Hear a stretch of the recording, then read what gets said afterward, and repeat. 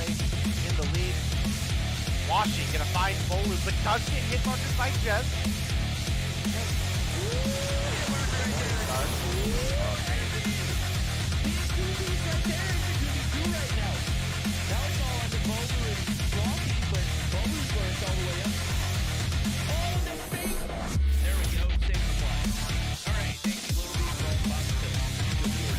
They're now all tied up 1-1. Theo is going to get taken down by Jazz. You can now see Jazz pushing up towards the B flag. We're rocking that 35 round. We have Vague pushing up incredibly far, but this should be a free kill for Theo, sure enough. With the push from the backside, finds Jazz.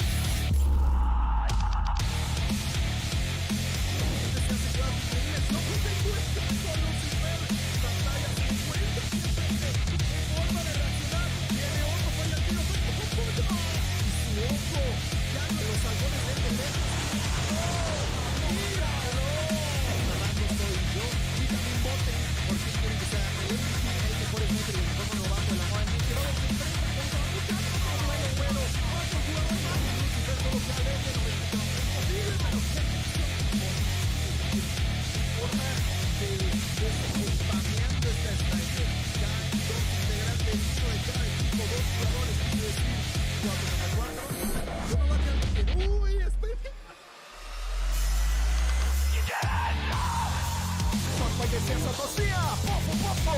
Botão no cofrinho do Libs! Pofo pra cima do Delzinho! Double pofo do craque! Faz clique aí, meu chat! Você tá no YouTube, faz o clique da jogada! Tomara tá! Um som morto. Vou cravar cima, cava esquerda, cava esquerda. Tem um, só tem um. Tem mais um.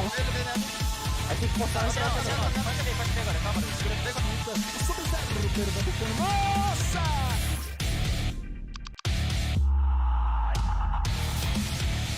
And we've got two players left to deal with. FN 420. Oh my god, Lucky, what the hell was that? Count them out. Can't do it. Lucky is Dark Wizard. You're the only hope here, Dark Wizard. Oh my god. We've got a 2v5 that is a reality. Lydia looking for the shots. Lydia's gonna round the corner. Lydia finds one. Lydia just needs to find Lucky. Doesn't happen. We're going to another round.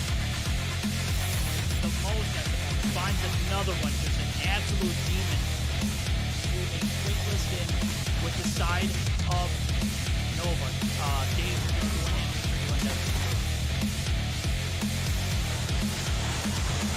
People team. There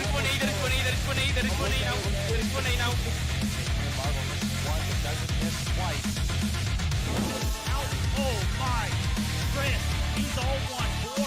Where you at, homie? I know you're in a typical sniper in this area, but right now you're a sniper. With an 80 with close. Lucky. Get headshot. Costco, you the smoke. Get it too, homie. We got a 1v1.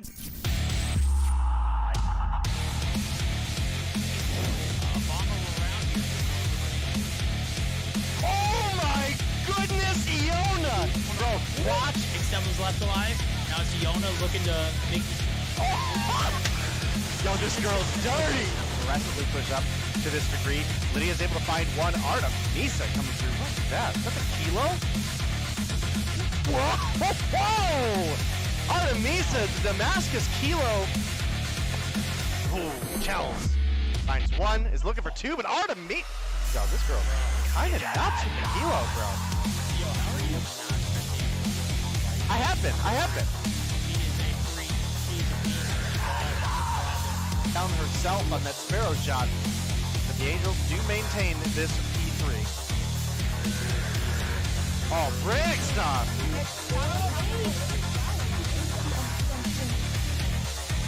Well, it was looking good for a minute there, Verdict, at the beginning of this round, but it has quickly gone in.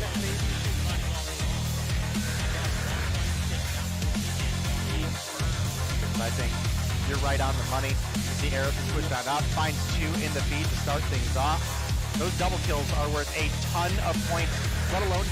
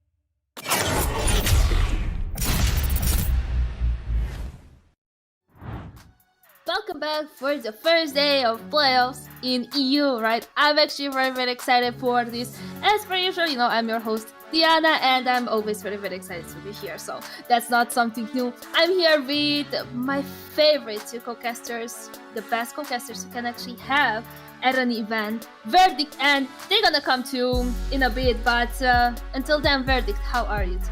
Oh man, it's a great day for some mobile mayhem. It feels like we were just casting Europe yesterday. I don't know what possessed me to think that no, we're live on Tuesdays, Thursdays. Oh, that's right, we had to make up a day to go ahead and accelerate and jumpstart these playoffs. It's day one. It's bound to be some pretty amazing action here, and you can only think that, you know, moving forward, we're gonna have only the best of Europe playing. So I'm excited. Yes, I'm excited actually as well, right? Because we're gonna see top 6 teams in Europe, and I feel like finally we're gonna have a chance to see like close games. I wanna believe that we're gonna see close games. You know, we're gonna see a lot of like 3 games, maybe a lot of like 5 games, you know, in a matchup, because we do have 2 best of 3 tonight and 2 best of 5. So I feel like we're gonna have a full night. Well, you guys gonna have a full night. I'm just gonna come here and say the breakdown of the matchup, talk a little bit with you, but you guys gonna be the heroes because you are doing the best of everything, you know. Everything. Let's hope Day shows up, man. I know he messaged me a while ago, but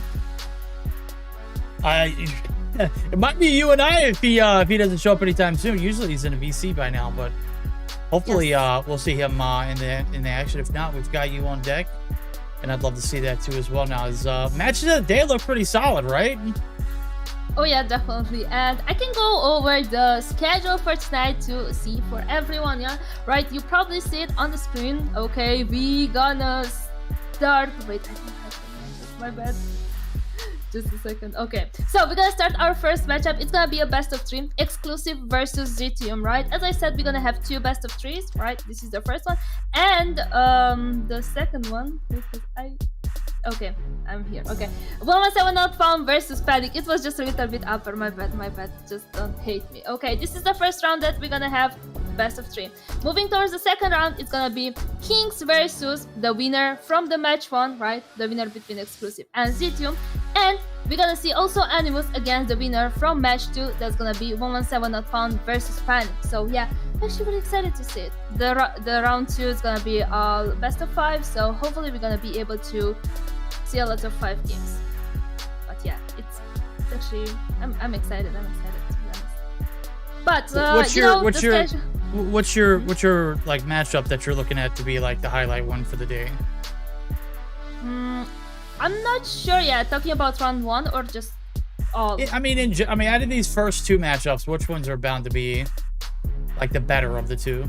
What would you say? I feel like exclusive versus Zitium, could look to be a little bit more closer than 117 against Panic, because Panic is a good team, it's a great team, right? But I feel like 117 is that top 3 team, right? So yeah, I feel like it's gonna be a little bit more harder for Panic, but here exclusive and Zitium are maybe a little bit more closer, you know, with the talent, right? It's not such a maybe a big gap between them. So I feel like in this matchup we're gonna be able to maybe see a close one. But how about you? I have to agree, and the fact that we almost didn't get to see this one, you know, if you know, you know, but in Europe, it's bound to be a little spicy, and teams maybe not showing up or not being able to show up, and then last minute they are able to show up. So I'm glad we're not gonna get robbed of that matchup. We're actually gonna get to see it play out. This is a double elimination stop bracket, which is the first of its kind here in Europe, at least in Mobile Mayhem. I know South America has been doing something very similar to this for quite a while, and I'm so glad that we're finally catching up in both Europe and North America too. So as a matter of fact, I wanted to take a look at the standings, or not the standings, but the bracket as well, just to kind of see where everybody lies at. And I'm taking a look at it right now, as we've already mentioned. The 6 teams that made it through: Kings, Animus, 117 not found, Panic, Zitium, and exclusive. If your team does not win today, it is okay. They all will be having a second chance in that losers bracket. So teams today moving forward, definitely going to have to put their best foot forward still, though. And talking about this, the teams that are gonna moving from today, from next week, right? Can you tell us about the prize pool and for what amount of money these teams are actually playing? Absolutely. I'm taking a look at it right now. It's a $1,300 prize pool in total. Here for EU, first place is going to get $720 out of that mix. So that is well more than half. Second place is going to be racking up $300. Third, $180. And then special awards, which we have not discussed just yet. I'm sure we will at some point. $100. $50 for the MVP, generally speaking, and then $25 for whatever the second two awards we go. And usually it's like Sniper of the Split or Rookie of the Split. Whatever we decide or determine is to be, you know, the best course of action. That was pretty fun. Whoever came with the idea is a genius. I needed to say that. But yeah, definitely. Well, I'm actually very excited. We will have both teams here, right? No forfeits, no DQs. Yeah, okay, hopefully it's gonna be like this, you know. I come today with the mindset of like, oh, we're gonna have playoffs, you know.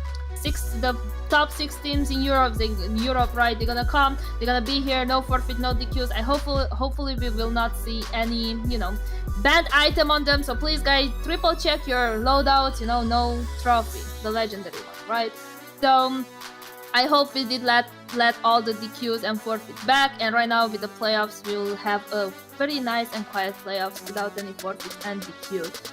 So you know, I'm actually very, very excited, right? We're gonna start with the first game, and it's gonna be Exclusive versus Zitium. And first, I'm gonna go over the maps, right? We're gonna start, as you can see on the screen, we're gonna start our first game with the hardpoint on Takeoff, followed by an SND on Fighting Range, and if we're gonna get the third game, it's gonna be a Control on Crossroads Strike. So, actually very excited for this, to be honest. It looks very, very good, and, you know, hopefully we're gonna have a third game to actually be able to see more of a Crossroads Strike. But do you have any predictions regarding this game? I want to say I'd love to see a game 3 in all competitive sanctity. I don't know if we will. I've seen this exclusive team develop into a well-rounded elite squad at times. And I'm hoping that they put their absolute best slaying power into this game 1 and 2 and shut it out in a game 3 or game 2 rather. Not saying I don't want to see a game 3, but I just feel like they have the power to shut this one out in 2. Will they be able to do so is the question. Well, we're gonna see. Actually, we will wait just for a couple of minutes because some of the players are not ready. So yeah, I do believe that the game is gonna be close, but I'm still leaning towards the side of Exclusive getting the first-hand advantage. I feel like they are like more of a like both teams are very, very good, but I feel like on the side of Exclusive, it's more like of a lot of players who are like veteran players. You know, they played Chance, they played this very good. You know, we did saw an improvement from like last season coming into this one. So yeah, definitely I feel like Exclusive have, you know, a good chance to actually win with the advantage also in the games, especially in the hardpoint, right? We're gonna see how it's gonna be in the S&D as well. Yep, we are. We're going to go ahead and jump into the action. Day's not going to be able to join us today. It is Deanna and I running the cards and running the table so far. We're going to go ahead and jump into the takeoff right now. As you can already see it, everyone's starting to queue into the lobby for the time being. Oh, is that my phone ringing? Yeah, I'm going to have to give my brother a call back in a second. It's quite all right, chat. We are here for the action. We are fully focused. We are ready to rock and roll. Let's go ahead and get it on. Game 1 of your European playoffs starts now with Zitium and Exclusive. And off the bat, we're going to see Exclusive taking a little bit of a lead, a little bit of a chunk off of P1. But again, as we always see, it is real close, and it will continue to be so until we get into that P2 spot. We're in a position to get some kills on the outskirts, but he's going to get killed on the outskirts himself. Zitium all over the objective. Deanna. Oh yeah, definitely. They actually pushed so good in this P1, and I feel like they're gonna have such a good chance to actually get a full P1, or at least a half of it, because right now, Exclusive seems like they cannot really break to it. Minosabe, who was holding that P2, you know, trying to get a little bit of control, managed to get still full points of this P1, and it's quite impressive because actually Exclusive could not even touch this P1, just kill the players around, right, and didn't really manage to work either with the you know, the spawns for this P2. So I feel like this P1 was actually very, very good for Zitium. Way better than I was expecting. Yeah, anytime you get anything north of 30 seconds on this objective, it's just absolutely astounding. The fact that they were able to put up 38 certainly lets me know that they are here to hang with the best in the side of exclusive right now. Bane's trying to get the break from the top window. He's going to be able to get some shots in, but Beery, was that a double nade? It was. Yes. Twice baked potato. Gonna land right in the laps of 2 players. And slowly but surely, we're starting to see this one get a little extended. It is Zidium rocking and rolling here with a little bit of a lead, but a contest from the backside. It's Yaya and Beery. They are not looking to give this away for completely free, but as of right now, I mean, they're kind of just running in circles. Oh my God, Denisio, if you would have got that 2-piece, I would have just went hysterical.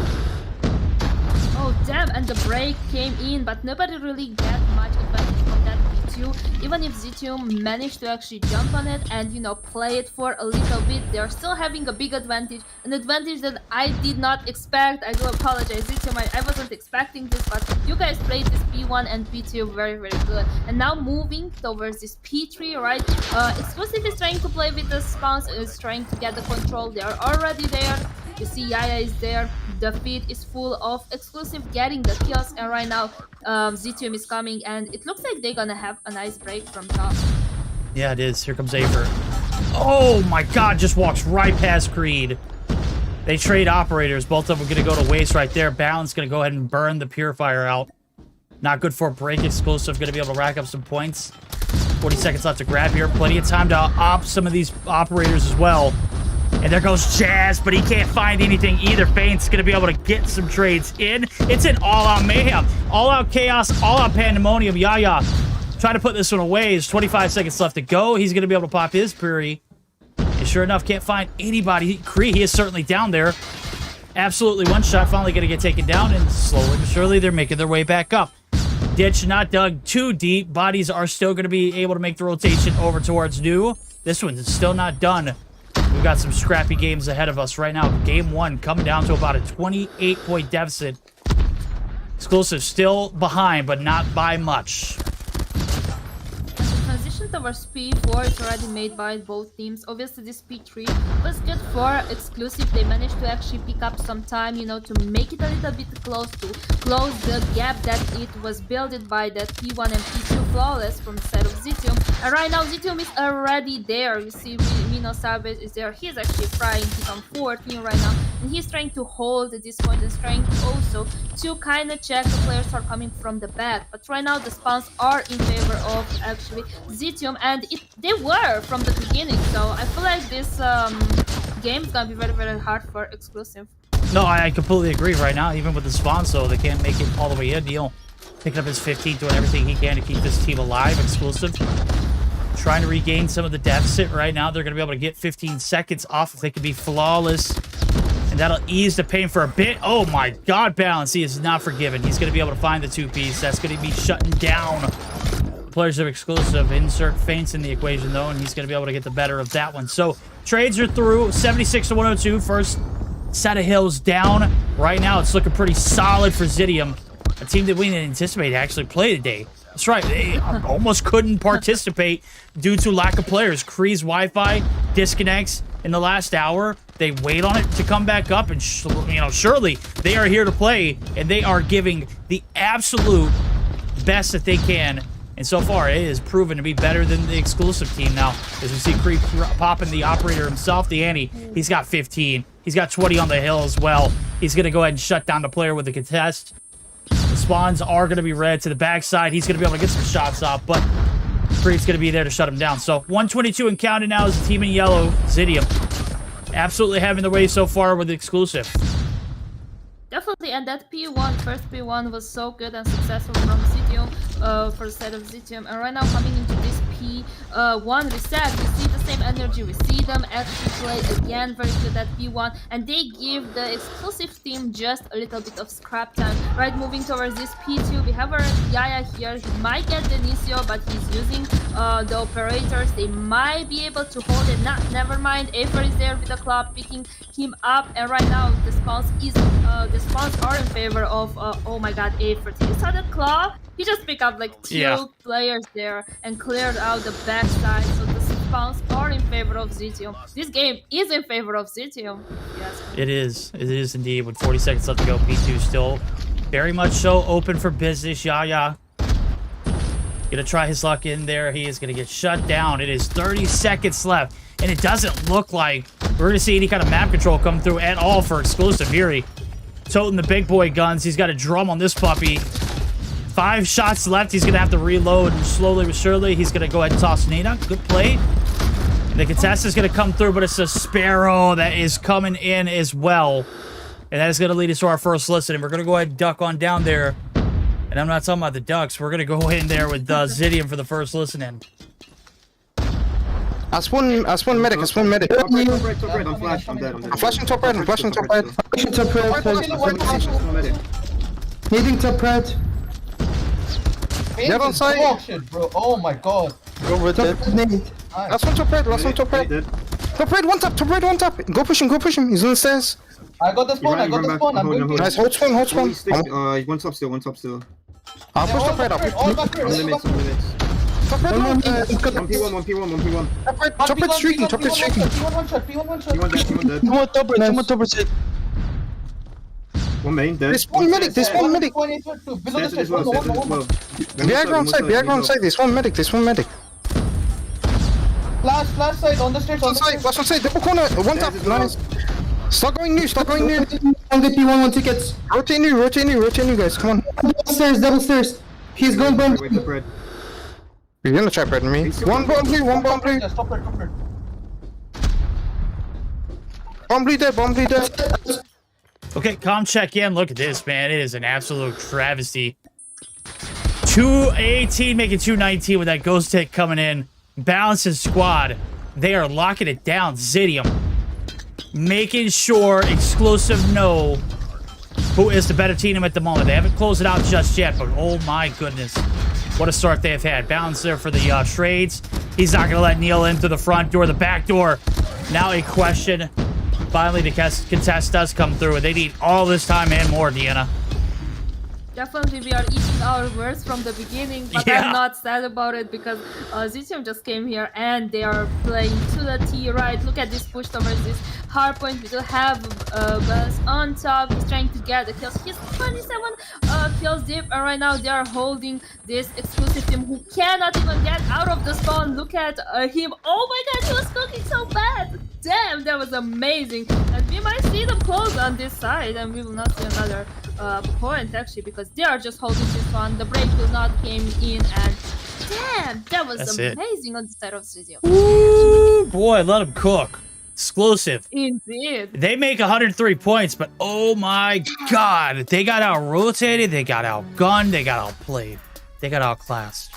They got to operate. I mean, it just so much went wrong, and that. Well, I can't even know. I don't even know if you can blame the side of Exclusive for any mistake. I don't think mistakes were made. I just think they weren't simply prepared for the action. You know, I think Zidium came through and brought their best game that we might have seen from them all season long, right there, then and there. I mean, look at the stats. The stats, even look, a minute plus on the hill for everybody, with the exception of the Dinicio. But he played a very decent anchor with a 32 and 20 KD, and he still managed to pick up 45 seconds. Where was this Zitium team until now? Why we didn't saw them until now? Like, where? Because this was such a good performance. I think it was one of the best performances they had this season. Like the KDs, the OBJ time, like they were all over the place. They were ahead. Even the first P1, right? That is very hard to hold, especially on the takeoff map, right? They hold it, and they hold it the first set of kills and the second one. So I don't know what happened with Exclusive, or I don't know what Zitium did, but today's game was, I think, one of their best. You're absolutely right, and Deanna, look at who was joining us. I didn't think he was gonna make it. Day just fashionably late, man. How's it going? You missed out on a banger of a game one. Yeah. It sounded like it, and yeah, I am sorry I was a couple minutes late there. I had to be out grinding and making some money, and then traffic on the way home was a little bit more than I expected it to be. That happens, buddy. Yep. So we are here, and you know what? I'm excited to get into some of the CODM mobile, some of that European scene. Listen. I was able to catch from the stream end of things, your guys, kind of predictions at the end. Let me tell you, being able to listen to you guys there, you guys painted such a clear picture of just how strong Zidium played during that matchup. So this has been pretty intense so far, and I hope the Search and Destroy is just as exciting. Banking on that one too. I hope Zidium plays as good as they play this. You remember when we were talking about wanting to see this matchup, and then you saw Balance who posted a screenshot in the Discord. He's like, "Hey, remember what could happen if we do play this? I'll leave this here as a little reminder." Man, there's some bad blood in this series. Balance and the squad, they are not looking to give this one away. They want to take this one for more than just for more than just a simple fact of winning playoffs. They want to beat Exclusive, and it showed in that game 1. Yes, indeed, definitely such a good energy. As I said, it was so good, and I'm so happy that I managed to actually cast, because this was their best game. I'm telling, the best game from Zidium that I saw. But yeah, guys, I'm gonna let it to it. We're gonna be ready up for this, and I'm gonna be back with a breakdown after this first matchup. Have fun. Okay. All right, Day. We got our hands on what shouldn't have happened in this series at Exclusive now. Like, hey, we need to work, bro. We want to play the games. We want to see this one through. And they see it through, and man, that might have been the wrong mistake. I'm gonna be honest with you. They might have chosen the absolute worst timing to not accept the forfeit in EU if I've ever seen one. But you know what, Dave? I appreciate that about them. They want to work for their money. They want to work to get better, and that's exactly what you need if you're a team in Europe right now. Especially, even if you are a number 1 and 2 team, you need the work. You need all of it you can get.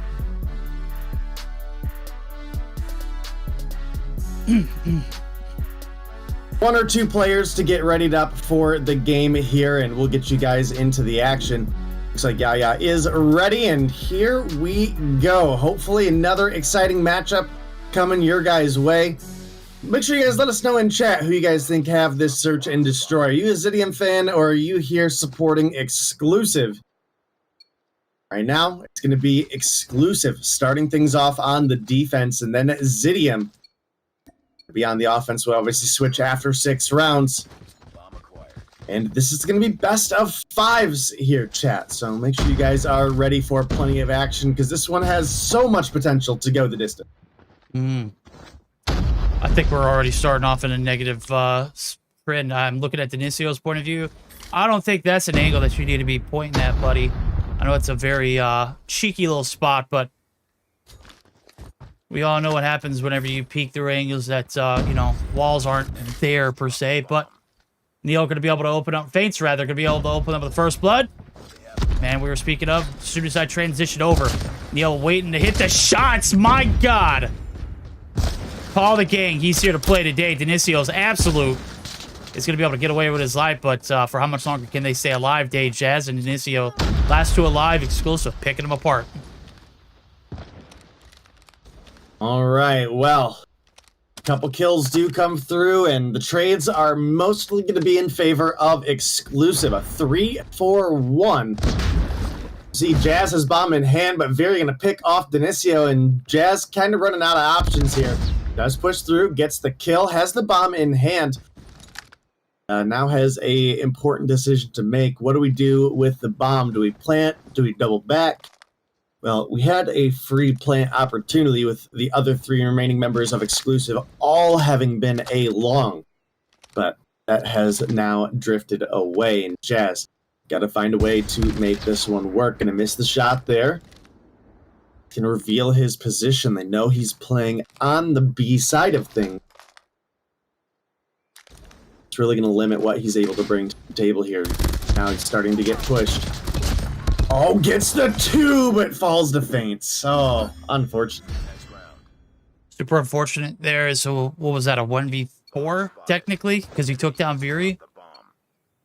Did manage to pick up a few before he gets dropped, but eventually the round still goes in favor of the team with the player advantage. Obviously, Exclusive doing very, very good off the rip. Unlike that hard point, man, let me tell you, it never looked like they put too much effort into it. I mean, even off the rip, they were getting blown out. Creed now, right here on the B side. Hey, Does find 2 before he goes. Plenty of value in his life.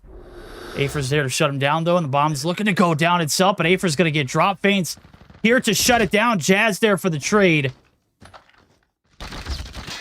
And right now, it's a little bit of a split decision. Do we have a divide and conquer? Here comes the collapse. Yaya good for 1. Jazz there shooting bodies along with it. Oh, baby. I told you earlier, there's bad blood in this series. Oh! And it certainly is showing out so far. Delivering 2 rounds in a row. It is exclusive. Taking the lead and running away with a day.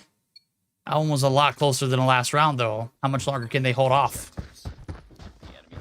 All right, well, 2-2 exclusive. Extend their lead a little bit, but these rounds have been super close. Nice shot out of Neil to open things up. Gonna find 2. Back-to-back is looking huge for the side of exclusive, but Jazz gonna be here for the refrag. Creed on the chase, gonna pick that one up. Gonna get away from the bullets, feints. Yaya gonna find the remaining 2 members. And exclusive got, I mean, they just ran through their opponents, and largely thanks to Neil with 2 huge opening picks. Man, I call all of that too, bro. 4K. Do not peek A long. Zidium. This is not the smoke you want. These are not the plays you want to do. This is not the angle you want to peek. This is not the player you want to test right here. Neil, get in the line. Whoa! Somebody get this man's on a device check ASAP. I know it's a common spot, but holy hell, he's cooking right now. Yeah, I like how you're like, yeah, get this man on the device check, and then misses the easy one. Yeah, well, hey, you know, the easiest ones are the hardest. Yeah. Get smoked, Denisio. Yeah, Denisio gonna re-challenge, gets taken down. The 1-for-1 trade, very for Denisio, goes through. Bomb is in the hands of Balance, so they at least don't have to go pick it up anywhere. But got a difficult decision to make here. Neil has been crazy on this A alongside Jazz. God! Gonna find feints, but gets taken down. Neil's cracked 7 on board. Oh no. Balance able to get 2. How does he live that second fight on that low HP? I mean, I'm gonna be honest with you. I didn't catch it from his angle. I was too involved with catching whatever Neil's got baking, bro. He has not been missing. Right now, it's 1v3 here for the clutch. Can't get the read on the double back. B bomb plant is for the free. And now they get a good little setup here as we see Balance goes up for the aggression. You got the other 2 kind of holding off the angles there. One in the deep, one holding the jungle side. Neil might have spotted Balance right there. He certainly does, but right now Balance doing a little bit of justice of just wasting time nonetheless into slide. So, first round going in favor of Zidium. They strike after 4. They got to find a way to take down Neil. That seems to be the recipe for success. I mean, he's died twice so far, but make that 3 times. I don't know, man. It's just when he's alive, there's always hope for this team. All right, well, Fate's gonna find 1 onto Kree with the environmental. Gonna be a big opening pick, and Kree has not found a lot going on, but Neil gonna get a hit marker there, a little bit unfortunate. Comes around the corner, gonna find the finish with the dig, but Afer's good for 2. Takes down both Neil and Yaya. That's gonna leave exclusive in a 2v3 situation. Creed for 1, Jazz for the refrag. Now very HDR in hand. You gotta make a 2v1 comeback against Jazz, who's sitting on 9, but absolutely cracked with this switchblade. That's probably got to be your first kill if you want to come through with the victory here. You see now we're starting to push on up. Walking so slowly, trying not to give away his position. HDR shot, good. Sees Denisio there. And look at the discipline. Oh, goodness! What the hell was that? Very cat-like reflexes. That HCR's got such a lengthy ADS time, too. And my guy deleted them so quick, bro. Oh, wow, Veer. What a shot. I was just complimenting the discipline from Denisio, and all it took was like 1 pixel, and Veer just absolutely railed him. Oh my. And then on top of that, you got Neil opening up on first blood yet again. Yo, we've got ourselves a series. Hardpoint very much so in favor of Zidium. This one, though, looking like it is going to be the opposite case. Feint's able to take down Jazz. You're talking about how much pressure Jazz has brought to this team. Well, you trade out 9 kills for 4. We'll take those. Balance also has dropped. That's your second top frag. We're going to need Denisio, Afer, and Kree to step it up now. As bombs are going to be collected. Denisio, or Afer wanted to get the plant down over at A. Hesitated for a moment. Here comes the hit. Neil right there. Not letting it happen. The lineup. Oh, God, you got to hit those. There it is. That's 3. Yes. Oh, my yes, goodness. it is. He's electric. There's some clips for you. Goodness. Goodness, goodness, goodness. Neil turning it up in a big, big way. Going to come through and help the team be leading in 5-1 fashion. 12 on the board. And obviously he's now switched sides. Neil going to get a chance to snipe on the opposition. He definitely saw Kree's shoulder there. Couldn't quite get the angle for the shot, but could be Jazz. Ooh, Jazz picks up 2 in trailer. We're going to come through, find Afer from behind. Now the 3v2 ensues. Jazz and Kree left alive. Bomb in the hands of Feints. Looks like he's getting ready to go for that plant as well. He's going to force time against their opponents. Zidium allowed to find 3 kills and a defuse. And, well, hey. Now it's going to be a 1v3 and the bomb plant. Oh, not even what? Chance to come through because Neil just making miracles at him. Yo, Neil. Damn, son, you're not even trying to hide it right now. Yo, Neil, what the hell is going on? Oh, man, they woke up a monster and a beast of a performance here. And surely this one getting very, very devastating here.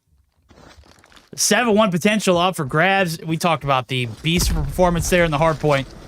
The follow-up game, not there. Look at the little lineup. Oh, my God, though. Balance able to take him off the top of that hop-up. Jazz going to be able to find another, and the contribution here is starting to pick up. We're going to see the hit over towards that A site get slowed down. It's a little bit of a stall. Creed, you are bold as hell, my guy. And surely enough, Balance doesn't hit the shot that time. There goes the ego. Oh! He's hit marker, but he's going to be able to get away, Dave. All right, well, definitely a big turnaround needed for Zidium here, and they've got an opening start that they need in their favor. The 1-for-2 trade is huge, and they had Neil shut down as well, but Feints, Yaya going to come through for 2 of their own, and just like that, 2-player swing is going to leave Zidium at a disadvantage with only Afer and Kree left.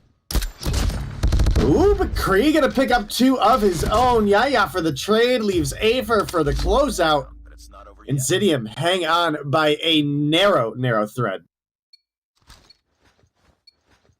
Right now, I mean, there is no margin of mistakes to be made here. One slight one, that one came down to 1v1. Thank God Afer has ice clearly in his veins. Balance does as well, too. He's going to be able to find one with Viri and Creed. Able to monster him out of the trailer and on the outskirts as well. Their players left standing. This could be the last hit. Afer rounds the corner. Oh, my God, wins a big gunfight. Neil shut down Creed. Quickly there to avenge his teammate. And then it's down to 2. Kree and Denisio. Bomb's been planted. Make it just Denisio. Body shots coming through for Viri. I don't think it's going to matter right now. Denisio's last hope. Does he have what it takes for a 1v3? He does not. Feint shutting him down. We're going to a game 3. All right, game 3 going to be heading your guys' way after Exclusive come through and dominate that search and destroy. Tie us up in the series so far with 1-1. And I gotta say, this is the excitement we want to see. This is that excitement that we expect to see out of a playoffs game. Both obviously Exclusive and Zidium have fought hard their whole way to get to this position. You know, they're making it absolutely worth right now. So we'll hope it continues this way. Hope our whole day is filled with great games, no DQs. That would be ideal. Well, yeah, I'm hoping as well. I won't say anything, but you know, there's certain spots on a map like firing range that shouldn't be looked through, and obviously, I'm willing to overlook it if admins. I don't know if we can. I don't know if they can, but I mean, I'd certainly call both teams, you know, looking in the same angle, and I don't think anybody got a kill out of it, but obviously there's a glitch on the map, and the glitch in the map, the players can't help, but there should be some kind of discipline in trying to hold back peeking angles like that. Obviously, they're common spots, so you can't really blame yourself. But then you see it, and you're just like, man, dude, there's no way we're actually looking, you know, at this angle. And it's already being discussed in chat, so yeah, I mean, both teams were guilty of it. It happened, but at the same time, I want the best game possible. I felt like we got that out of both teams so far.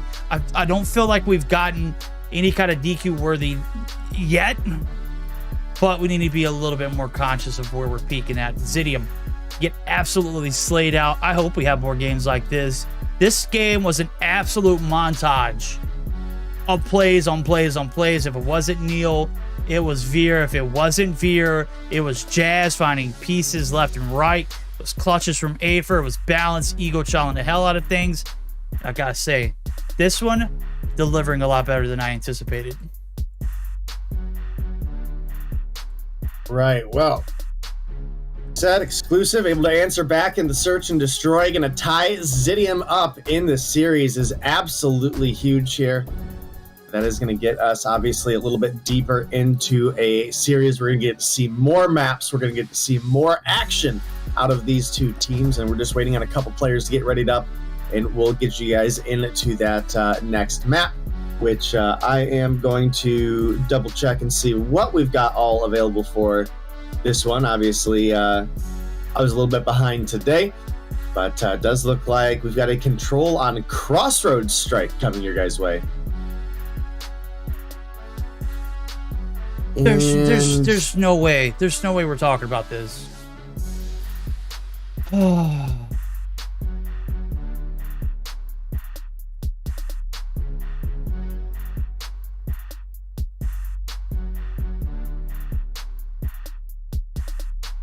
I'm in shambles right now.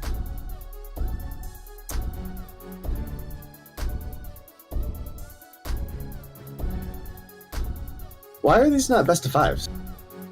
Hey, he's catching on. So Thursday night or Tuesday night, we didn't have to do 4 best of 5s. It was supposed to be 2 best of 3s and 2 best of 5s. Yeah. I said you were going to love this. And the look on your face tells me you love it. Oh my God. Well, we're not having 4 best of 5s tonight, chat. We're having 2 best of 3s. The winners of these best of 3s move on to face off against their respected seeded opponent. The winner of this matchup moves on to face off against Kings. The winner of the next matchup moves on to face off against Animus.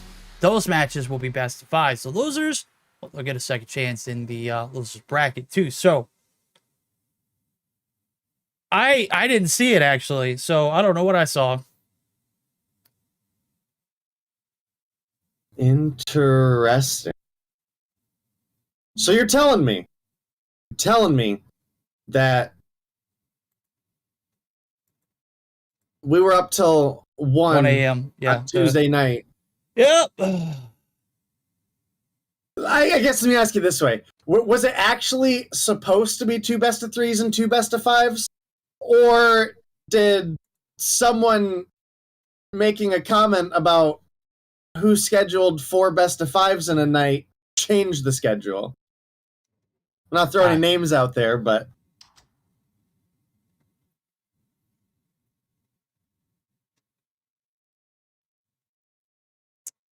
well, we're not going to throw any names out there, but, you know, if you're the guilty party, you must feel the guilt. It is certainly in the air. But hey, it was totally worth it, though, Dave. Was it not? Was it not absolutely worth it to see 4 best of 5s, regardless of the time?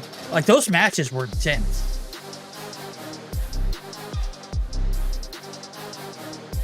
Yeah, they were good. I can't complain too much, but it did go pretty late into the night, you know? It did go pretty late. Maybe I'm a little bit tilted about that. It's alright. It happens, not a big...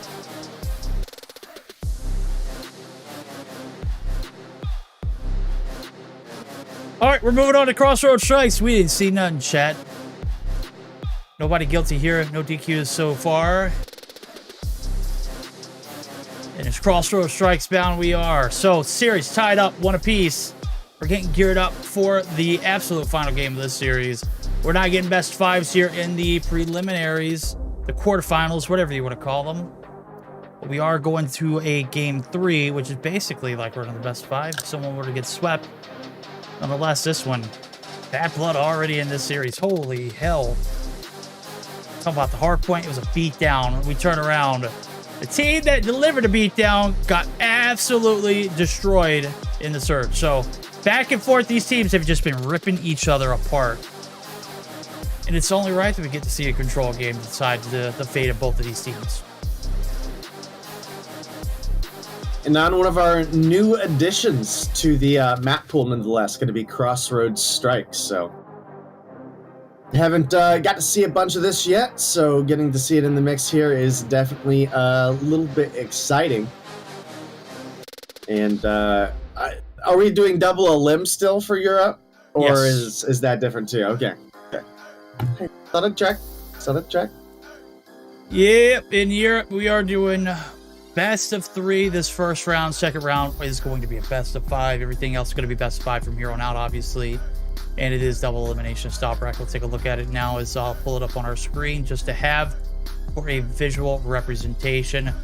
Teams that move on from this series will face off against Kings in round number 2, Woman 7.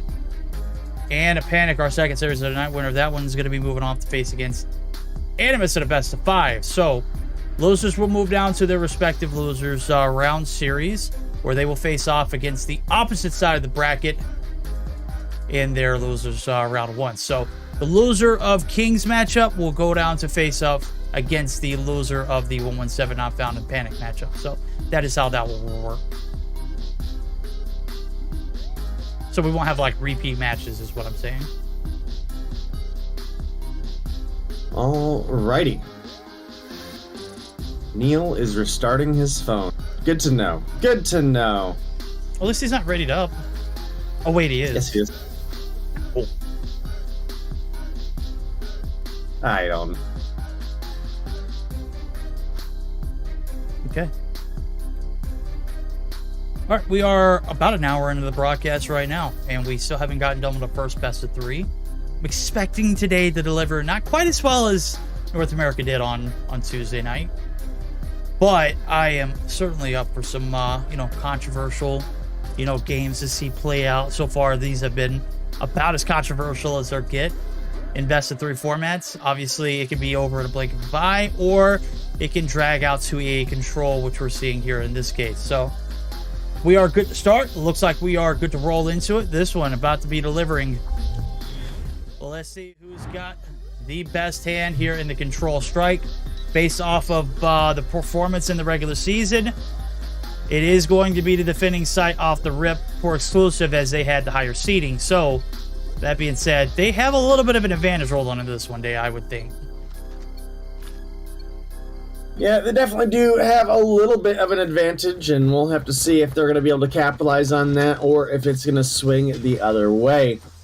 I was interested to see if anybody was going to be respawn sniping, and it does look like VR bringing it to the table, going to pick off 2 with that HDR. Oh my god. Aether counted his bullets there and ended up paying for it, and very respawn sniping here in the control, good for 3 off the start. Big plays out of him.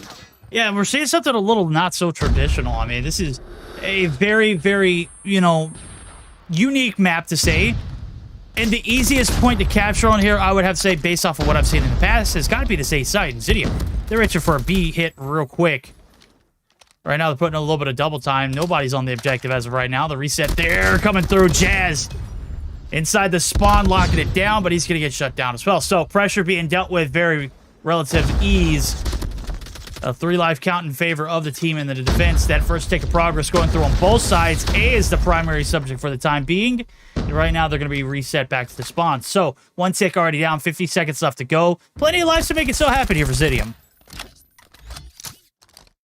All right, well, 3 life advantage right now on favor of exclusive, but keep in mind, defense does have typically a little bit of an advantage here, so we'll be looking out to see if anybody's able to come over with a offensive push. Does look like we've got some good progress on A here, which is, I think, actually a little bit backwards from the strategy we normally see employed. I feel like we see teams going for the B site first. No. So we'll have to see how... You don't think so? No, definitely not. B is the hardest one to capture. It's literally on the open. You got a cliff that's here to, like, overlook that one. The easiest one to hit from your spawn is A. Oh, okay. I was looking at the map backwards. No, okay, that's what I thought was... Yeah. Okay. No, you got the right idea. Yeah. I had said it just a moment ago. The first okay. initial wave went towards B. They got the first tick of progress on B to begin with. Right now, they got the second tick as well. And Zidium, they've got just a little bit of a life lead and the advantage of that, but it is going to be reset back to 4. That second tick of progress is in with a minute left for the hit to come through. They can't stay alive, though, Day. Afer, one of the last hopes. He's got control inside of the spawn base, but it's all down to Jazz. He's going to need to find 5 and ace for the win. He's got plenty of time to do it in. Yeah, he's got time to work with, and he's got to pick off 4 more players. He's got 7 on the board. Can't win the first one up against Yaya. That's going to bring our round to an end. You know, like we said, the defense typically has a little bit of an advantage, but it was very, very close. And now we're going to have to see if Zidium can have the same kind of effect, or if exclusive are going to be able to pull through and get an offensive victory their own. Hopefully I'll look at the map correctly this time, but... Does look like we have players pushing on up. We have a couple operators popped early here. Purifier for Yaya is going to be good for 1. Ooh, Kree with the double kill on the frag. Oh, that's big. That's huge. Scores 2 with it. Viri here to put some work here on the B side. Again, an unorthodox push over to the B point. And I don't know how this man is still alive. He's got a lot of artillery support up top, and that window is a power position that I believe Creed just jumped out of. Right now, they're going to full invest. Creed's looking for the extension. Viri's going to be stay alive, but he is going to get shut down. Does find 1 with his Sparrow, but nonetheless, it's a Sparrow being popped here for Jazz. Creed also with the anti-Creed getting shut down into the spawn. Jazz goes. He's not going to be able to find much, but 1 is good enough for him as he drops as well, too. So... right now, this is looking like a little bit of a lopsided defending affair this time around. Balancing squad, holding down the fort relatively well. All right, well, 6 life lead for Zidium, looking to be in a great position right now for their defense. Keep in mind, they took this one down to the wire on the offense as well. Afer able to pick up 1 with the claw before he dies. Big spam through the smoke there. Now 3 lives left, both sites uncaptured. Time is running out, along with the lives for the side of exclusive. Now it's Neil. He'd have to find a 10 spree to close things out here. And well, he's already taking damage. Afer on the chase. Loses sight of him, though. Sneaky little snake. Gonna make it out alive. Yeah. I mean, I don't know what kind of... what's he got? He's got 1 combo. He does have a Predator to work with. The most important thing about this, though, is they have a round 5 that they can look forward to if they can't get the job done on the attacking side, which will lead them to a defense. And their defense didn't look too convincing off the rip. The attacking strats coming through for Zidium, they got to find success here early on. They found a little bit in round 1. Let's see if they can capitalize on it. Neil, I talked about that Predator. It does come out to play relatively early here to shut down this A hit. They are looking to put the gas pedal down on this one and shut it out, but Jazz able to get the trade. 3 in the feed on the left-hand side of our screen. It is Zidium with a second chance of life here onto this control point, as well as a little bit of an extension into the spawn. Oh, Jazz. He's got 1. He's got 2. Look at him line him up, and that's a 7 feed for the man. Let's see how many more he can find before he goes. All right. Well, this is definitely a important game for both of these teams. Whoever loses will have an opportunity to come back in the losers bracket, but this control is back and forth right now, looking like we might get another A capture coming through out of the side of Zidium. And so far, we've had a little more success for Zidium as far as points captured, right? So yeah, maybe down the road when we get some more of that control optimization, things like that will matter. But I think for right now, we should probably plan on doing listen-ins either now or at least next round to try to give these teams an opportunity to sound off. Yeah, let's see if Zidium can do it. They've got the A cap. They got plenty of time to work with. They got a little bit of lives. Let's see if they can maximize. One shot fire, one shot fire. Run nade, I'm dead. Fire's going mid. Top ammo dead. Yeah, fire going mid. Fire dead, one fire dead. Mid. One mid. Nice. Finish BMB. One push up. Come on dead, come on dead. Nice, good Go, kill, get on the Acer. side, get on the side, put pressure on the side. Don't play flag, play kills, don't play flag, we got time. Don't bind the container in front of me, wait. There's a nade, wait, Save hold your on. ops, save your ops, guys, save your ops. We need it next round. Fire, mid. Heal. Top mountain. Nice. Dead. Top mountain, he's dead, nice. Two people. Fire one, bro. Fire one. One mid fire, now. one fire. Last one. Don't see him fire. Pure fire dead, Top mountain. Last one mountain. Nice, good kills. Listen, now we have streaks and we have operators. Be aggro again, and we end it here. Yeah. Oh, I gotta love those rally chats, man. Like, balance coming through. You gotta be aggro, gotta continue to put the pressure on, save your operators. You've gotta start strong, you've gotta end strong right there. They might have found the success early on. They might not even need that round 5 to get the job done day so far. No successes on the attack to start off with in that second round for the side of Exclusive. And right now, that aggro strat started to pay off dividends. All right, well, I stuck around a little bit longer in the comms for Zidium than you did, and let me tell you, these guys are confident that they're going to close things out here in Afer in the spawn on a 6 spree. Absolutely huge for the side of Zidium. Got a Pred missile coming in, should result in a free kill onto Neil. Sure enough, it does. 4 life lead in favor of the side of Zidium. No progress yet on either of the hills. Does look like Afer is trying to get back into a spawn trapping position. He's able to get 1, slides back out, get a grab 2 as well. Oh my goodness, Zidium absolutely dominating the feed in this final round, or potentially final round.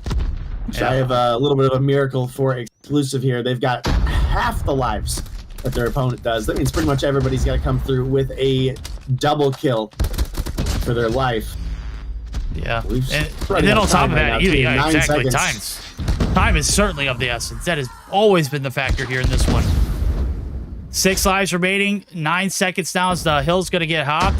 It's Creed, he's got an Annie, does find one, looks for the second, he gets shut down. Balance there for the trade. As Yaya does get him as well. He's been on a little bit of a heater, but I don't think it's gonna be enough. 6v3 now, as this could be the last stint. Down to the losers bracket. Exclusive will go. Faints the last hope. He's gonna get Sparrow from across the map and chat this one. Bad blood in these waters, certainly resulting in an upset per se. Zidium brought more than their A game. They brought their game to a whole nother level. And Exclusive gonna be heading down to the losers bracket early on. All right, well, Zidium coming through in a big way here in the playoffs. They're going to move on to face a different opponent a little bit later, obviously, as you mentioned as well. Exclusive are going to be dropping down into that loser's bracket. Try to catch up a little bit here. And do you know off the top of your head who Zidium moves on to face off against? Kings. All right. I had to scroll all the way back to yesterday for the bracket. My goodness, admin, my goodness. You know what? It's not the admin's fault. We just get too casually caught up in conversations in Discord. And I wish there was a thread where we could have admins talk about this stuff, like where we didn't see it. but it's not, you know, it's all the important stuff all the way at the top. Obviously, when we try to get to it, it's not very convenient, but that's neither here nor there. We'll take a look at this one. Pay respects to the matchup that we just saw, 28 and 22. The war cries from Balance. He said we ended here, and guess what? He handled business as well as the rest of his crew. Jazz, 25 and 19 as well. Afer, 22 and 21 on the left-hand side of your screen. Neil was cooking, as well as Yaya. Caught a lot of Yaya streaks towards the end, man. Just not enough to get the job done. And the left-hand side of your screen is certainly going home a little upset after that performance, but they're not done just yet. They'll have a chance to fire back on Tuesday as their bracket run's just now starting. They're going to have to make it from the loser side of things, though. You know how intrepid those could be. Now, we'll take it back to the main desk. Deanna talked to us. That series didn't go the way we thought it was going to go. 8 hours, at least me. You know, I came in with this, you know, believe that Exclusive gonna do a 2-0 against Zitium, but Zitium just amazed me, right? Obviously, the hard point, I was here, I was casting. I'm so glad I casted because it was absolutely amazing. As I said, one of the best hard point. Such a good performance on the side of Zitium. But then going into the S&D, damn, it was like so completely opposite, right? Because like it was very, very fast, and obviously we cannot talk about the S&D if we don't mention Neil's performance. He was playing so good in the past couple of like streams, at least, you know, we did saw him like clutching up with his sniper. He was doing the best shot, and today in today's S&D he did as well. He, I think, picked up 14 kills and he performed so good. So it felt like I was just watching him getting the most satisfying shot on that S&D, and I do believe you caught some shots too. And then coming into the control, right? We did start off with both teams trying to actually cap the B side.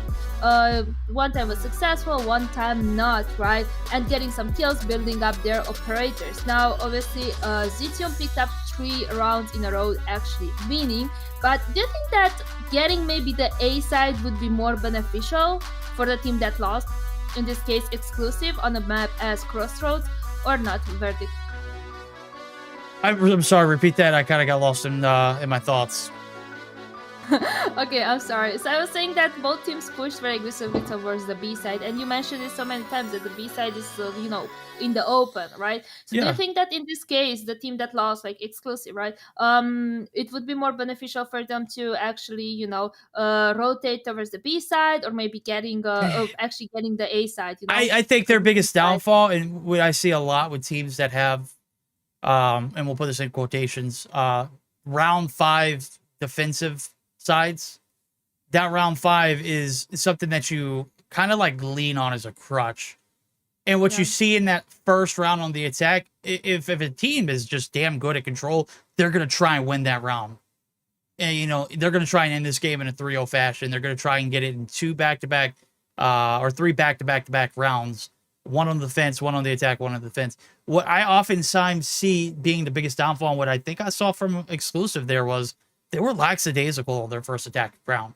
They kind of took a back seat, which kind of seeped into an already like momentum-based Zidium push in that first round. And when you let your guard down like that, it is really hard to put it right back up and get back game time serious. Actually, I was impressed, but also the S&D was very good. I really did enjoy the S&D. It was so interesting that they performed so good in the hardpoint, talking about Zitium, and then when we went to the S&D, it was like completely the opposite. But you know what? We need a break because, you know, this was a hell of a matchup. So we're gonna be back after a short break. We're gonna hear a word from our sponsor, Gorilla and COD Mobile, and we're gonna be back.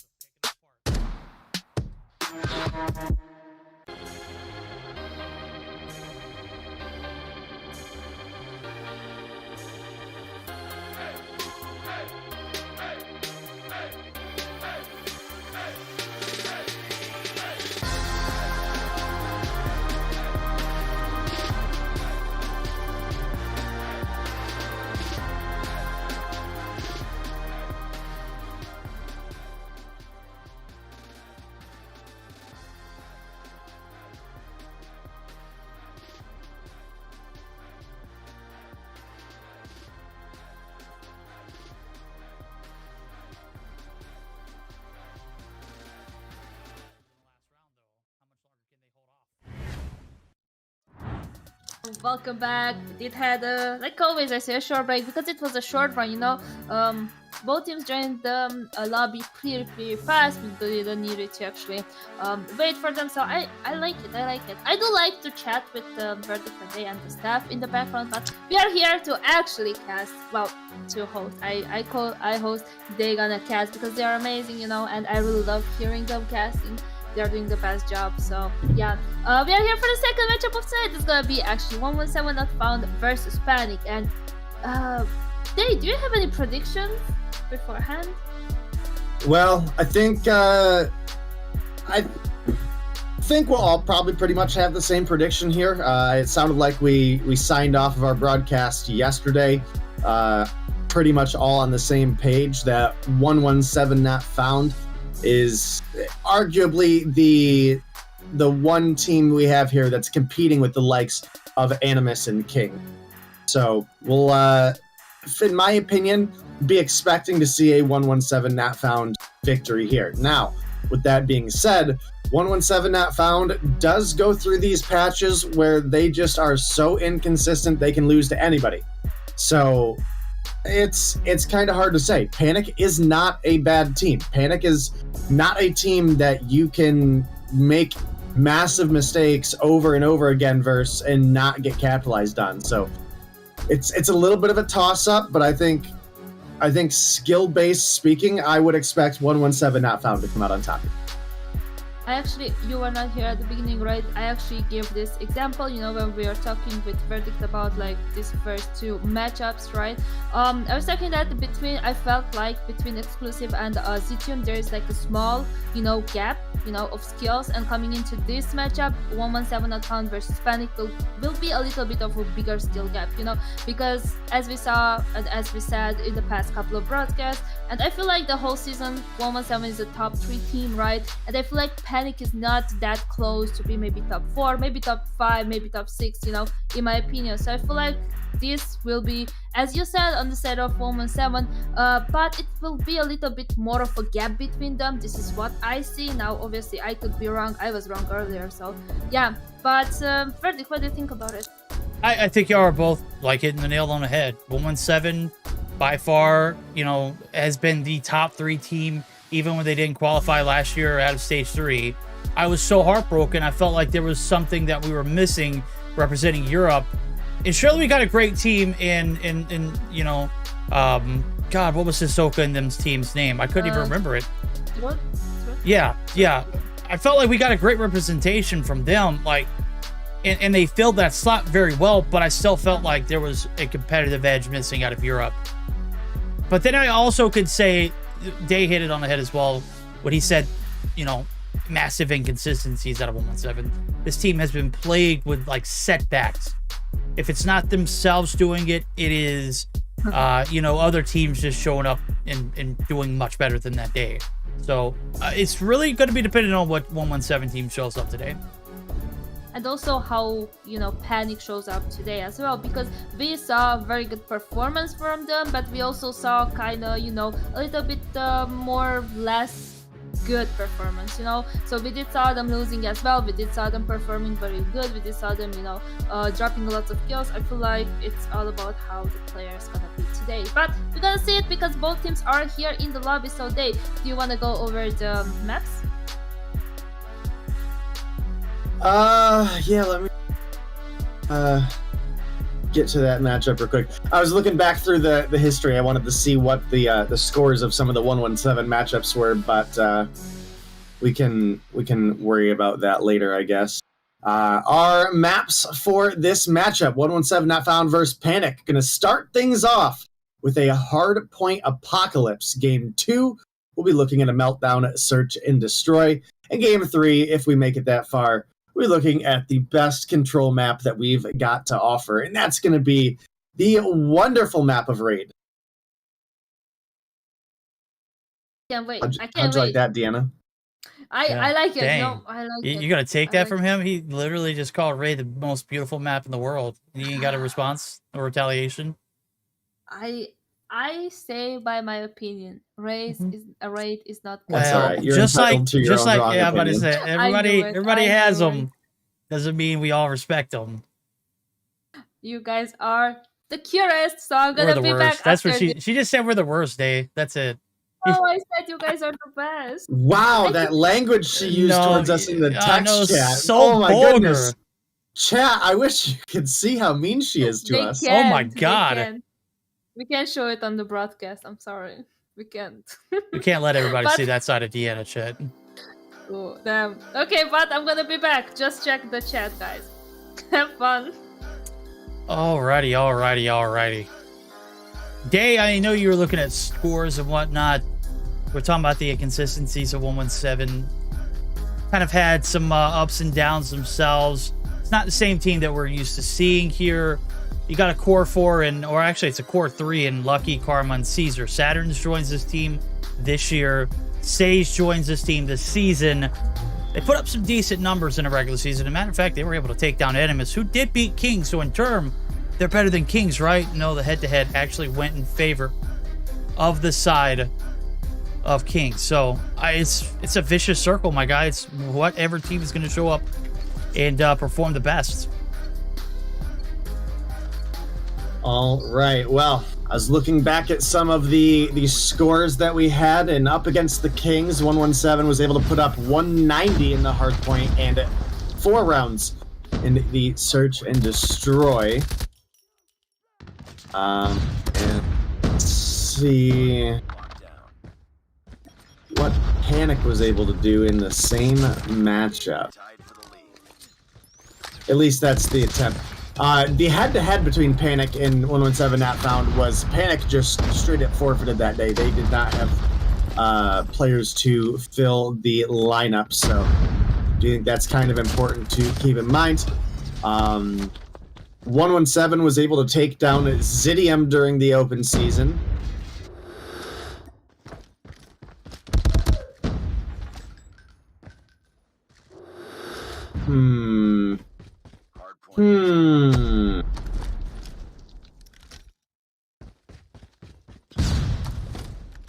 Yeah, I mean, Zidium also went into overtime search and destroy and lost search and destroy to Atomic. That's not a good sign. Barely scraped by the hard point, but they did 3-0 the control. Okay. Well, man, 117 got a lot of forfeits this season. A lot of teams got a lot. I didn't get to see Zidium play all season long. As a matter of fact, whenever they played tonight, they looked the best that I've seen them play all season. I wasn't lying about that. That is the damn right truth, because I haven't seen them very much, and you know, it's not saying that they didn't play good at all. It's just I don't remember too many times they played. I remember they beat 31ers on this map, and I remember that series. But ultimately, I didn't remember and recall too much from the regular season. Right now, oh no, what is this atrocity, my guy? What is this tactical scope? What in the hell are we looking at? The LK. Oh my god, I am in shambles right now. What are we doing here, bro? What is this? Who gave you that troll loadout? I don't want to hear anything. If it isn't throwing somebody under the bus, it ain't worth talking about. So, P2 down in said 61-43 lead. Spawns favoring the side of Panic off the rip. They let a lot of this game get by us, and surely enough, we're going to be all focusing, all guns blazing here, rolling forward. So, P3. Right into the stilts we go. Not a bit of progress to get onto the objective here for Panic. They got split spawns. They can't make it for the pinch. They can't stay alive, Day. As a matter of fact, that is going to be another full wipe. And again, it is 117 being very consistent so far. All right, well, you may be talking crap about Onur and his LK, but he does have 6 kills on the board, so he's a little bit behind, but he is finding some success here. Going to get an assist there. Maybe pushes out a little bit too far there, but it's all right. Let's see, we have triple kill coming through for Bison in the feed. Right now, it is a 20-point lead for the side of 117. Says coming through with a triple kill of his own. That hill is going to round out. We're now going to be rotating over towards Lou. And this is a big opportunity for Panic to try to get on the hill and get some points locked in. There's no score streaks available on either side.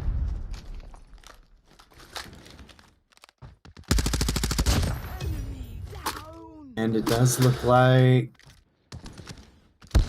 117 might just make the break here. I think all that's left is Patron. He's going to fall. You got Onur coming in from behind. Going to find 1. Going to get the assist on 2. Going to get a second of his own. Oh, maybe if we didn't have that ACOG scope on, but does look like Panic make themselves a break back in. Yep, back and forth affair. Right now, Panic showing up when it matters most. Right now, 15 seconds left for grab. You got one player in Bison who does get shut down. Caesar is here with a 3-piece of his own. And that's enough for the break in the lead. Going to continue in the hands of the left-hand side of our screen. A 117 showing up when it matters the most. And certainly this one starting off a little spicier than I anticipated. Panic putting up some damn good numbers. Right now, Karma trying to get into the double digits. He's the only player in the whole lobby without doing so. And Capo, not going to let him have it. That one, a tough way to go. The Annihilator not having any effect here on this one, but his teammates certainly having plenty of success here in P2. Says, or P1 rather. Says, I think he just popped that one to pop it as well. That is not great operator utilization, chat. 1-7.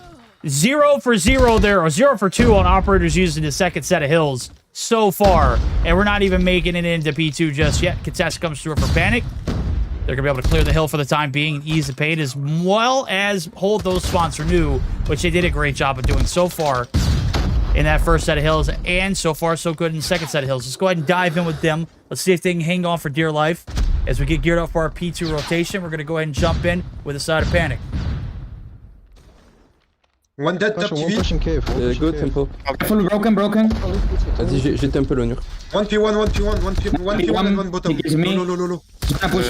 One broken, One pushing from P1, Bottom maps. One more P3. Dead. Nice. Dead. Push. I'm gonna smoke the cave. Destroy trophy. I smoked the cave. Capo, I'm coming down. Middle. Hop. Two broken. Nice. One more broken. He's two broken. One mid. Maybe I'm pushing pushing bottom, I think. Maps. I'm watching bottom. Bottom dead. How Bottom dead. One mid. Middle. Come inside, Bison. Mid low. He's dead, middle. Dead. I'm gonna push for next.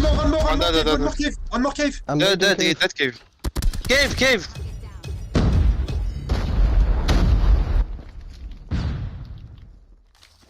One. Two next. One next. Yeah, I can peek. Go new. Top TV, one shot.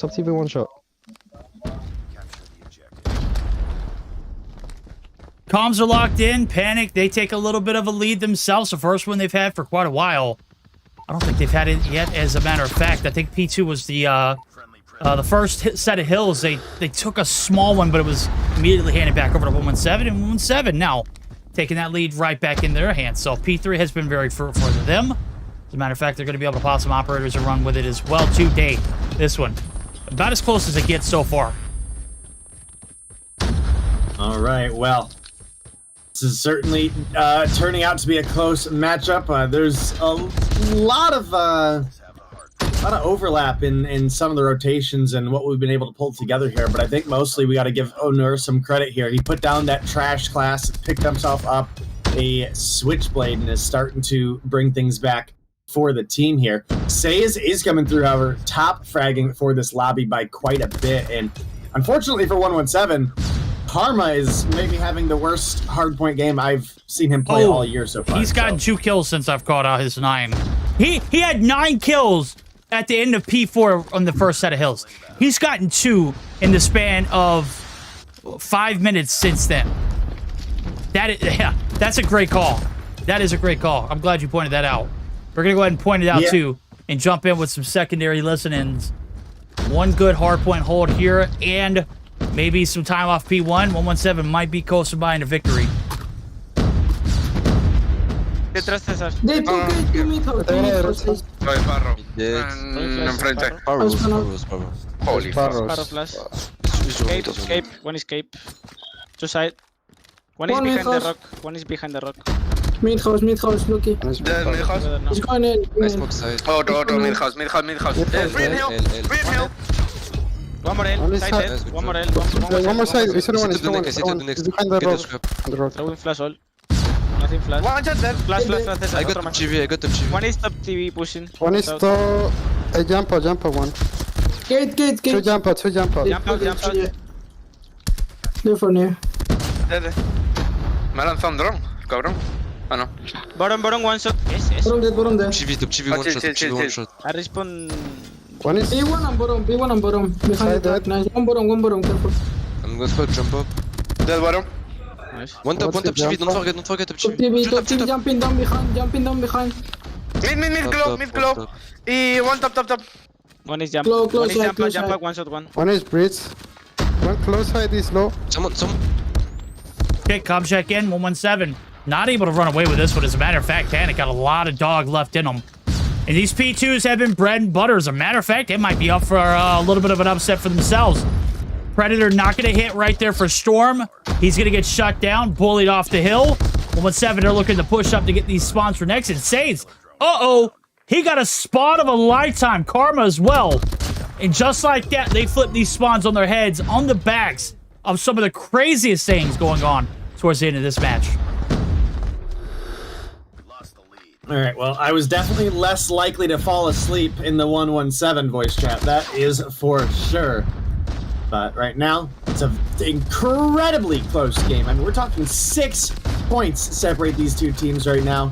War Machine coming through, getting some good value, and this is one of the things that makes it so strong. That AoE damage, that ability to kill people that you don't even necessarily have line of sight on, but Saturn's coming through with the Purifier, going to clean up 2. Caesar, 2 of his own on the CBR.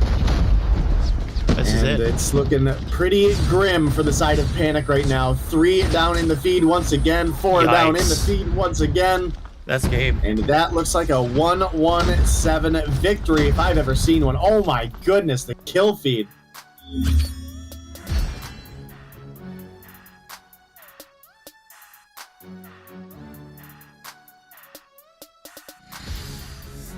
Absolutely impressive. 117 do the impossible, something they couldn't get done all game long day. Those P2 spawns are pesky. That backside temple rotation is very hard to break. And I've got to tell you, I don't know if they earned that one. Sure enough, they win.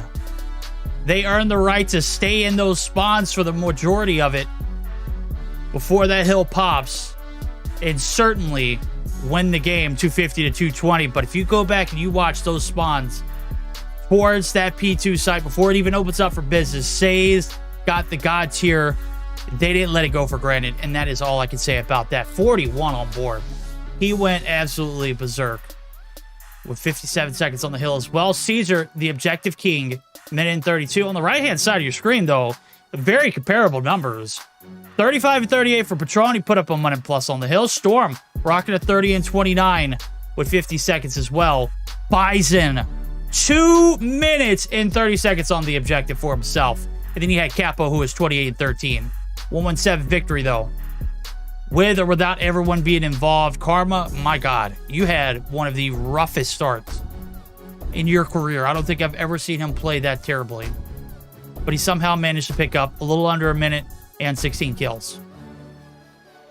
He somewhat turned it around. I mean, did he though? No, he didn't, dude. That was a rough game He to picked watch. up 7 kills after the first hill rotation? Yep. He only picked up 9 after the first set of hills too, so he was the last player to get the double digits, and he's certainly the only player in the teens. Everyone else is 20 plus.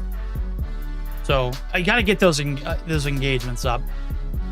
I don't know what Mans is doing, bro. I spec'd him when he was popping his Annihilator too. It was not good, bro. He was just fire to fire. I don't know what it was. He was just wasting shots. Just fire into fire. Gotcha. Okay. Karma said he didn't have that much battery and that he's maybe that he's lagging. I can accept that. I can accept that. Based off of what I've seen from him at the entirety of his career, I can accept that. So we won't pick him too much. Nah, get carried, scrub. Yeah, get carried, scrub. Just no remorse. Absolutely not. Not at this level of competition. Not in the playoffs. Should have had that phone charged well before the broadcast today. I mean, how is he supposed to... Am I wrong? How was he supposed to warm up, though? I mean, it sounds like a him problem, doesn't it? It does. It does not sound like a me and you problem. It sounds like a him problem. Because he wasn't him that game one. Is everyone else's phone charged here? I mean, my phone. Anyone else come in and was like, "Yeah, my phone's on 3% right now." Yeah. Oh, I think you're absolutely right, bro. Think so. Didn't think so, indeed. All right, Meltdown, Search or Destroy. Let's get it on. This series could be ending here. As a matter of fact, one of the best performances to date out of a 117 squad happened against Nova last year in this exact spot where they completed what was the biggest upset of all of EU, knocking Nova out of the grand finals. They had not been a part of the grand finals ever. They've always played in it. Can they get the job done here, though, in this one, and buy a chance against an Animus squad that's looked pretty solid as well? First blood comes through. It's Saturn's. He's got an 8 shot that's going to chuck and land. Karma getting involved early on. Let's go, bro. That device charged real quick, didn't it? All right, well, got 3 kills off the bat for the side of 117 with Saturn's Lucky and Karma each coming for 1. Say is going to come through for number 4. Now, Caesar just needs to get himself on the board. Everybody will have contributed for the side of 117. It is Capo last alive.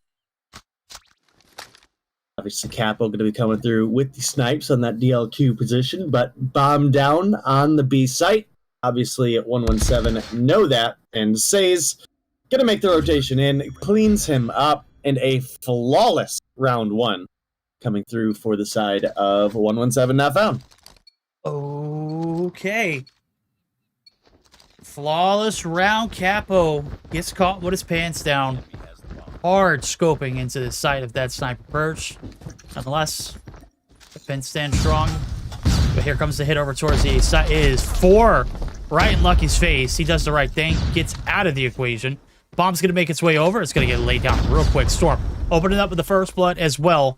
Make it 2 as he's got the middle of the map on lockdown. Nobody shall pass through here. And this is the perfect setup. You got 4 inside the nuclear stack, and you got Storm controlling the middle of the map. Ain't no way this could go wrong. Well, we will certainly see. Bison able to come through for 1 for the trade. The 3-1 in favor of the side of Panic.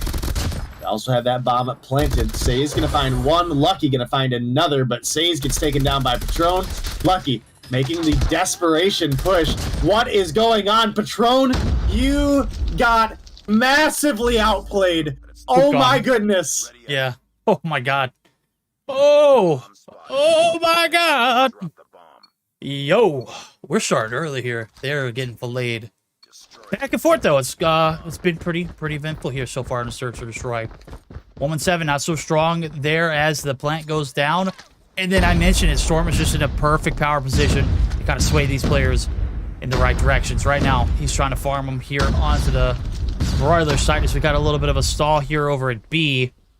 Traffic congestion, not going to allow this plant to go down as quickly as it did last round. As a matter of fact, this one hasn't amounted to much other than the time being wasted. Onur, not wasting any time, going to get involved with the first kill. Caesar's getting dropped early on. And now they're looking for the backside wrap, maybe a little bit closer towards A. And if you see it on the minimap, There is nobody here. Lucky was the last one here the last time, or last round, rather. He's not here this time around. So it is going to be a free bomb plant. We're going to see yet again. Potentially Storm getting that same power position as he did last round. Maybe a little on the outskirts too. So bomb's going to go down. Hit is done. Reduce this clock to 45 seconds. Storm going to go back to reliable. Bomb has been planted. If he reads this right, he might be able to find at least one or two.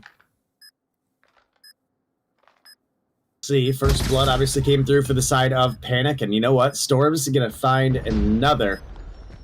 I gotta say, Storm has definitely been one of the most electrifying rookie players in the European scene for a long, long time. I mean, you see the talent that he's being able to pair up with now on the likes of the Panic lineup. You got Patron, you got Capo, Onur, Bison.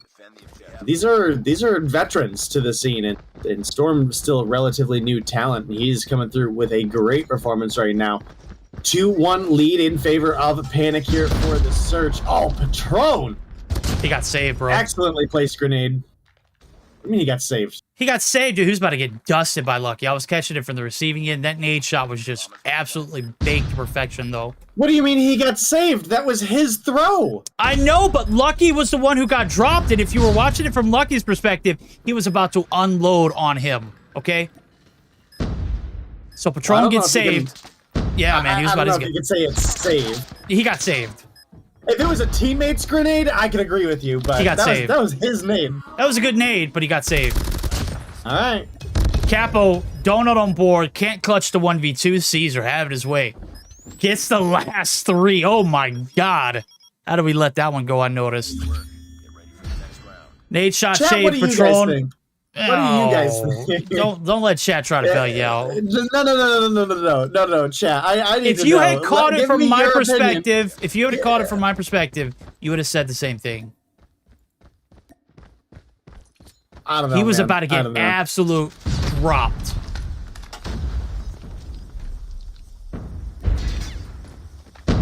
All right, well, no first blood this time around. Looks like we are migrating over towards a B-site push this time around.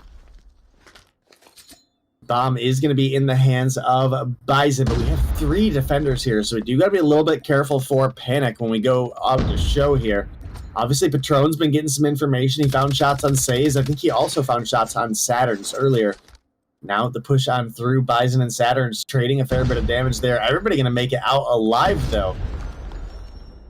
A little bit of an interesting way to start off the round with no first blood yet. Karma might push right out in front of Capo here. There ain't no way. There ain't no way you don't get that kill, Capo. Capo's got lost right now. What is he shooting Capo is absolutely lost in this OS right now. Homie's not watching the same game we are. I mean, this is coming back after having a damn good hardpoint performance, too. He didn't drop 40. He went more than double positive, though.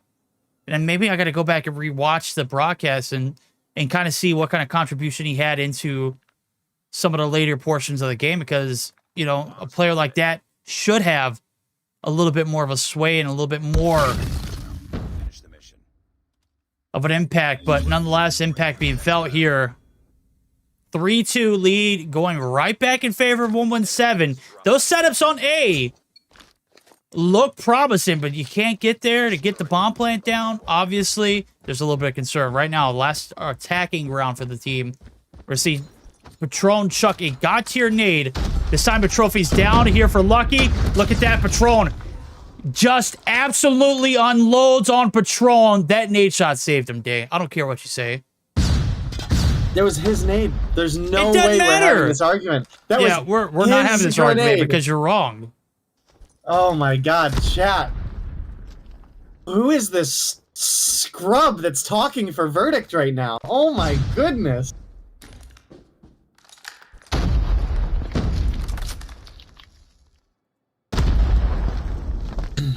Capo having a slow day? Yo, Asto, Capo having... He's got something going on.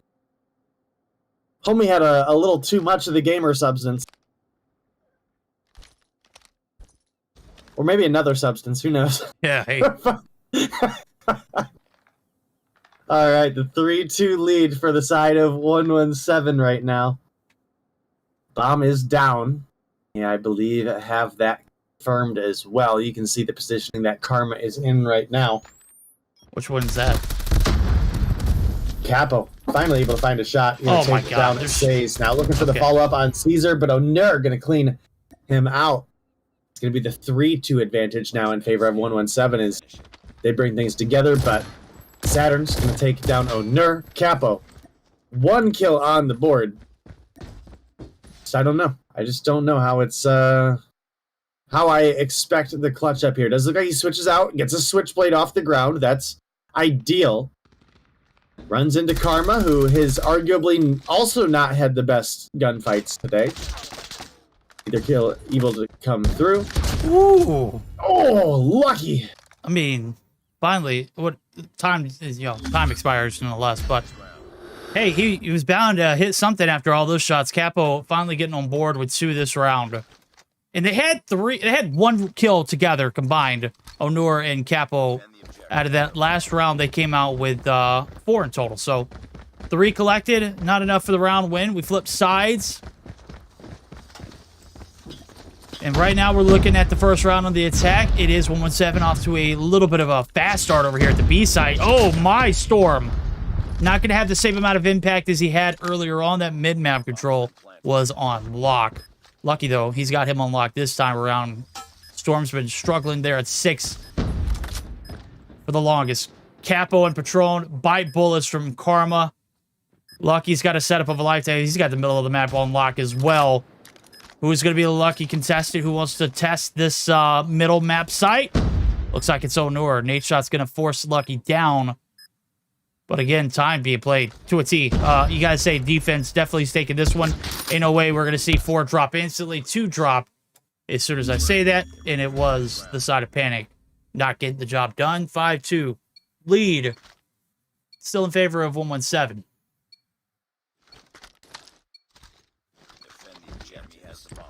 All right, well, 5-2 advantage. 117 looking to come through, closing things out in a 2-0 fashion if they're able to find 2 more rounds before their opponents are able to catch up. Obviously, we were able to switch sides a little while back. Capo gonna open up with first blood, taking down Says, and that's a big pick. Says is 8 kills deep, so anytime you can get him down early, that is going to be huge for your team. Bomb in the hands of Caesar. Obviously, we're heavily pushed up to the B side, but Patron able to take down Karma. Bison able to take down Saturn. Caesar gets dumpstered. It's going to leave Lucky last alive without a hope in the world. Storm going to clean him up. It'll be a big round win for the side of Panic. Much needed one. Obviously, we've gone a few rounds where you hadn't found successes. We get the flip. A little bit more stable on the defense. Need to see a little bit more consistency out of this squad. They have what it takes. As a matter of fact, they could have won that hard point. I just look at that last P2 spawn site. You know what? That would even hit. Storm! Gonna catch Lucky lacking there as the trades are gonna come through. Bomb's gonna go down. Storm's been dropped. Says getting involved. Bomb gets, oh my God, gets laid down immediately. Caesar's taking fire. But he's able to stay alive nonetheless. Jump shots there from Patron gonna be for the intel. Nate Shot's going to be out. Trophies out in abundance. They're putting in overtime here in the search to destroy. Bison looking to get the rate from the bottom side of the staircase. Is going to get shut down. Capo there for the trade, though. He's opted to drop the sniper. Here comes the hit. Capo looking to get the top side control. Patron, though, able to shut down one on the opposite side. Karma getting involved with one. Now it's up to Say. He's got to go big.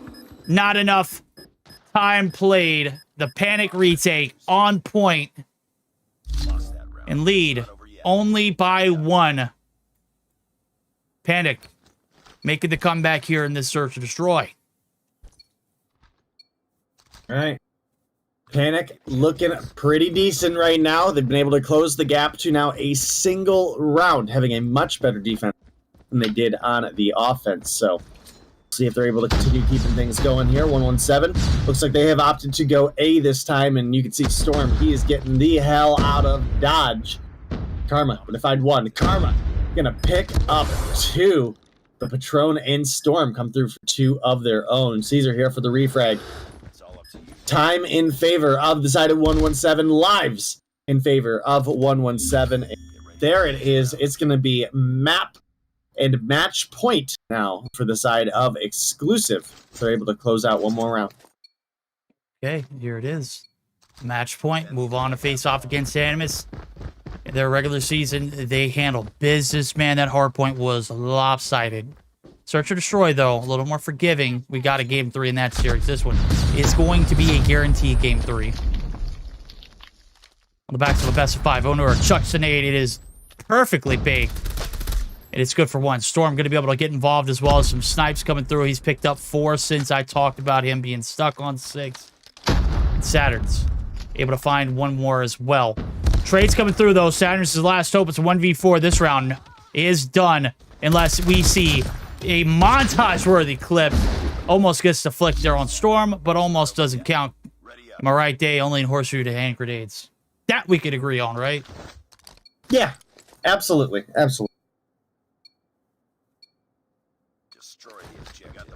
All right, well, next round underway. Still sitting on match point in favor of the side of 117, but Panic are able to find this round. They will lock us into overtime for our search and destroy. Keep in mind, you got to win by 2, guys. Keep in mind, we were lied to on Tuesday. These are not best of 5s, so see as we continue to roll on here. It does look like Storm going to find 1 on Karma. It's going to be a big opening pick.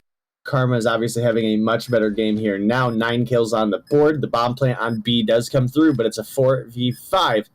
Does give Panic the opportunities to make this break and have an extra body to spare, but Onur going to take down at Caesar as well. Going to shorten that a little bit more. 3v5 now. Lucky for 1, but Storm for the refrag. Saturn's getting collapsed on. Lucky getting collapsed on. Overtime gonna be locked in. Absolutely. Gotta love the defensive approach right there. The retake on point. They pick apart the setup, and then they just swarm them from all angles. There was nowhere to go. They were swallowed whole. Win by 2, as Dave mentioned here, the rules of engagement in the search or destroy. You've got to do it on both fronts. Right now, openings round is a little bit of an A hit. There is nobody here at the moment. Lucky going to go ahead and get that nade shot down. There's the intel he needs. And this is the position he will hold. The bottom of the staircase. He's going to get taken shots. Karma is going to be dropped instantly. And this bomb plant going down. 5-player setup. This is the one that I was looking at being huge in the earlier runnings. They're going to call it out early here as well. Stage trying to deal the damage there on 1. They're trying to break up that back door. And they are not embracing this hit the way they should be. They should be taking out Storm and then swarming from all sides. And instead, they funnel in the plan. Absolutely locked down. A trap set. And we're on map point. We might be going to the control. All right, well, certainly looking doable right now for the side of Panic. Having a solid performance here when it comes to the search and destroy. And you got to say, 117 out of the gate were looking really, really solid, but have kind of let things fall away from them a little bit. Looking at some of our scores in the past, I don't know if you can confirm or deny this with me, but I would say overall, 117 have been a stronger search and destroy team for this season, but again, maybe coming through with a little bit of that inconsistency right now. Yeah. I think they've looked better as a hardpoint team recently. As a matter of fact, I mentioned it earlier, the best of 3 against Animus, it led to a control based off of them not being able to close it out in the search and destroy. Right now, it's Panic's time to shut it out. It is not 117. Going to get a little bit of a redemption arc here as we're tied 7-7. A great offensive strat comes through. They hit that A site just like Panic did. And I gotta say, if you're Panic, you've got to be stressing right now because the only success you've had on the attacking site is now readable. That A side hit, unless 117 don't hit it head on the way they should, might be their downfall. Right now, they're going for B. Patron going to be opened up with the first blood. It's the retake here through the middle of the map. And no prime positions here for the boys. It's 4v5 though here. As that first blood did come through. 38 seconds on the clock. Saturn's opened up with 1. This B-side strat may not be it though. They are already losing bodies. And look at the swarm here. Capo in a position to go big. He's going to read the flank. And he getting that kill might solidify this round. Absolutely not. It isn't. Look at it. Nobody else able to win their ones. Bomb's already being hopped. It is diffused. Advantage 117. Match point. Come and go.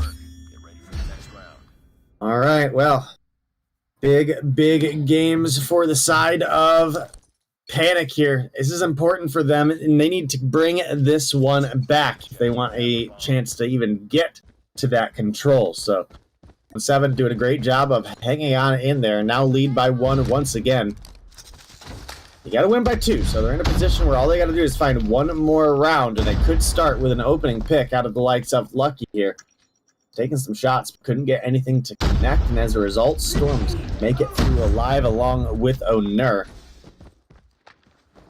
Does look like we have Says on the bottom little connector there as well. Make something happen, but nobody pushing that way, so not going to be a whole lot going on. And both teams playing super cautiously right now. Yeah. Yeah, I mean, we just got off the backs of winning back-to-back attacking rounds, and now the defense prevails for the side of 117. They got a way to put this one out, but the setup here looking pretty exciting so far. Looking pretty stout. Lucky peels the wick back of 1. That is the opener towards the B site, and this might be it. Bomb's going to make its way over. Caesar trying to get the job done. Capo, the only player here to have an impact if this bomb goes down. Onur going to get backstabbed. And there is no map control now as Panic are certainly starting to feel the pressure. Saturn's holding down the top side of the gears. Bison trying to make the rotation through. Capo, big gunfight to win right there. Patron able to follow up in a second. Lucky, the only line of defense here, onto the side effectively. He wins the gunny. And he's got a secondary. Bison able to shut him out. Karma able to win the 1. Says gets the second. And this one is done. No control here. The setup on B. Enough to get the job done. A 9-7 victory. 2-0. Sweep was well fought for, though. A hard victory coming in favor. Hard-fought victory in favor of 117 not bound. Hardpoint. Came down to the wire, search or destroy. We go to 2 rounds of overtime. Boy, these boys are certainly earning their keep. All right, well, huge game for 117. They come through with the 2-0 victory in our best of 3 here because you guys in Europe got absolutely robbed, but you know what? That's okay. Unfortunately for the side of Panic, someone dipped out of the lobby a little bit too early. Man, I gotta say, they across the board put up a great performance. Storm on 14, Bison, Patron, and Capo all sitting through on 11 as well. So 117 still going to come through with the victory. Top frag for them was Says on 13. You also had Karma on 12, Saturn's on 11, and then Caesar and Lucky on 9 apiece. So overall, very solid game from them. It is the outcome that we expected, was that 117 would win this matchup. I would have liked to see it be a little bit more. I would have liked to see the game 3 come through, but I guess beggars can't be choosers. No, they can't. And at the same time, that was certainly obtainable. I think both of those games kind of slipped through the hands of Panic. And they're going to have to go back and rewatch those VODs because game 1 ultimately came down. Obviously, you could have put this game a little bit earlier, but it came down to that P2 rotation the 3rd time around. And then that search and destroy. You couldn't get back onto that A site earlier on in the attacking grounds. They're going to have to reevaluate the strats. I think the talent is there. That Panic team, highly underrated. 117, though, I think they escaped by. I think they lived to move on, but they did not look great in the series. We'll take it back to the hostess and see what she thinks. Deanna, don't worry about getting crucified here. Give us your honest opinion. This matchup, could have gone in Panic's favor. Yes, indeed. And to be honest, they had such a good hardpoint game. They started so good, even if like 117 actually hold it close, right? But that P2 that you mentioned earlier, you know, the rotation, the third time rotation on that P2, the spawns, and 117 basically dropping the whole operators that they had. They actually, you know, it was amazing to watch, right? It was very close, closer than I was expecting, and I'm eating my words right now, right? But I'm not mad about it, obviously. 117 and also Panic did a good job. I feel like, as you guys said earlier, I mentioned that Panic did better than 117, but 117 won, right? I expected 117 coming in and winning, you know, with a big gap, right? Doing as usually, but Panic did actually a very good job against them. And also with the SND, right? That nade was a save, though. I'm telling you, that nade was a save. That nade saved him. Yes, thank you. Listen, yes, listen, you're both Dave wrong. was wrong. Listen. No, you were wrong, bro. Because you wrong. saw what happened the rounds afterwards when that trophy goes down.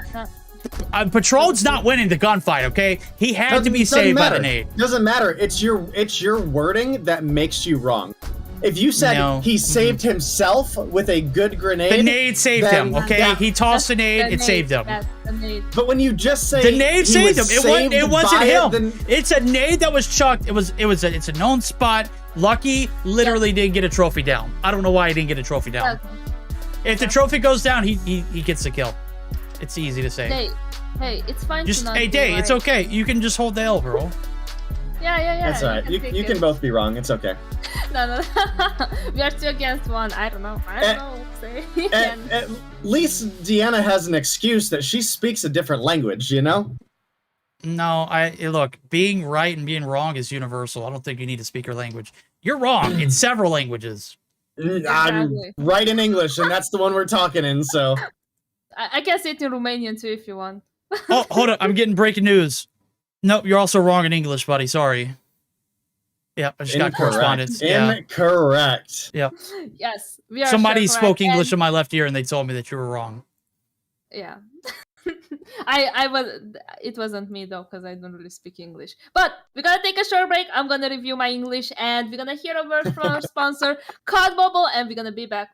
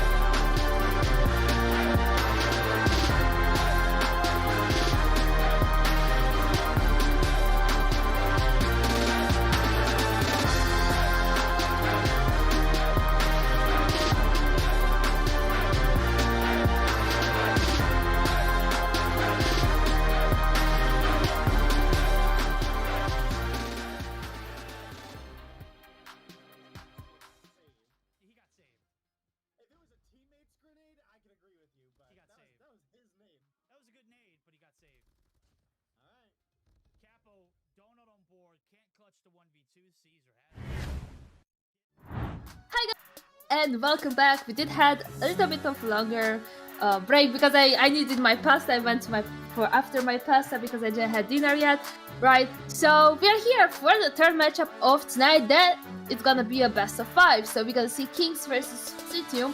Hopefully playing in 3 games today. Well, we will see at 3 games, but yeah. So guys, do you have any predictions sideways before we start? We'll go with Mr. Wright. Dave, talk to us. What do you got in this series? Well, you know, I think with the performances that we've had all season long, I think it's only right I go with the obvious choice, right? And I think everybody can agree with me here. Zidium about absolutely to lay the hammer on Kings. Kings, absolute scrubs. Can't believe they dropped a map. Exactly. I mean, what a bunch of losers. And use a banned item, like a banned item, like. Yo, for real though, the only DQ on a score streak we've seen all season. Ever since that's been a rule, I don't think I've ever seen it be used ever. No. Like how do you pop that and use it? How do you? Like I wanted them. I was just in the moment at that time. They got beat, but I'm breaking it down a little bit later on. Like it's a 2-step process. Like you just can't hit it and then drop it. You can't just like Yeah. touch the string. Oh yeah, you visually it's a had two-step. to see that was in your Yes. hands first. Yes. Exactly. I Yes. know. Damn, I was in shock when I heard, oh, enemy shooter, how do you say it? I was like, damn, who used it? Damn, but it's a first for everything in the EU, so yeah. And then lost the game anyway. Oh my goodness. Exactly, damn. Cheated and then lost the game. Damn. I don't know. I wouldn't accept the DQ anyway, so it's just like tough. Maybe this game's gonna be better. I do trust in Zim that we're gonna see a 3-0 on the side of Kings because of their flawless performance until yesterday, right? So yeah, hopefully they're gonna have a good hardpoint. I'm gonna let it to it because I have a date with my pasta, so have fun casting. All right, Deanna will join us back after this series. We'll let her eat. We'll take a look at the best of 5. Arsenal, Tunisia, raid for game 3 control. If we go the distance past that, which I don't believe we will, it's going to be an Aussie and a hard point, and then a follow-up meltdown, search and destroy. So I don't know what kind of, like, you know, research Zidium did, but it wasn't very good. Arsenal is not a map you want to play these boys on at all. Yeah, I mean, I do remember our one Arsenal game that we were able to see in Europe was a pretty dominant factor for the side of Kings. So we'll have to see if that's going to continue to be the case, or if maybe Zidium are bringing some fire that we weren't ready for. What do you think, Verdict? Do you think Zidium stand a chance here, or do you think we've gotten a little bit too close to the sun here, Icarus? I think we might have gotten a little too close to the sun. Not saying they can't get the job done, but I mean, let's be real. When we watch these boys play, and Kings I'm referring to, in this hardpoint Arsenal, it was so damn dominant. Right now, P1 out in the wide open here in the middle of the map. Several points of entry. It's a little bit of contest. Going for both sides. Spy able to get the vent hop out.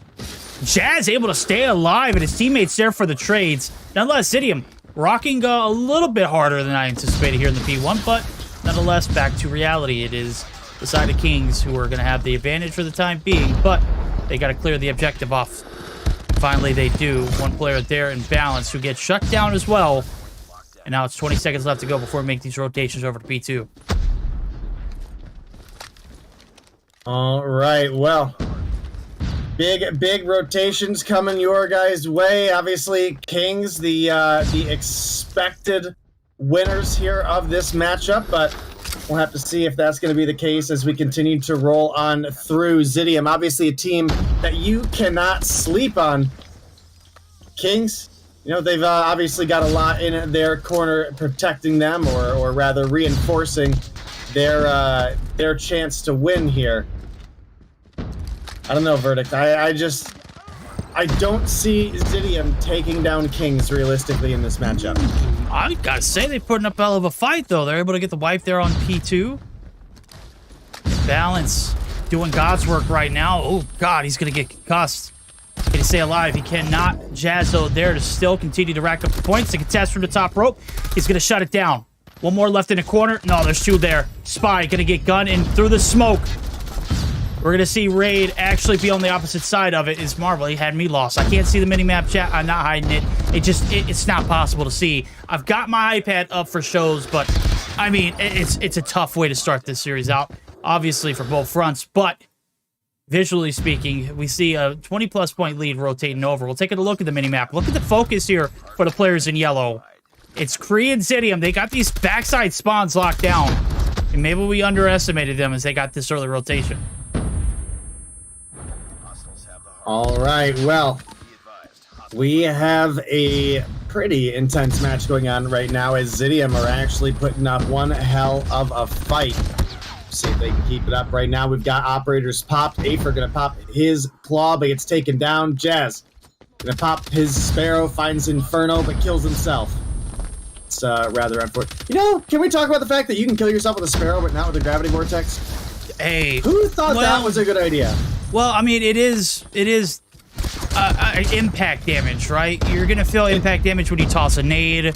You're gonna feel impact damage when you shouldn't feel impact damage. Hole? I think ricochet bullets should also do damage to yourself too, but we won't get into that one either. The black hole though, how are you exempt from that? That is a great question. I don't know how we let that one slide. Nonetheless, we let this one slide on out of our hands. Well, at least Kings has the lead. Now going to be bad in fourth. The right-hand side of our screen going to be locked down. The P3 rotation is going to be made. We're going to be setting up for artillery. And Spy, he has got a war machine, and he is absolutely giving it both ways. Nobody exempt from these shots. The OD damage you mentioned earlier, absolutely dominant. Denicio's got one of up his sleeves as well, and that's 3 in the feed on the left-hand side of your screen. Ray, the last one with an op. He's going to get shut down. The full wipe. Hello. Zidium are here to play today. This might be the kind of momentum a team like Zidium needs. After beating a team that we did not anticipate them to beat earlier, right now they're hanging on to a little bit of a lead. As a matter of fact, they're taking it and running away with it with 20 seconds left to go. Needs to be a contest here. They can't even make it onto the point. Kings finally going to be able to be bailed out. Grizz going to get shut down just like that. It's still a back and forth affair. Right, well, a huge performance coming through out of the side of Zidium right now, and we did see Kings drop their first series in our games the other night, so we'll have to see if we're going to have a possible second series dropped here today. Maybe Zidium are just absolutely on their A-game.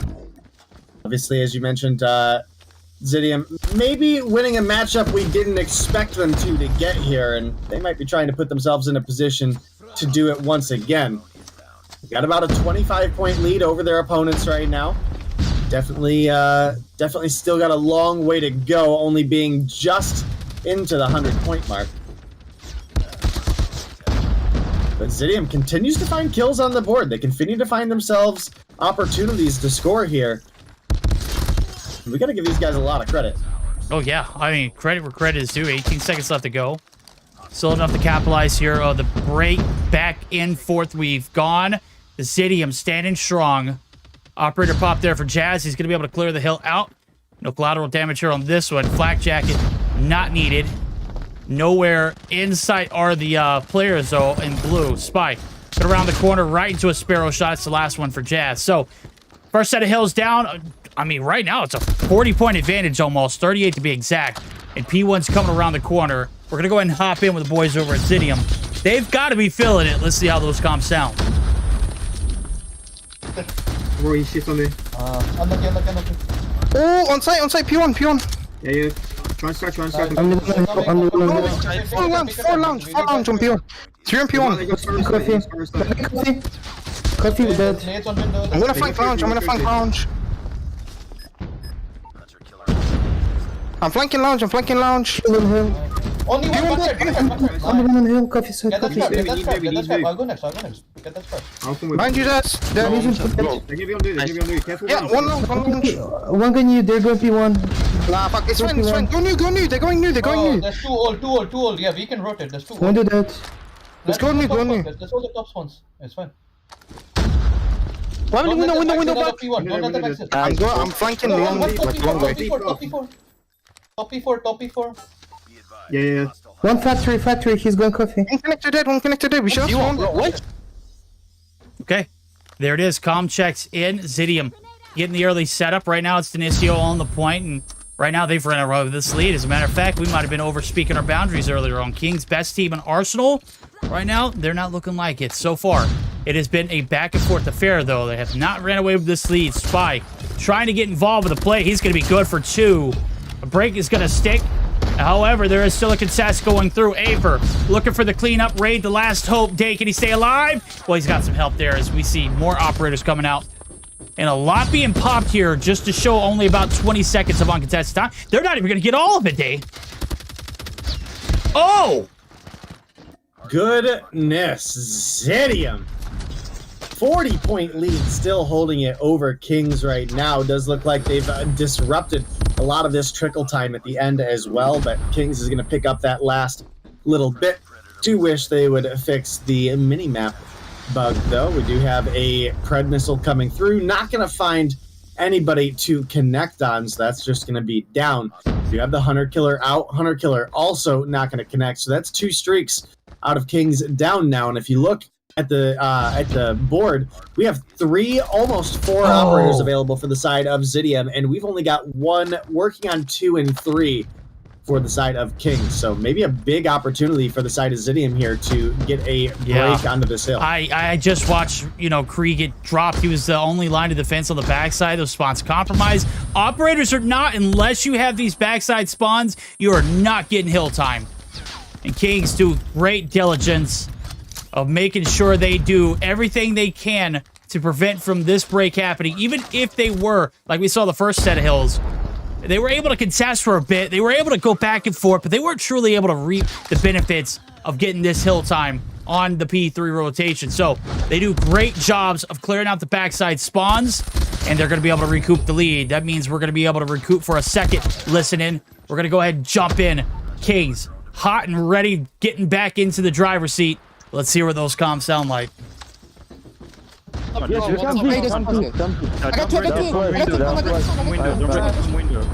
Let's go through con. Let's go through con. Con. We have cons spawn. Con. Let's push him.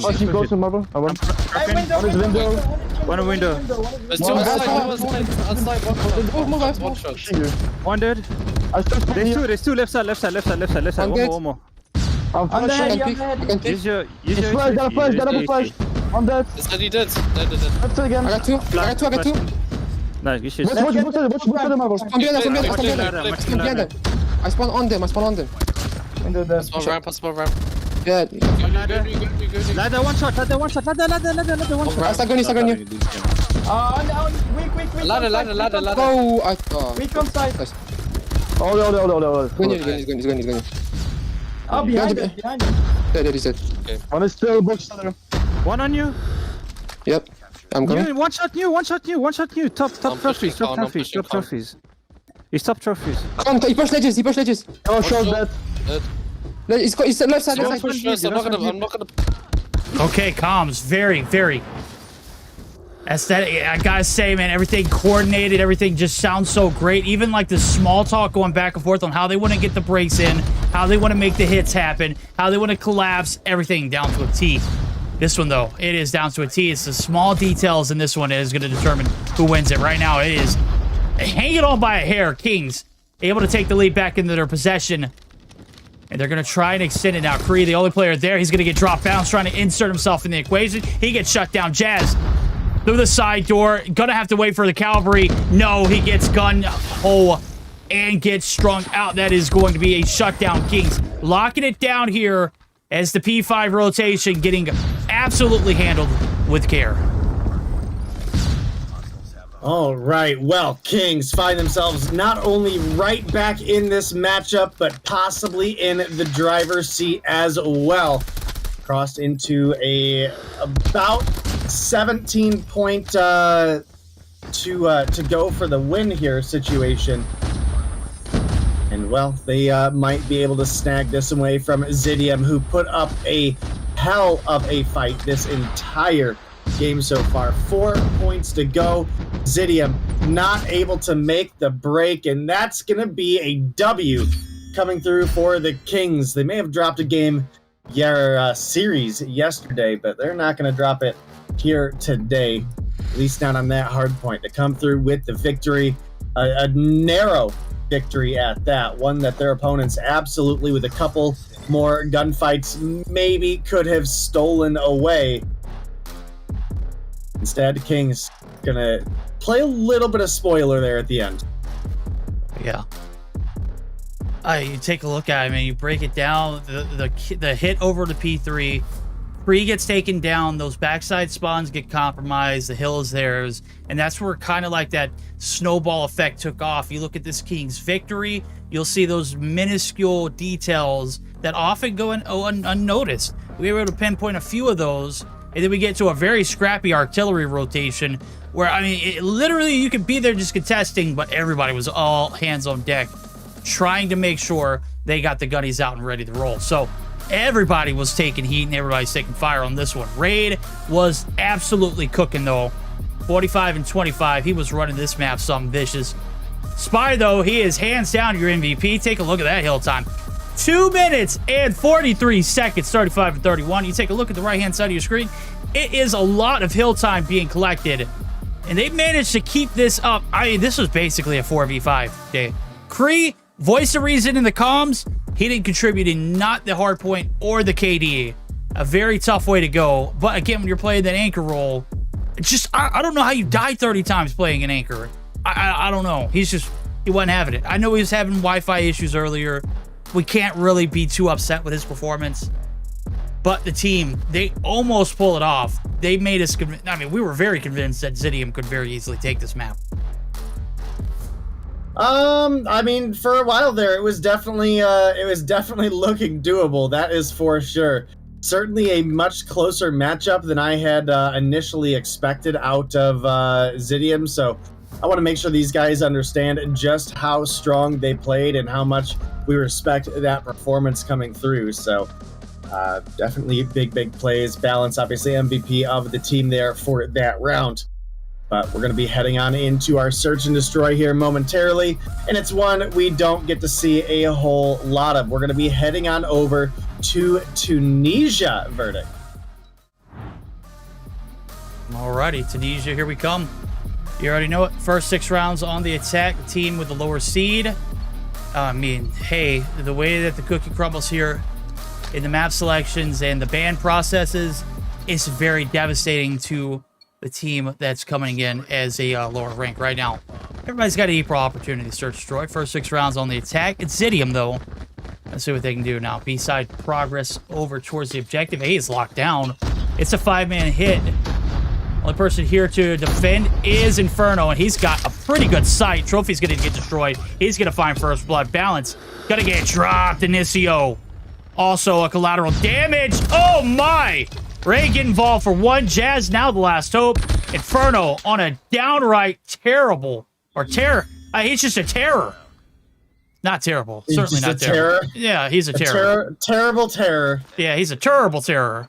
Good night. Inferno's something vicious, man. Defend the objective. They have the bomb. Well, that's always been the case, though, right? I mean, Inferno has been just a player that is leagues above your average Call of Duty player, let alone Call of Duty mobile player. So, you know, it's a huge talent to have on this team. I think he's always been one to adapt very, very well to what the meta allows. I mean, look back in the past, right? We had Goliaths available on the board, right? Homie was like the one player in the world using the Tempest and was good with it, you know? So, right now, looking like King is going to have a 2-0 lead here with the Search and Destroy playing through. Shy of Afer coming through with a 1v3 clutch would be kind of a miracle-esque right now. Marvel, let me get the line of sight, the information.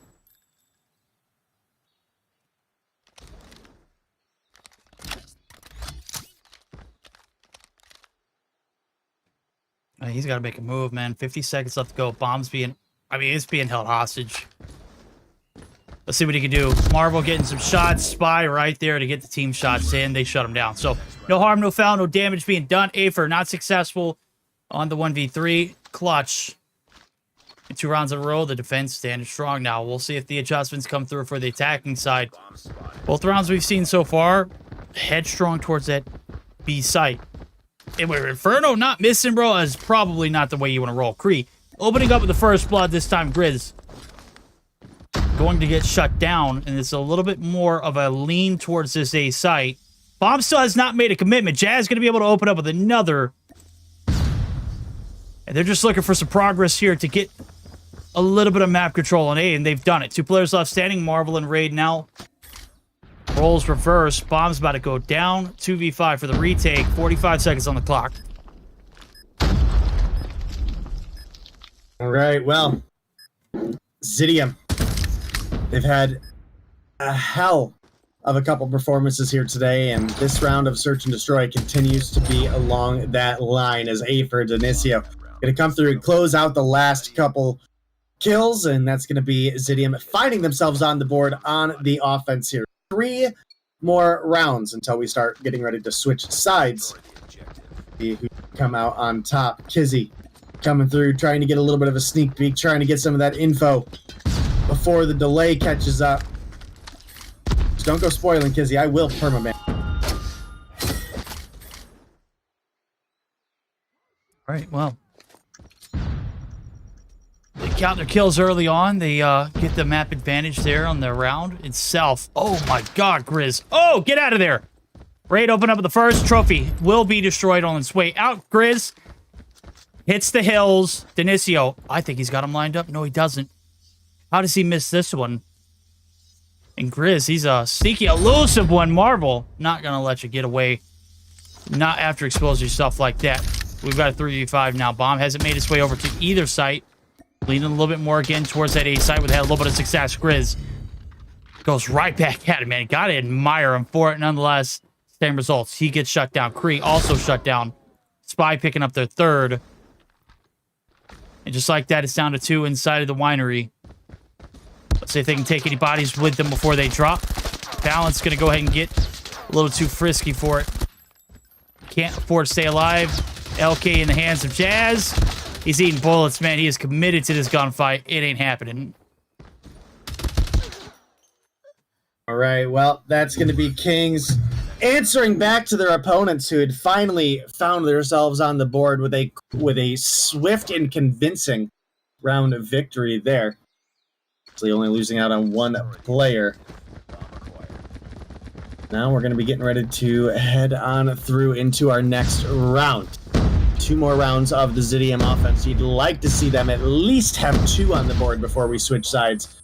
It's going to be Grizz opening up with 1 onto Balance. Jazz going to get the refrag, but Spy here for 1 himself. Kree going to take down Raid, and Raid has been a big player overall for the search and destroy for the side of Kings. So anytime you're able to get Raid off the table, that's going to be huge. And right now we're looking at the 3v3.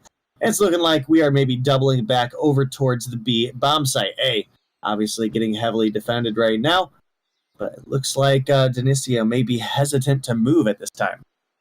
I really like the read here, but the fact that Denisio is your bomb carrier kind of concerns me. I like the re-wrap over towards that B side, but with him having that bomb and explosive is very difficult. If he does go down and they do commit to a B rotation, him not being in the loop could be a problem. So I like that the teams kind of just huddle up. They're regaining their composure. And in the midst of all that happening, something very, very bad is happening. Inferno has made that rotation over. It was an all-hands-on-deck affair off the rip, but hit. They're dedicated to it. It's going to be the A side. Still 1 down low. Spy trying to slow the push. He's going to get slowed up himself. Marvel the only hope here now as he's made it cross over. And he's got the smoke covering his location. Denisio going to get dropped. Bomb's going to get planted, though. Afert there to shut him down. The trades are through. It's all on Inferno. 38 seconds left to go. You got 1 confirmed beneath the 2 arches right below Winery, and then Kree. He's going to go ahead and pop it. Oh my god! Gets crapped on. Afert now the last hope. He is holding position firm. Inferno with the ego. He's won. Oh, he wins it! How? Afert, there's no way you allow him to get away like that. Inferno just being a better player in the instance. And the 2v1 butchered Inferno. Somebody needs to call the cops after that one, man. Somebody get the police, the feds. We need the feds immediately. That was a hit. Defend the objective.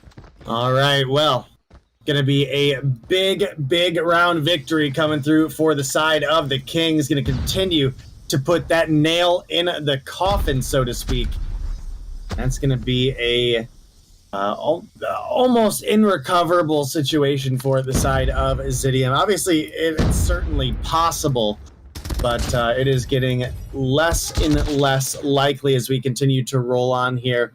Trades coming through. 3 for 1 to start the round off for the side of Kings. Obviously, in a prime position to continue to extend their lead. And now Jazz in a 1v4. This one obviously over verdict, at least for this round. It's going to be a 5-1 lead coming through for the side of Kings, shy of beyond a miracle out of the likes of Jazz.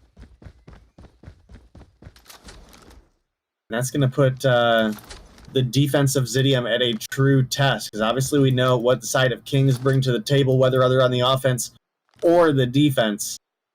Here on Tunisia, they might just run out of time. Yeah, the setup here. I mean, they've got 2 invested over here at A. Bomb down. I don't think anybody knows where it's at. Grizz might have been. And here comes the pressure. Marvel not able to stay alive. Raid trying to get the shots in. He's got a heady. So does Jazz. Jazz can't win it. And the Switchblade at that range. Oh my God, Raid. Certainly built a little different now. 5-1.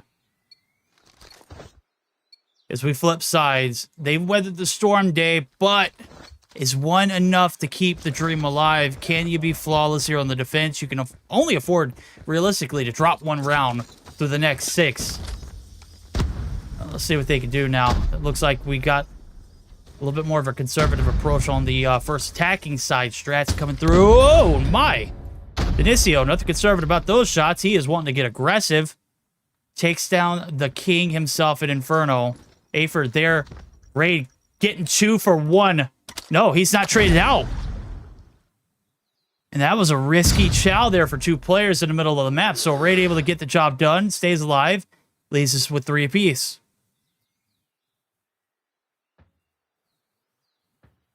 All right, 3v3 coming your guys' way. Kree and Denicio still alive, but balance is going to fall. We've got 9 kills between the 2 of them, 5 for Kree and 4 for Denicio. The big question is, can they capitalize on any kills here? It's 2 snipers remaining alive on the side of Zidium. And, well, Denicio going to lose out against the GOAT when it comes to Marvel.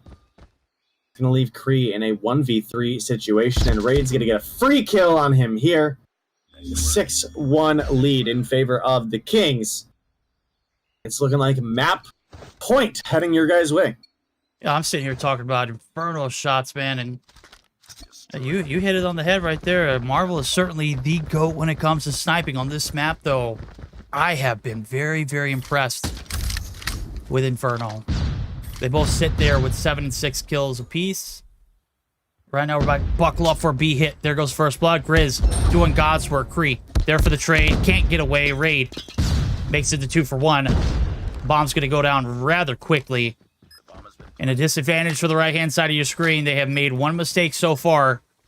And it looks like they might be making a second one here, giving this round away. Marvel going to be able to spot one on the cross. This one might be it. There goes the smoke. Denicio and Afer trying to get away with a hit of a lifetime. It ain't happening. Marvel going to read it.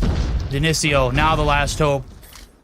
He's going to walk right into the shots of Inferno. He's going to shut down that one, and we are going to game 3 in a very, very dominant fashion. 7-1 victory. 2-0 series count. Control right around the corner, chat. Kings might be booking their ticket to the winners finals. Are we going to a game 3? Oh, we're guaranteed. This is a game. This is a best of 5.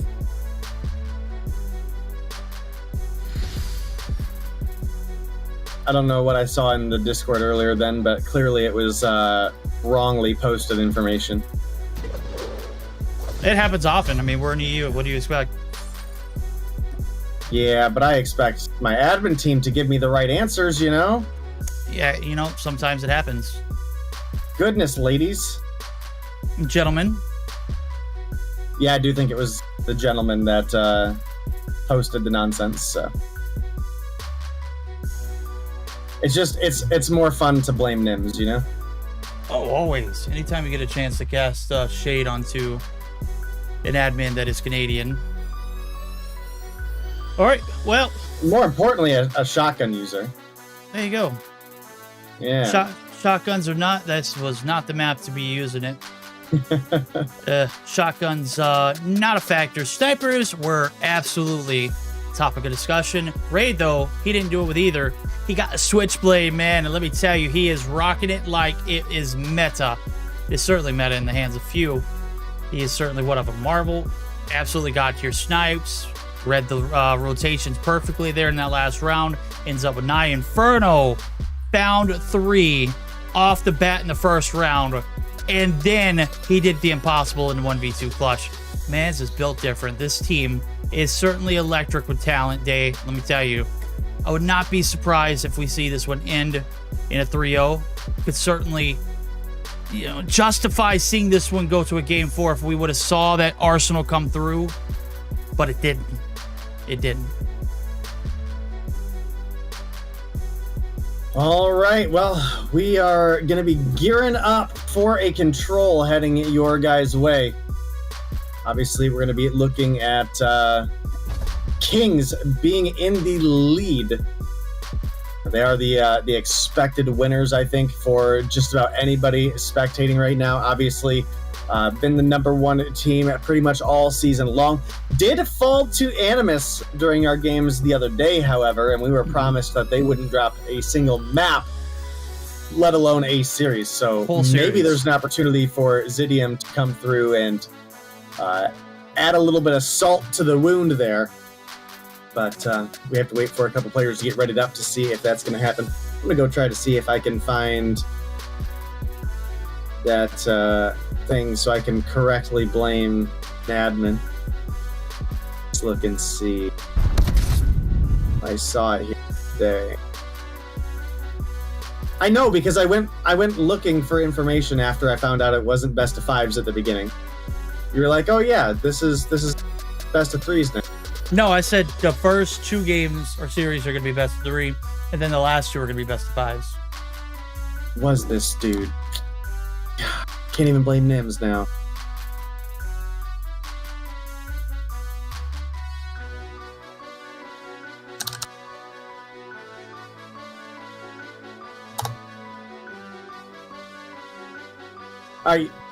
You see what I'm seeing there, right? Yeah. And then I also at the bottom. This was originally how it's supposed to look. That's the bracket style that it was supposed to look like. But last night in the meeting, they changed the second round to best of 5s. And if you look at the context below that, there is actually some follow-up that had Rizu corrected and said, I think it's 2 best of 3s and 2 best of 5s. And I actually said, per this graphic, both first and second rounds are best of 3s. And he says, yeah, but after the meeting we had last night, they had to change it. So. Neat. Okay, you know what that means? Guaranteed control coming up. We are going to go ahead and hop on into it. Could be the last one of this series, chat. Don't blink, you might miss it. Raid Control, the best control map in the entire competitive scene so far. I don't think there's anything that contests it. You look at Crossroad Strikes, it's a bit hit or miss at times, and Standoff, ooh. Standoff, 10 times better hardpoint and search or destroy map. Right now, only playable in the competitive pool for control. I think that's such a miss.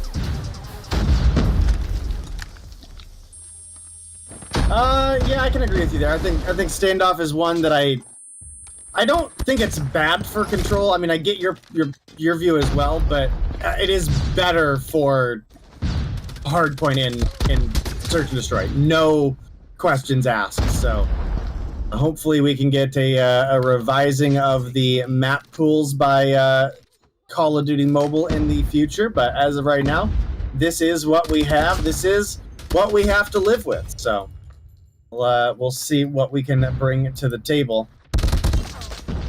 Right now, it is a little bit of a life lead for the side of Zidium here on the offense. We'll have to see if they can keep that up. Okay, well, right now, they've done justice of finding almost 2 ticks of progress. Marvel, though, he's got the Nautilus, the right tech, the reverse onto that B, the clean coming through, and it's going to be a little bit more difficult now. Player advantage still on the right-hand side of your screen, and we got to buckle up for an A-side hit now. A little bit of a fun by the pool, right? Mino Sabi, aka Balance, looking to hold off the money jump. He's going to be able to find one. Now he's going to seep into the spawn. There's Grizz. And surely enough, 2 ticks of progress looking like it might be on the agenda if Spy doesn't have anything to say about it. And he's got a loaded gun in both pockets. Is going to get shut down, though, as the hop-up not favoring him. Denicio also going to get traded out. And second tick of progress is going to be solidified. And with 38 seconds left to go, I mean, it's certainly doable.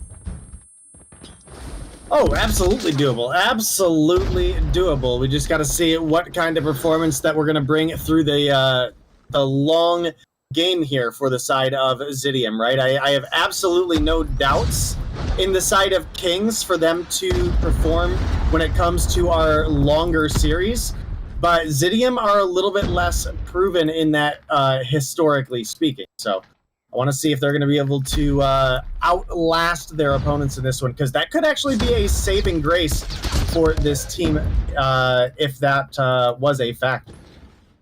See, as things keep rolling right now, obviously Kings finding their way into a lead at the end of this control, despite being down lives for a majority of it. It's going to be the first round going in favor of the defense of the Kings coming. All right, well, strong start there for Zidium. Not so strong of a finish. We're going to buckle up for a Kings rotation over towards the B side. Oh my, Raid. Pops the bow and arrow, gets shut down. Sparrow goes to waste. And a paper plate up in the sky there for Raid. He finishes with the 8 that first round. Spy getting involved with a 6. Wallbang's hitting a little diffy now as Marvel. He's leading the pack there with 9. Again, as I mentioned, he's got the Rytech AMR, and let me tell you, man, this one is certainly hitting. Shot's going to be good for 1. Oh, my. The quick scopes there for the other. Only a tag on that first player. Oh, my God. Balance almost got turned on. Nonetheless, almost again. Doesn't count in anything except for horseshoes and hand grenades. It may be sometimes a nade shot. Right now, it's certainly an A-side hit now as the redirect coming through. Balance trying to put it to an end. The water purifier out. Not even going to be able to spray 1 in the Super Soaker. I know he's got a frown on his face, man. All right, well, right now Zidium still continuing to put up a very big fight. Jazz coming through with a very big 2-piece there, that championship purple LK in hand. He's trying to lock down some time for his team. Looks like they are going to get the kill onto Grizz. That one's going to go in favor of Afer, but you get a tick of progress on both hills for the side of Kings. Now the question is, are they going to be able to capitalize on this B push? You can see, obviously, a lot of defense was pushed over to the A side. Now the rotation's starting to come through mid. Jazz going to get picked off. Respawn sniping it for Marvel. Been looking at strong for him here. Annihilator is actually going to be pulled. Hops the corner, finds 1, finds 2. Make it 3, make it 4. The spawn trap about to be underway. The 5 coming through, finally shut down, but Grizz follows it up with 4 of his own with the purifier. Oh my goodness, Grizz. that was just disrespectful. That one got out of hand real quick, chat. Oh my. The mighty have fallen 2 rounds in a row. Kings making it look easy. That spawn trap might have been one of the more disgusting feats we'll see. Grizz coming through with a purifier as well as the final throw of that paper play. This could be the end of the run for Zidium. Not necessarily the end of the run for the playoffs. Obviously, this is a double elimination top bracket, so they're going to be able to test their luck this coming Tuesday. It's not over with just yet. Let's see if they can put the finishing touches on a Kings. Flawless so far in playoff play so far.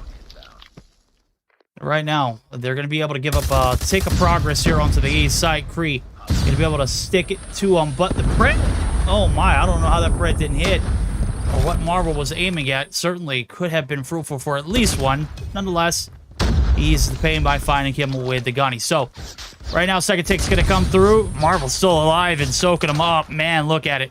Shots even through the wall? What? Whoa. Oh, Cree. This is not his day, man. Marvel's something different. I don't care what anybody says. Marvel's all right. You're right. Yeah, Marvel's all right.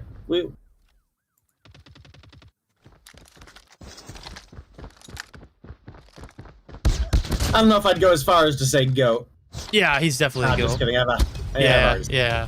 I know. Let's be real here. Who we try to fool? I mean, the only person I can think of that's better is Ferg, right? But I do think Ferg nuked Inferno the other day, didn't he? Did he really? I'd love to see that. Yeah, I don't watch Ferg, so. I don't usually either, but I think Bobby posted it. Did he really? I think it was like a Bobby Reacts video, yeah. Oh, that's rough. Yeah. Oh, and it is a late game nuke, too. I mean, it started off, Ferg was kind of in the blender. He ratted it, didn't he? Not really. He kind of just outplayed everybody. I mean, he was smoking it, yeah. All right, well, we'll pay a little bit more attention to this one. Right now, Afer, he's got to smoke him. No. He's not going to be able to set the trap there on the backside. Balance trying to pick up the slack. They're down to 5. He's got to play his life. Oh, into the spawns he goes. Spy. Able to win the 50-50. The gunfight's going the way of the left-hand side of our screen. And oh my god. We are down to 4. Zidium. One last hit. Afer not going to be able to make it past that laundry site. It's down to 2. Make it 1. Grizz. Good for 2. Get shut down. Denicio. No hope. The 3-0 wipe there. As a clean sweep coming through. Kings booking their tickets to the show. They got front row seats to the winners finals. I mean, it's certainly the team that we anticipated, right? But we gotta pay respects to Zidium. They put up a hell of a fight to get here. I do agree with you. I think a lot of credit needs to go to Zidium. I certainly don't think many people would have thought they would have put up a fight the way that they did this season, all the way down to the wire. And it's not over for them. They have the double elimination to back them up here. So they will go down to the losers bracket, but they have some big opportunity to find themselves back into a higher playoffs position once again. But 3-0 victory coming through for the side of Kings is going to obviously push them forward, as you mentioned. But we got one more matchup for you guys tonight. I think we're going to be able to hear a little bit from the wonderful Deanna before we take a short break. Yes. Hi. No. Hi. Hey, how you doing? Sup, dog? Oh, hold on. You know what? I gotta take a look at the stats real quick. I didn't do that. I was kind of like looking at my phone. Sorry, chat. I'm gonna be honest. I thought we were just gonna glaze over them because it was King's domination the whole time, pretty much. Yeah, I just wanted them up for the screen, so if anybody's taking stats, they'll have the opportunity to do something. I see what you're saying. It's up on the screen. You guys can see it. Deanna is back in full effect. Talk to us, girl. That one. Hi. Pulse at first, but got way out of hand later on. Damn, I was expecting to see that Arsenal game. The first time I saw Arsenal, I actually saw Kings dominating on that map. Absolutely amazing. So I was very, very happy coming into this game, seeing Arsenal. But damn, Zitium put a fight against them. Like, Zitium was shining in that hard point, and the momentum from the first matchup that they had, it just built up, and they actually played so good against Kings. I was not expecting, because Kings is top 1 right now. They are first on the standings, right, in EU. So I was like, damn, Zidium, they did something today, because they were like amazing, right? They tried to keep up as much as they could with Kings, and in my opinion, that's such a good performance, you know. And also I was watching on the side of Kings, obviously Raid dropping 45 kills. It was absolutely amazing, and also the heal from Spy was absolutely amazing. 2 minutes 40 something, such a good help. And then going into the S&D, you know, after such a big, you know, engagement in the hard point, S&D was like Kings, you know, and the Zitium could find just one round, and damn, they were like just cooking all over the place. Now, I do enjoy to watch Marvel sniping, especially on S&D. He is absolutely amazing, right? So Sorry. yeah, He is amazing. So yeah, definitely it was a good S&D game, and also the control, well, both S&D and controls were dominated by Kings. And the second round with the spawn trap from Marvel and Spy, that was absolutely nasty. I think 5 kills with Annihilator on the side of Marvel, and then 4 on the side of Spy, and the double with how do you call it, with score strip with drone. Right, drone. I forgot how you call it. I don't play COD that much anymore. So yeah, absolutely amazing. It was a pleasure watching them play. And right now we're gonna take a short break. We're gonna hear a word from our sponsor Grilla and COD Mobile, and we're gonna be back.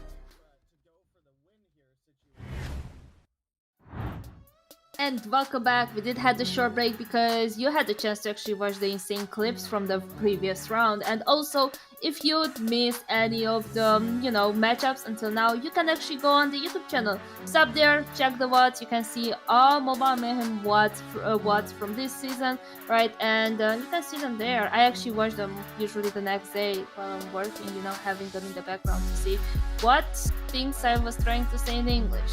But doesn't matter.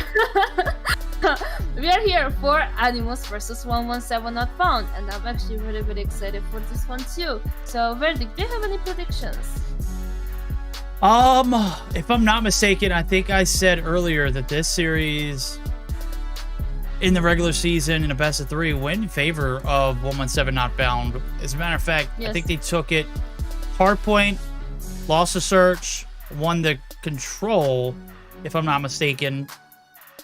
And it was a very cool series. So I want to say Animus has fixed every issue they've had prior to or since that matchup. So I'd like to roll with Animus. I like to see them take this one in the 3-1. How about you, Dave?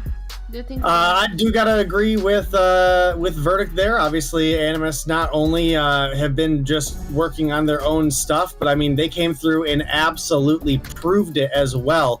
As we looked at them taking down Kings during the final day of our regular season. And that is no easy feat for any team. In fact, I think we even started that matchup off saying, from what we've seen out of the side of Animus lately, that we didn't know if they were going to have what it takes. And they came through and absolutely cleaned a house. So definitely think Animus have been looking a lot better lately, and they've got an opportunity to come through and prove it right here, right now.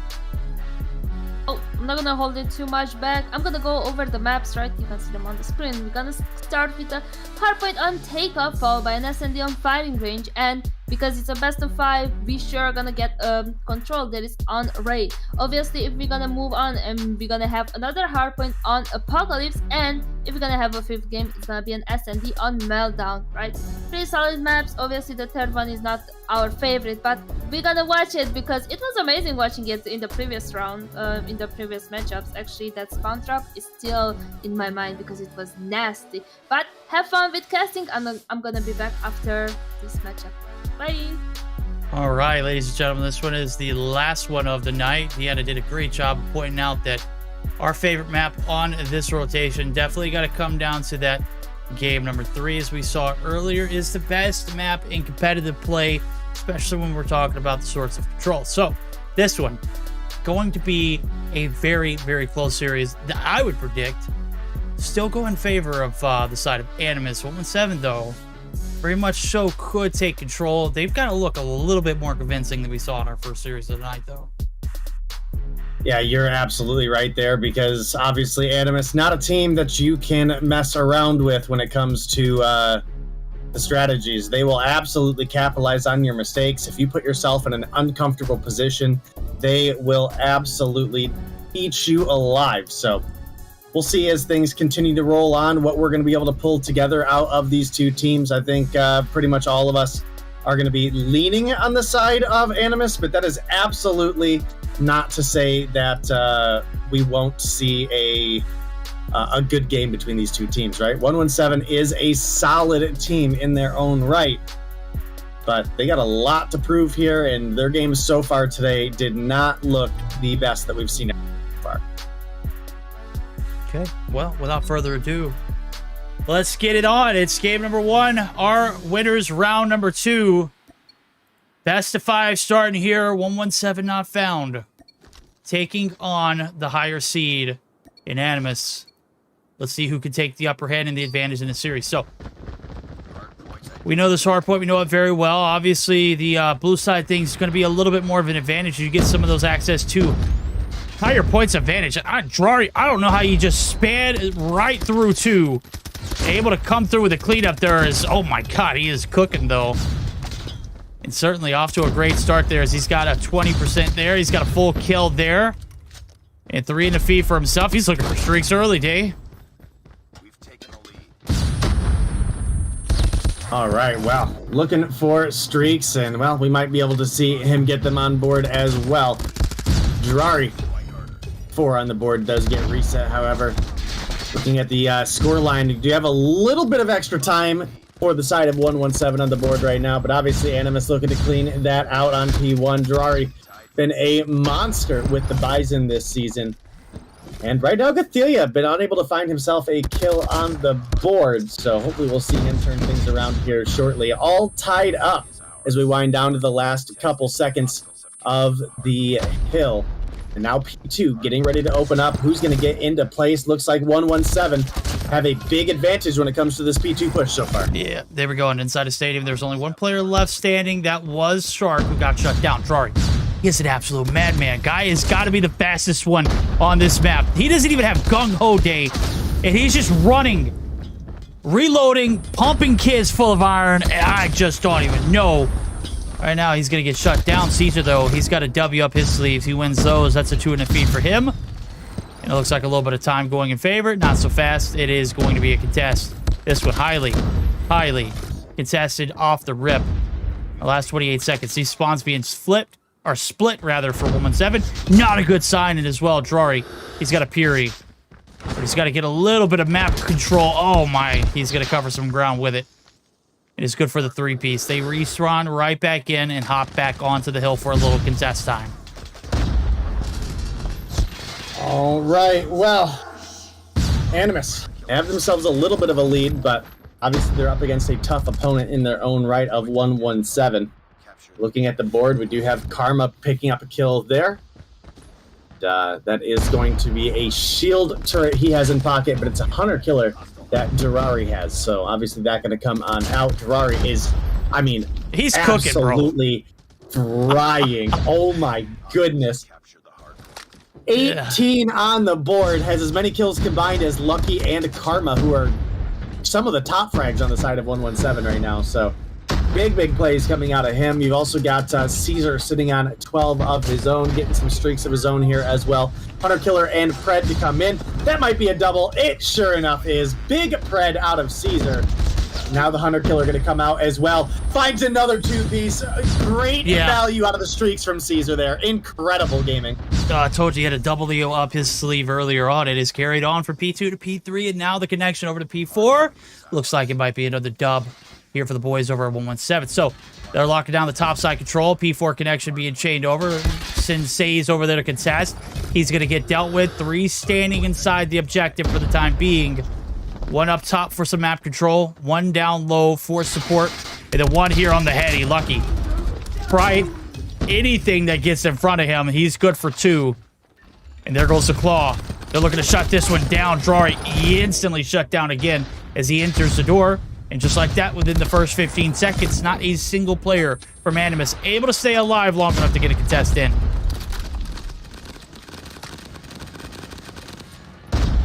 All right, well, have a hell of a game going on right now. 117 find themselves obviously in the lead once again. They're trying to stave off their opponents here on this P4. Can't quite fully make the break, and some time still going over to the side of Animus as Caesar looking to just lock down top. Gets a kill onto Girari, who has been unable to find a kill for quite a while now. In fact, Caesar's the one who's been fragging out. 27 on the board. I mean, Girari was on 18 when Caesar was on 12, and now Girari's still on 18 and Caesar's on 26. Yeah. What the hell happened? I'll tell you what, he has had a series of unfortunate events happen, and I'm not talking about those silly books, bro. I'm talking about Caesar cooking, Girari's on the menu. He has been served up and dealt with, finally. Some time here over to the P1 site. Lucky trying to put his hills on it. He is going to get shut down. Girari still yet to find a kill himself. I mean, we're not so much concerned with it, but when it comes to the overall standings, you're looking at it. The kills are definitely crucial. The drought is finally done. But another one has started as he gets shut down. So when he's cooking, this Animus team certainly racking up some hill time, and it definitely correlates. Right now, they're going to need Shark to step it up, as he has found 18 himself. Caesar, I think he might be able to set a record with the way this one's going. He is not slowing down either. Up top, already in new, he is just causing too much damage. And look at this, man. He's playing the stairs heady to a T. And Boot, don't be another victim, bro. Okay, Boot finally shuts him down, but Still, damage being done. Left, right, full, and center, man. Is all over the map so far. All right, man. I mean, we are in a good spot for the side of 117 compared to where we thought this match was going to start off with Jirari cooking. And you're right, Caesar not slowing down. Possibly could be on a record pace right now. Only 6 points separate these two teams. Does look like we have a War Machine out for Saze as well as Boot. Not going to get a ton of value out of either one, unfortunately, but you're going to have Jirari popping the Purifier. Finds one onto Saturn's, but gets taken down by Lucky. Does look like 117 have a big opportunity for a break here. Sparrow going to be popped by Caesar. Jirari runs right into it. And wow, Shark was allowed to come through for 3. My goodness. What a terrible play out of 117. Hey, look. It's been, back and forth. Terrible plays being made left to right. I think P3 the first time around. Animus just absolutely fed the beast. And the beast I'm referring to was Caesar. Man, he was cooking. He talked about having those 18 kills for Jar early on. He has since only found 7. Caesar, though, on the other hand, he has found 24 since we last talked about him playing. You said he had 12, but now he's got 36. Karma looking to get involved as well. He's got the Eddie in the hands. He's looking to clear out these backside spawns. They're trying to get the hit of a lifetime to clean these spawns out. And the lead transfer yet again. Karma can't pull the trigger quick enough. Well, he does, but he misses. And Gathilla now frying 2 as he's starting to pick up slack there with the claw. Let's go ahead and dive in for a quick one. Listen in now for the team that has the spawns, and it looks like it is going to be a split decision, but we're going to roll with Animus because they got the point. Lounge. Non, limite les gars, limite aussi. Limite à lounge. Dead lounge. One more limit. Il nous faut les lounge. J'ai limite. On Limite, y'en a qui push. Limite, c'est 2 limites. D'accord, 2P1, 2 mid. Allonge les gars, allonge. Gognou à balle. Gognou. Qui va tomber limite, ils sont trap, limite, ils sont trap, les gars. Il y en a, Bébon. Launch mid. Ils ont les Déconner à droite. Bébon, à gauche. Lounge dead. Ils vont les spawn limite. Vas-y, chill les gars, on a votre tâche. Attends, on s'attend. Deux limites. Totem blue dead. Ah, lo. Ils sont deux. Sparrow, bouge. Dead. J'ai limite, piquez pas limite. Attendez.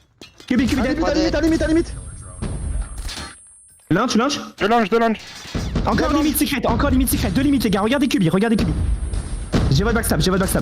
Ah, y'en a 2 backstab. Il y en a qui backstab. Spawn low. Il va top cielo. Un top ciel. Limite encore. All right, Calm's very crisp. Gotta say, every time it's always a delight. And you can see it now. The score absolutely starting to reflect that hard work as well. Caesar, since has slowed down. He's still sitting on 44 a day. This game's not over with, but with this P4 hold, I can see it coming to an end in a P2 if Animus is able to shut it down. Well, they are certainly going to try. God damn, Shark. I thought Shark catching up, helping Oh stop God. the Caesar train that was rolling. Caesar is going to find 2 of his own here, though, sitting down to 47. Now sitting down about 60 points. 117 are still in this matchup, but they do need to get their feet on the board here as far as this next couple set of hills. Otherwise, their opponents could walk away with the victory before they have an opportunity. Blue all across the feed right now. Boot gonna come through, gets the Predator missile killed. Jirari finds another 2-piece of his own, starting to get the train rolling once again. Animus struggling to get their feet on the hill along with 117, but again, 117, you're mostly just trying to delay as much as you can on a P1 from the side of Animus, right? You're not expecting a full hold on P1, but they do manage to pick themselves up 20 points so far. So good P1 out of these guys. Good P1, but then here's the trickle right here. You got to set up for new. You got to keep them off old, and certainly a very big pickle to deal with as well. 228, only 12 needed. Gathilla clearing out the top ropes. This one could very much so end here onto this rotation. 22 points to be exact. I'm sorry, I thought I said 12. 22 to be exact. My math's not mathing. Right now, the thing's thinking. Shark, he is caught up, and he's got 44 on board. He is going to get grief there. Caesar able to pick up his 49th. And they're looking for the kills as well. Drari going to run at him. Arms open, Shark. Bringing in some of the best gameplay towards the end of this one, man. Sparrow cleaning out the top as well. And here comes the contest for both sides. Yellow still remaining on the hill for the time being. 117 keeping the dream alive. This one's not just yet done, Date. 14 seconds still needed. The rotation over to New is desperately going to be needed as well. And all the scrap time, it looks like it's not going to be given away for free. I don't know if this is the right decision. Shark says, the hell with right decisions. I want a piece. He's up to 47 now. All right, well, this has been a hell of a game between these two teams. 117 obviously find themselves a little bit behind right now, but I mean, they are like the definition of not going down without a fight. Now P3, a big one opens up. Who's going to be able to get the hold here? We're technically in a position where 117 on a full hold can steal the win away from Animus right now. So definitely got to be on the watch out here. Gotta watch those spawns, looking like too. They're in a good position. Yeah, the spawns right now in their favor, but that could obviously change at any second. Whoa! What? All three of them dropped. They spawn right on the outside of... I'm in shambles right now. They're going to continue to do it. And it's a little bit of a split, but you can see the crowd right around the hill. They're not able to get in. These are starting to cook. Karma's starting to fry as well. Lucky has picked up the slack. He's got some outskirts control. This hit certainly still coming through. They're going to brute force push it with plenty of time to shut it down. Karma, only player there in existence to actually get his foot on the hill. Cavalry is there. The cavalry has arrived, and certainly they're going to be back and forth. It's a rotation anew. Karma going to pop the streaks. He gets the intel. He doesn't get a hit. Day, it is over. Animus might be able to put this one away. They got the advantage in the chain over. Only 3 seconds needed. Sparrow out for Caesar. Sparrow, it's out. But it's not going to be enough. Karma going to be shut down. Safe. Still alive on the point. Drari. Dylan the last blow. It started with him, and therefore it must end with him too.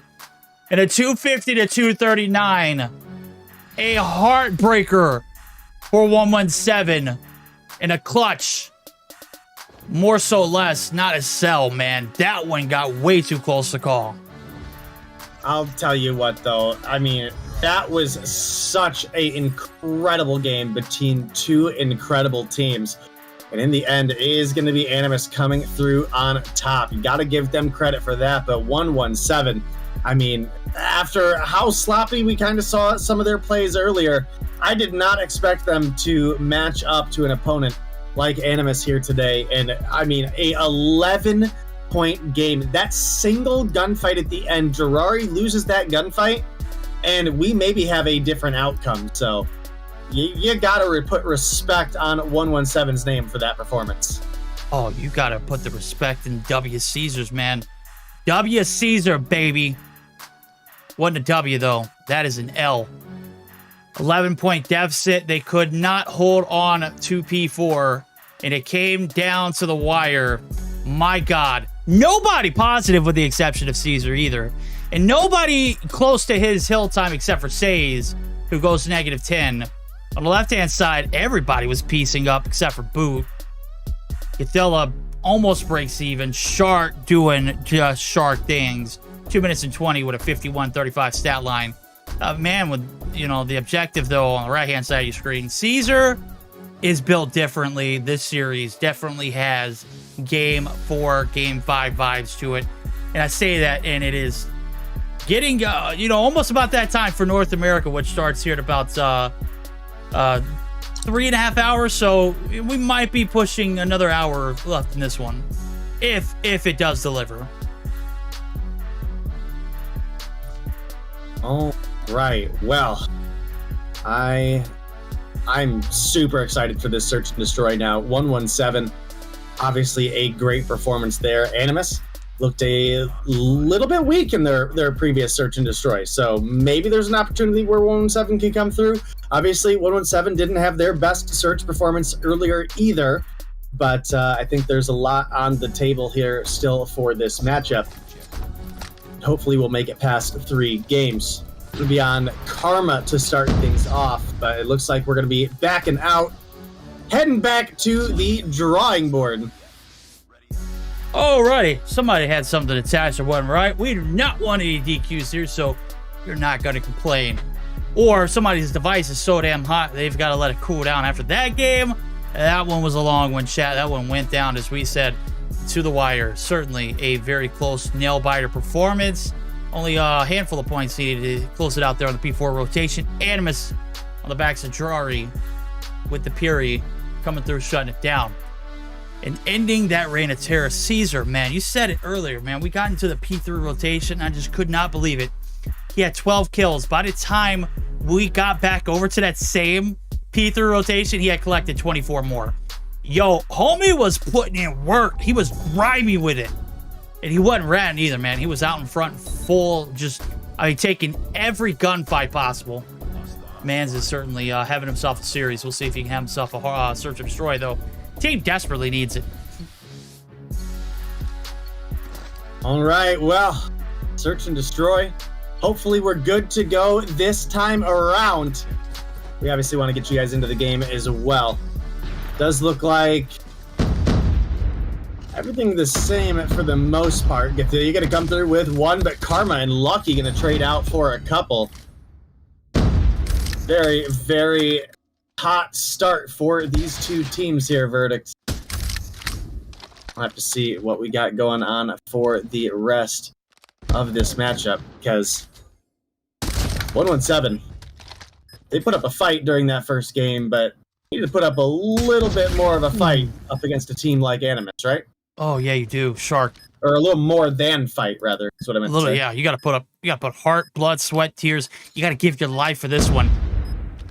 Nade shot from Shark, going to give away his location. I think they already kind of knew where he was at to begin with. This firing range.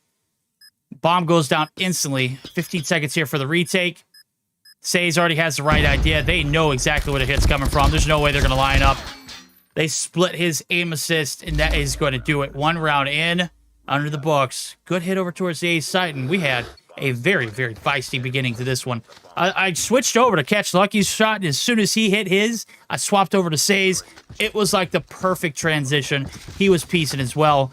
He got 2 that last round. He's looking for more this one as well. Lucky is back to prime form as well with 4 on his name, too. So he's going to be getting his fifth here. No, Drari shutting him down in the gunfight. Going to go his way. On the other hand, though, Bomb is looking like it's going to go down at B, even with the disadvantage. No, it's a 4v4. I didn't even see the other kill come through. So, Bomb's down.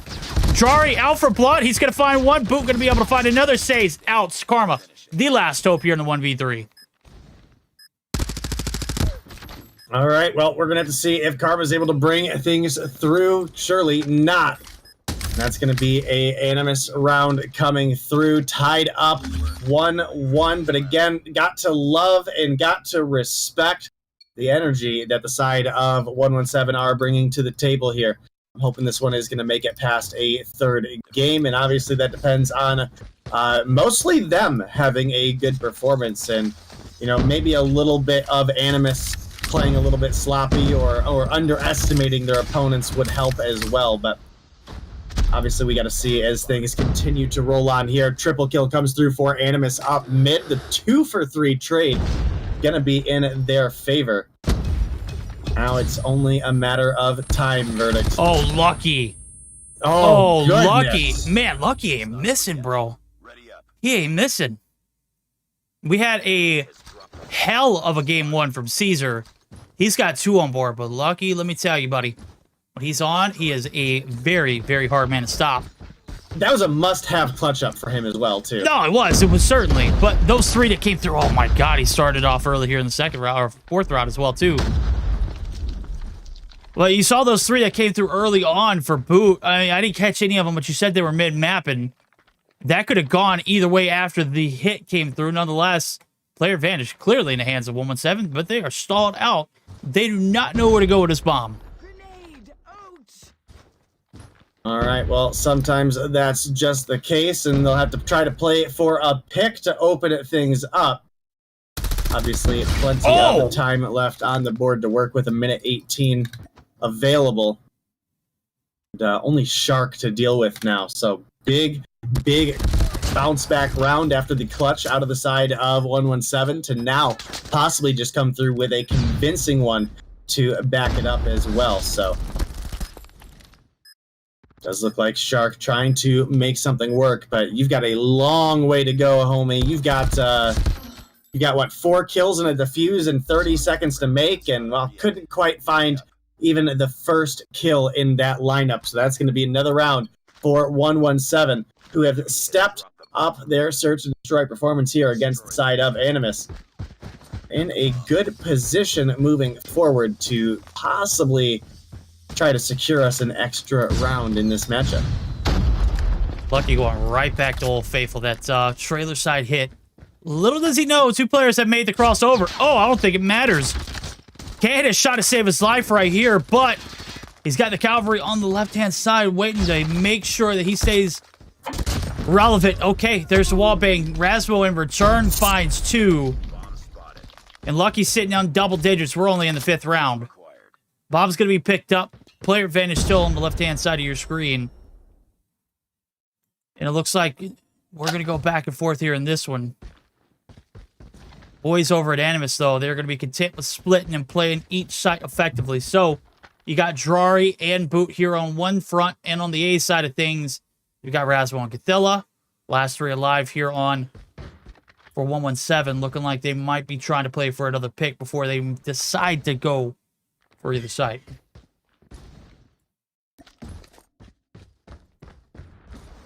All right, well, 3-1 advantage here in favor of 117, but the 4-3 player life advantage coming through for the side of Animus. Bomb is in the hands of Says, but obviously we can see a little bit more than they can. They think they're making this B rotation into safety, but obviously that's going to be answered real quick by Rasmo and Durari. You peek, you lose a couple hairs there, and that is going to be Says now. 1v4, getting swarmed. Durari with the machete. Oh, man. That's so toxic. They had the whole squad there. He's just the first one. That is a beautiful skin, too. Defend the objective. They have the bomb. Okay. Right, well.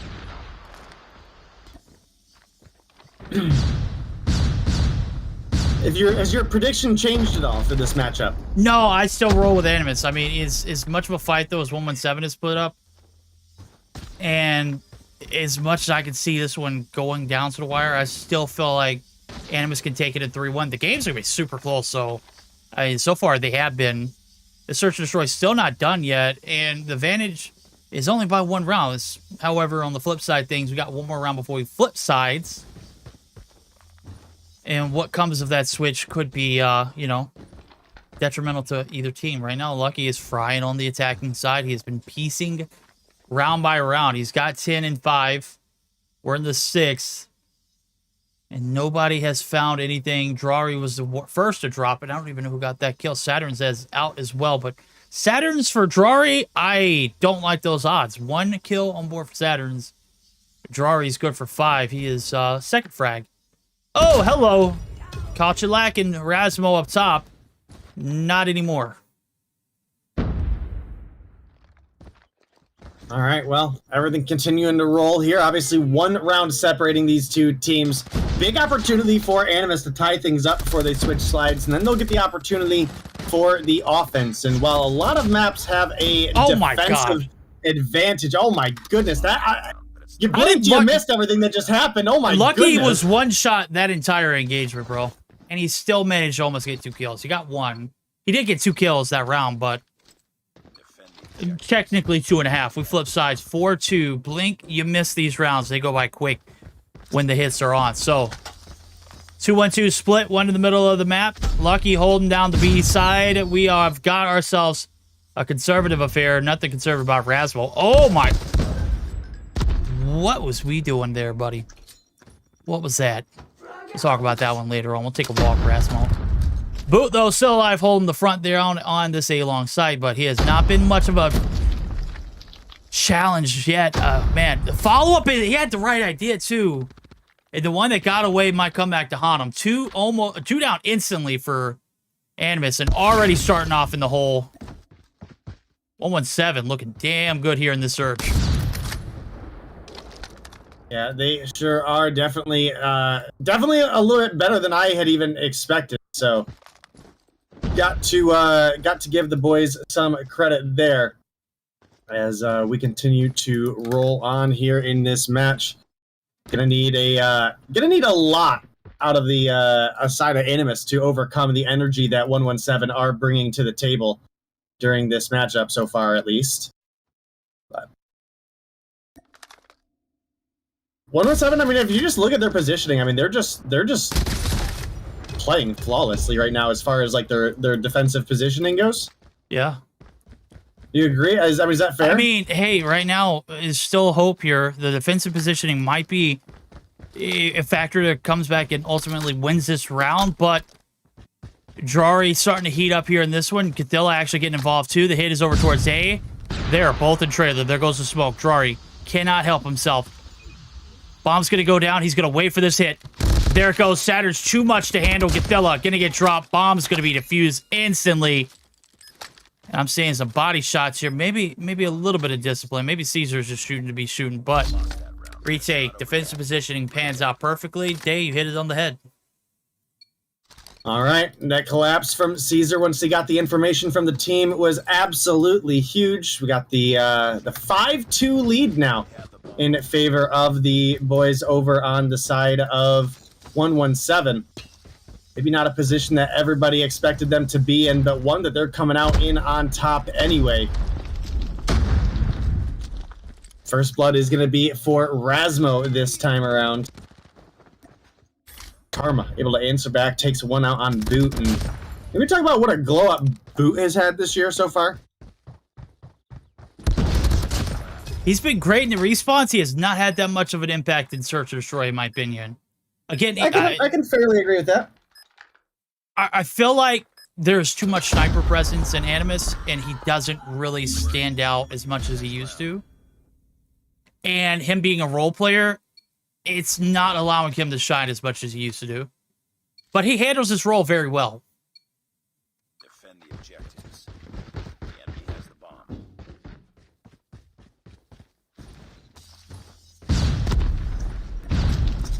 All right, here we go. Third round on the attack. Last one was successful. We kind of just let it float by. Caesar opened himself with one. Gets dropped. Drari there for the trade. He's in double digits. Finally, Karma. Right around the corner. Oh, my. Drari might have gotten the perfect COD time. And Says, however, does. And Karma right there on the smoke. And Drari just content with firing away. He's going to get shut down. Karma able to pick up their 7th. And it's down to 2 yet again. All 4 players right there straddling that B site. Boot and Cathilla not going to be swarmed from the backside. The intel should tell them they might be able to get back over here without any casualties. As a matter of fact, Say's actually getting the read as well. Oh my, Say's able to cut it in half. And Boot, now last one alive. He's going to have to chow the contest. No kind of cover. Couldn't hit the shots. We are on map point. All right, well, I mean, big plays coming out of 117. Their search and destroy has been vastly superior to Animus in this particular matchup. And definitely got to give them credit for that, because historically speaking, we would look at a team like Animus and say, yeah, these guys are good at search and destroy. And I'm not saying that they're bad, but I'm certainly saying we have had some incredible rounds coming through from the side of 117. And that has actually largely been, in fact, due to some misplays, in my opinion, coming out of the side of Animus. Some misorganization, some clunky pushes. And we'll have to see as we continue to roll on if they're able to tighten things up. Obviously, it's do or die at this point verdict. Just Boot, last alive in a 1v3 to keep Animus in this one. All right, this one. Not getting very far. We're already on map point. We're going to be tied up in the series unless Boot has anything to say about it. We talked about his impact in the Search and Destroy recently. We have not been impressed. Let's see if the boys over at 117 are. They're chucking nades. They are tucking everything away. And Lucky, I think he might have missed his perfect opportunity. Boot Not a lot of time. Say's going to get the intel. I'm waiting for the push. Boot. Not going to commit. The second one, though, it looks like he's going to be able to get the job done. And a reposition, though, a lot of time passed. Lucky and Karma not able to cover any ground on that one. And the dream is still alive. Lucky. Karma looking to put him out of his misery. Boot. Looking to shine in this one. Here comes the first one. He's good for one. The redirect, Lucky, hits him with everything he's got. And that is 16 on board through 10. And a 7-3 win. This one is done. We're heading to the control, tied up at 1. All right, so we are going to get an extension in our series, at least, thanks to the side of 117 not found coming through and picking off a victory in the search against Animus. And it wasn't just a victory. I mean, that one was convincing. 7-3 fashion. A lot of times I'll point out matches like that where I'm like, you know, hey, these came down to a lot of 1v1s, and, you know, I really think we have to give credit to this team for being this close. No, Animus, I mean, just going to be real with you here, kind of got crapped on. A lot of those rounds came down to 4v1s instead of 1v1s. So, I mean, 117 just were the better search team here today. And, you know, they may have to prove that again in a game 5 if we make it that far. All right. Looking at a potential copy pasta from our regular season matchup. Hardpoint victory? No, it's actually exact opposite, right? No, I can't remember now. I think it was 117 who won the hardpoint and then lost to Surge. So they kind of fell off for what seemed like the longest. They haven't been as convincing in Search Destroy. As a matter of fact, I think it attributes to the fact that Lucky really hasn't been all that this season. Hasn't been the big carry that he needed to be for this team to win as convincingly as they normally do. He had to drop 16 for them to put this one away 7-3. Bet it gone any further, I could have definitely seen Droid putting up similar numbers, but it doesn't. They end the misery. Shark ran out of gas after game 1. Let's see if we can pick up slack now, because we know how much of a demon he is in control. They're going to need everything. 7-3 victory going in favor of the boys over at 117. We'll take a look at the best 5, see where we are heading. That's right, Dave. Get all of your sunglasses and your leather jackets, whatever you could find. We're heading to Hollywood. All right, well, we are heading on to one of our favorite maps. All of us casters here at Mobile Mayhem absolutely love this map coming your way. And it looks like we're ready to start. It's going to be Raid. I can't think of a terrible person that doesn't like this. I mean,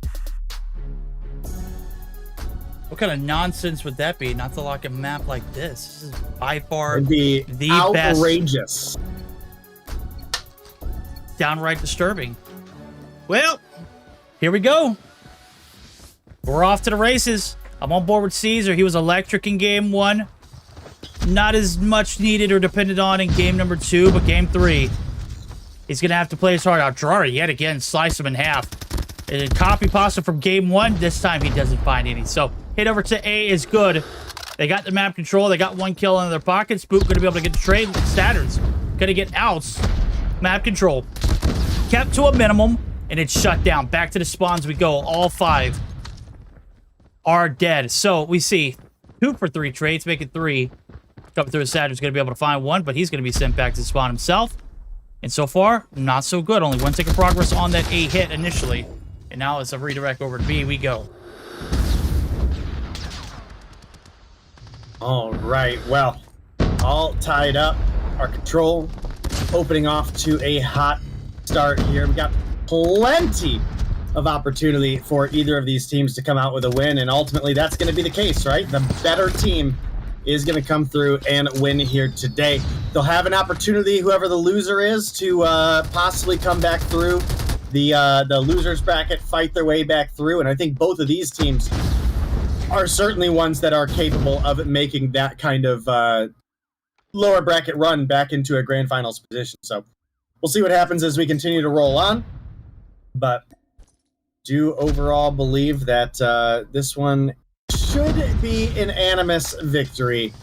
They've been pretty consistent when it comes to controls, And unfortunately for the side of 117, I can't entirely say the same there. Obviously, they've come through and got themselves into this position, but I just have not seen the same level of consistency. I mean, I had to start off their first game verdict talking about how inconsistent this team has been at times. And I think that's a big factor that we can't say the same about for Anime. Okay. Good analysis right here. It's down to 6. Rockhead, he played to a T right there from Gathilla. He's good for 2. Not Rockheady, I'm sorry, but Godheady right here on the tree. You got Boot holding down the jungle too. So 4 players left standing. They have 1 last hit in them. Caesar, good for 1. Drari, good for another. Shark, able to get the trade out. Shark going to be able to find his 5th. And it was down to Karma. Locked down. 10 bodies left standing on the left-hand side of your screen. Already off to a great start to defense. Holding strong for the time being, but we'll go back and we'll circle back to that round. I love the redirect. I love the double time they put on both A and B at points. And at some point, I almost thought they were going to be able to get both captures in, but the commitment to preserve that A site ended up prevailing for our defending site. Now we see a decisive choice over towards the B hit. Right side's compromised. They got 1 tick of progress under their belts. Right there. In red, though, it is compromised. Who is holding that lane of traffic? It's Boot. He's going to have to take down 2 right here in this one. They are going to get caught looking left. And he is going to hit him with the right. Animus going to be able to get 2 ticks of progress rather quickly there on B. Ring still very much so compromised. All right, plenty of opportunity for a 117 comeback here. They may be sitting down a round, but I mean, that is just a round, right? So we will obviously be looking for more out of them. They've fought long and hard to get into this position, and we don't want to see them fail just yet. At least not going down without a fight. It does look like we have a 2-life lead for the side of 117 right now, so in a fairly decent position when it comes to that sense. And obviously, we're going to be trying to get ourselves a B capture on the board. We're looking at 2 ticks of progress already for the side of Animus. They got to keep things rolling here because their opponents are setting up a little bit of a defense. Again, they do have a little bit of a life lead, but the B capture comes in. That's going to exit our time. Now for the difficult part, trying to recoup, trying to regroup, and trying to get that A capture in. It can be very, very difficult, but it is certainly doable, especially for teams of this caliber, right? You're absolutely right. Right there, I was trying to swap over to Says, but he dies almost instantly. Laundry control going to go in favor of Animus. They are trying to get into the spawn sites. Rasmo looking to peel back the wings of Som and Annihilator out. He's good for 1. The backside covered, though. Shark, he's got it there for the trade, but he's only going to be good for the 1. The spawn trap going to be sustained unless Gathilla has anything to say about it. There goes the claw. Go for the first. He's got a line of sight into the spawn as well as the backside covered. That is 3 to feed. Down to 4 they go. Jungle is compromised. It is down to 2. Now it's down to Lucky. We'll see how lucky he can get with a 1v7. It ain't happening, chat. This one coming down to the wire. 117 not able to hold the defense. All right. Well, that could be a big nail in the coffin coming through for the side of Animus there. Being able to snag away that victory where it was looking pretty solid for 117 for so long. But I do think a big factor is Gathilla coming through here. If we look at the kills across the board, we are massively leading overall on the side of Animus.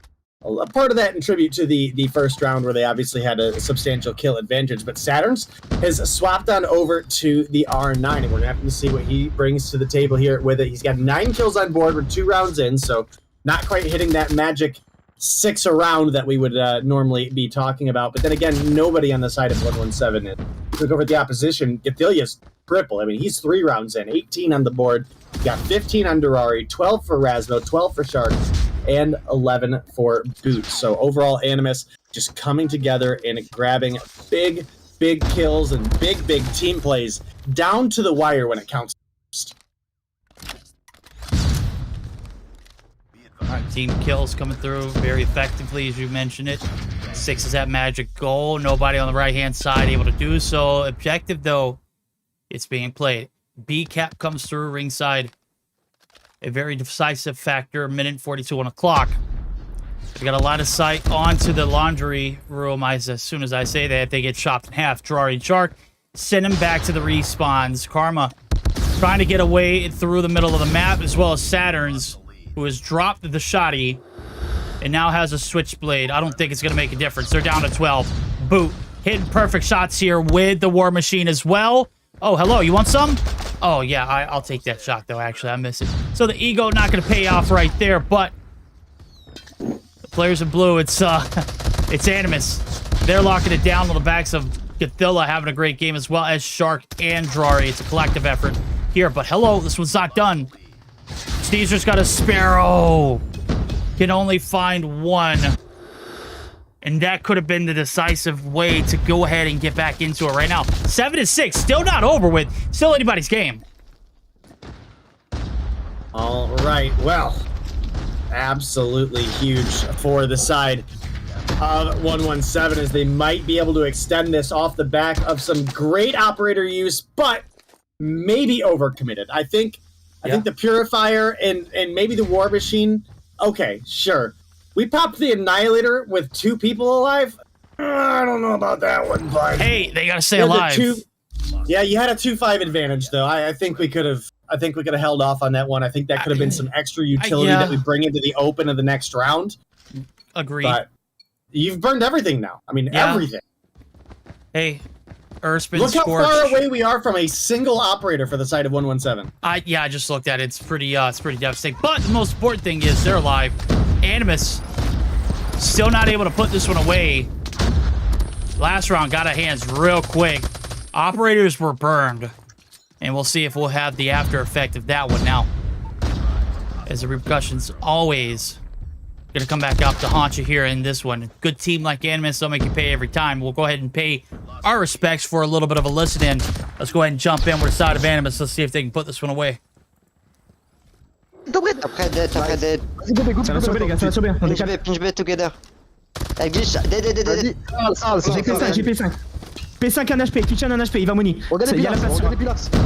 Peut-être stairs, Harry. Je regarde les Je vais regarder Zig, je vais regarder Zig. De l'entrée, encore un secret. Vas-y, Zig maintenant. De Black Van. Zig un HP. Black Van. Go. La pression sur A, je vais mettre la pression sur A. Poule à droite, boot à ta droite, nice. Venez B encore, venez B, il y a la place. Un bar. Je les vois. Ok, venez B, il y a la place. On finit B. Ensemble. Fais gaffe au milieu, les gars. Vas-y, on a un sprint kill après, les gars. Ouais, on a un sprint kill après. On y va ensemble. Allez, come on. Checkez les corners. Non, Mysters, je suis low. J'arrive. Low Mysters, Jump window boot. 5 corners. Je suis dans leur spawn. Bottom bedroom. Okay, hit over towards the B site is complete, but hard work begins, and let me tell you, they're in a little bit of a rut. Round flips on its head real quick, 7-12. See if they can reel it back in, though. Comms, very solid, very affirming. The confidence is still very much so there. It's always a good vibe when you know you got Godzilla there. And just to hear the voice lets me know that this team is still very much so capable of shutting down. So 6-9. 3 drop instantly, make it 4. And they've got a line of sight here onto the A point. Saturn's able to win 1, and nobody here to reciprocate. Ops being popped here for Godzilla. He's looking for the home run. Can he get it done, Dave? All right, well, we are looking at a 4 versus 3. It would be a crazy win for 117 to pull off right now, but they're in a close enough position that it could absolutely be done. Obviously, you're going to be on the lookout for some of these kills coming through. Again, no operators available for the side of 117. I think that's a big factor to consider here. We've got War Machine, we've got Sparrow, we've got Annihilator burning for the side of Animus, and that's going to be it. 3-1 victory coming through for the side of the boys over on Animus. Obviously, we're in a best-of-5 situation, so it's not quite over yet. But it is certainly a lead going in favor of the boys over in blue.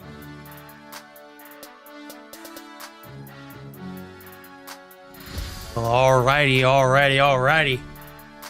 We're going to learn today. You can't ever discount this Animus team. The fight in the dog over at 117, though. At Spanish Connection roster, or what once was,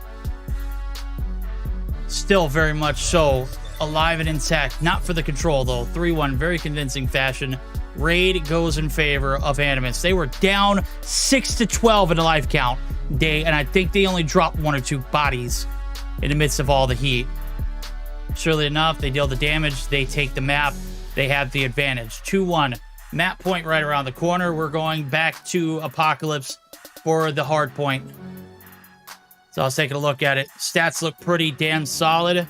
Both teams putting their best foot forward. And again, may the best team win. So far, it's been Animus in both the respawns. 31-20 for Gothilla, 25-19 for Shark. And on the right-hand side of your screen, Lucky picked up the pieces as much as he could. He got that 6 kills per round, but he was the only one to successfully do so. Oh, boy.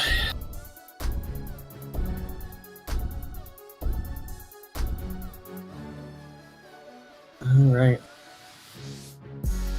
Guess we're checking to see if teams need a minute to cool and or charge their phones, but we'll get you guys into the match as soon as we possibly can.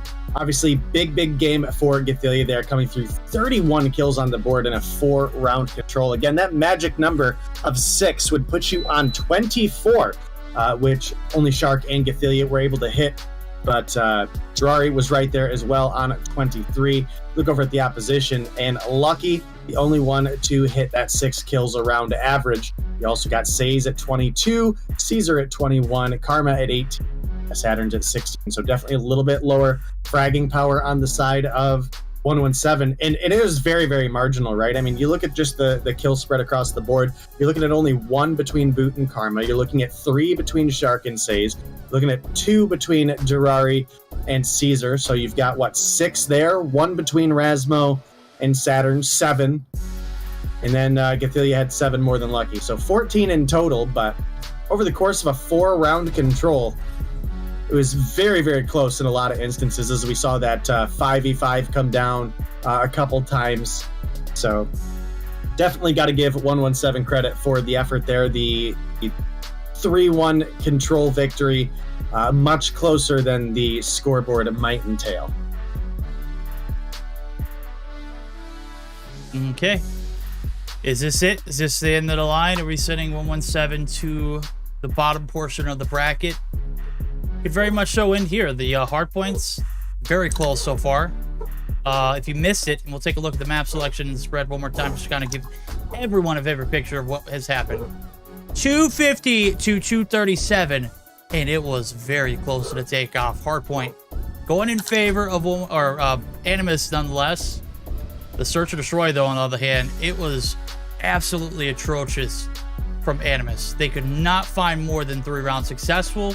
7-3 victory for 117. Rolls us into game 3. Split decision so far, but the 3-1 decisive victor goes in favor of Animus. They take control of this series. They could end it here, Day. This could be where our journey ends for the night. And I'll pick back up after this as well, because we got North America coming up. Bobby and I. Let's see what we got on our plates here for this one, though. It's not over with yet. Animus do start off with the top side of the spawns to lock down that P2 site, but they've got to make it through P1 first. All right, well, Apocalypse coming your guys' way. We are getting ready for it. Does look like nobody disconnecting here this time around. Gonna get it right off the start, and it's a Durari. Gets a trade out. Taken down by Lucky. Saturn's good for 2. Gothilla able to come through for 1. And man, a sea of yellow splashing up on the left-hand side of the screen. Durari looking to try to put an end to it, but all he's going to do is put a little bit of a dent in the chain because it is 117 continuing to streak out here on this P1. Oh yeah, they've been flawless so far, but I feel like that's one of the benefits of spotting down low is you get the advantage of, you know, maybe a little bit more of a cautious team that's on the north side of the map. You don't want to give up those spawns. More importantly, you can play a little bit, you know, around the P1 site and just keep them off of the objective for the most part. But right now, it's aggressive. Both sides, both fronts. They want a little bit of time off of this P1. Those spawns still very much so of going course in favor. If you're looking at the bottom right-hand side of our screen of the mini-map, in favor of Animus and Rasmo, he is holding down the temple as if the gods were depending on it. Finally, he's going to get shut down. So, spawns all the way out in Narnia. This is not a good sign. Drari as well. Can Animus hold on to the hit now as Shark's got to redirect his pressure and wait for the cavalry to come through. Rasmo going to be able to piece one into transition in a well-orchestrated defense so far. But those spawns still a factor. All right, well, this is certainly turning out to be another spicy hardpoint. And keep in mind, guys, the first hardpoint between these two teams came down to a 250 to 239 victory for the side of Animus. And now at 117, they are in a corner. They've got to come through and close out the hardpoint this time around. Otherwise, it is down to the losers bracket for them. Right now, it's only a 3-point lead for the side of Animus. Couple blue kills coming through in the feed. Drari, very bold challenge and ends up paying for it. Not quite sure what that one was about, but you know what? Sometimes it just happens. And it does look like we're going to clear out the last couple seconds there as our P4 gets ready to come through. Drari pushing on in, able to find one, but trades out the War Machine. Okay, that's pretty decent for this hill.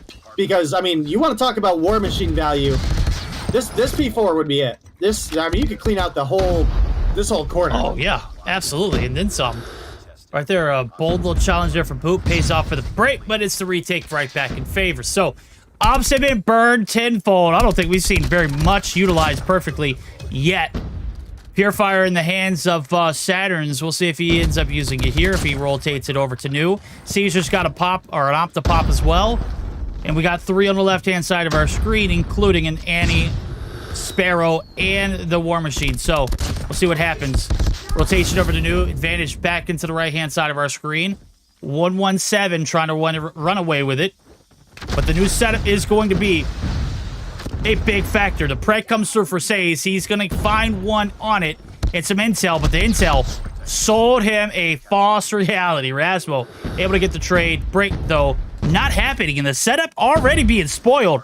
Caesar popping the Sparrow as well. And it looks like the chain over to P4 is going to happen. All right, well, 117. This is kind of how the takeoff started as well, where they were able to grab themselves a little bit of a lead towards the early middle of the game. To see if they can capitalize a little bit harder this time around. They've got about a 50-point lead on their opponents. But it's obviously going to be a difficult one to retake, and this is one of the harder hills to hold just because there's so much exposure. Any of the realistic spawn points you're going to get on this map are realistically within grenade throwing range of the hill, so that's always a factor as well. You got tacticals raining in, you've got lethals raining in, you've of course got players rotating in from 4 different directions as well. So we'll have to see what's going to come through here. Looks like Hunter Killer going to find one onto Saturn's. That hill is going to clear out, and now we're getting ready to head out into our P1 reset. All right, first set of hills down. 117 with a little bit of an advantage. They got the spawns from new, as well as some hill time to go along with that. We're going to go ahead and click our hills twice. Dive on in and see what those comms sound like, as they might have sold the bag. Spawns do split for the time being. Let's see how they handle it. When he say P1 is top TV. We don't have TV. One jump out. Jump out. Two and those in the middle. We need to touch it in front, guys. Bridge. Okay, nice. Nice. Hey, bottom, bridge, Dari. Nice, good job. Go new, push deep if you can. Where jump out and one shot and one shot. I can't No, do. no, yo sí que estoy one shot. Flash jump up one. I'm reloading. Need to play together. I bait them on Okay, cave, okay, guys. We need to pick the window guy. Window one shot. Rush in the window one shot. Jump out. Está right side. Oh, jump up and the car, jump up and the car, two jump up. Jump out is one shot. Jump out one shot. Okay, push together by shot. Nice. We got down. Come Jump up in the window. Two jump up on window. Two jump up on window. Window, one shot, no pique. Che Piori. Non sparo tu. Mid glow. Claw one shot. Bro, ¿cómo mata? Don't push gate. They got burrito. Cuidado medio, be careful mid.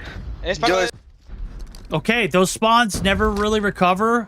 Hill time for the time being going to go in favor of Animus. It is Drari going to be able to solidify. No, it's a scramble. They got the backside spawns, but with 30 seconds left to go, Lucky able to slip on through. Let's see if Saze can fill the slack. So, I mean, they could have been better, but for the situation given, I can't complain. They've recovered very well. Yeah, I mean, 117, this was a big challenge for them when it comes down to the mental game, right? And, you get into these longer matches and they're difficult, right? You can't argue that fact at all. Any player will tell you that, winning a best of 3 and 2 is basically not going to challenge you in a lot of cases, but coming into a best of 5 and getting pushed past that game 3 is going to start to really challenge your focus and your ability to compete. So both these teams are really getting held to a pretty high degree here when it comes to what is expected during this match. And right now, it's 117. They've been able to capitalize on it a little bit better. They have themselves just a small lead, nothing too crazy, but a lead nonetheless. Sitting up at just shy of 50 points ahead of Animus right now. Caesar takes himself down with the Sparrow, but not without taking 2 of his opponents down first. Yeah. This is a big opportunity to possibly push us into a Game 5 situation. Keep in mind, guys, this Animus team took down Kings just the other day, so this is not a pushover Animus roster in the slightest. 117 obviously coming through, putting their best foot forward as well, and it proves it right now in this matchup. It does indeed. I gotta agree with chat though. Caesar definitely sounds like his profile picture. He's a little weirdo, right? I'm just kidding. Obviously, weird's a good thing. I didn't mean that to be disrespectful, bro. Come on now. Wasn't disrespectful. Animus. They're going to be able to get the break. Oh, Saturn's popping the Fury, getting shut down. Oh, my God. All the ops coordinated here. It's got to pay off dividends day. Let's go ahead and dive in. This is the last stand, or else you turn this one over. Animus, let's see if they can turn it around. Middle, à gauche, Shark. À gauche. À gauche, les gars. J'arrive, focus. 3C. Flash side. Faut qu'on pitch un peu, les gars. Middle, demi-dose, qui tiennent. 3 side, encore 2 side. Allô, les gars, ça va, devant toi. Encore, les gars, mid-house. Go next. Go new, c'est pas fini. Celui-là. Les gars, top, il y en a un top déjà. Tu me fais full flash. Top push. Top dead. Ah, broken, les gars, j'ai pas le broken. Stop pass. On a perdu les spawns, Top pass, chez nous. Middle house, encore middle house, les gars. On a les spawns, j'arrive broken. Dead, middle house, top. Encore un top house. Ils ont eu top house toute la game. Broken dead. Nice, encore un top house. Ça se broken. Deux broken. Broken dead. J'ai les spawns. Ça se broken encore. On joue tous ici. Ils ont encore les spawns. Encore spawn, ça va push. Ça va arriver top house, contrôler top house. Ça va arriver bottom. Okay, I gotta say, comms, I mean, they're keeping it alive, but those investments of the operators, they did not pay off right now. 31 seconds is all that is needed. Animus still in a position to close this one out, but they're going to have to be tighter on these rotations and tighter on these holds. As a matter of fact, they got to get a little bit set up here for new. And as a matter of fact, remember what I was talking about earlier? Maybe you got those spawns and you don't want to give them away and you don't play P1. Well, that might be the case of what 117 might have just done. And it's backfiring. All right, well, hopefully we'll be able to see, for the likes of Animus, we'll see Boot and Shark get their stuff together for the remainder of this matchup, whether it's for this game or if it's for the next one because they are way behind the pack, sitting on 20 and 18 kills respectively. Look over the opposition. Almost everybody at 30-plus kills for the side of 117. The one exception is Lucky, and he's at 29. I mean, he's not in a bad position. You also get Rasmo on a 27. It's largely Drari and Gathelia. It is. Drari and Gathelia dominating. Gathelia, more importantly.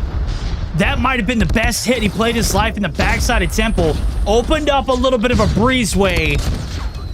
But is it going to go for granted? Shark, only one here to contest. Through the smoke, he's able to stay alive. Drari, able to insert himself in the equation. Yet again, gets burned by his own purifier. He pops it, and I think he might have lost it. 10 seconds now needed. Nobody here in sight. This might be game 5 bound. We are through the smoke. Drari going to be able to make the connection. The contest is there, but it's not enough to stop this victory from happening. Boot from the backside. Going to be able to extend this one in a little bit of life. 249 and counting. Only 1 point needed, and it's coming down to stilts. All right. Well, a very difficult. Yeah, I mean, very, very difficult matchup for Animus. Everybody on the side of 117 was firing on all cylinders, and they were playing as a cohesive unit. I mean, again, we talked about the kills. We talked a little bit about the objective time as well, and I think this is going to be a great scoreboard to pull up because it really shows where 117 were able to capitalize. You may have had Karma come through as top frag with 41, only had 30 seconds on the hill, so not a ton going on there, but let's look at the remaining members of 117 as well.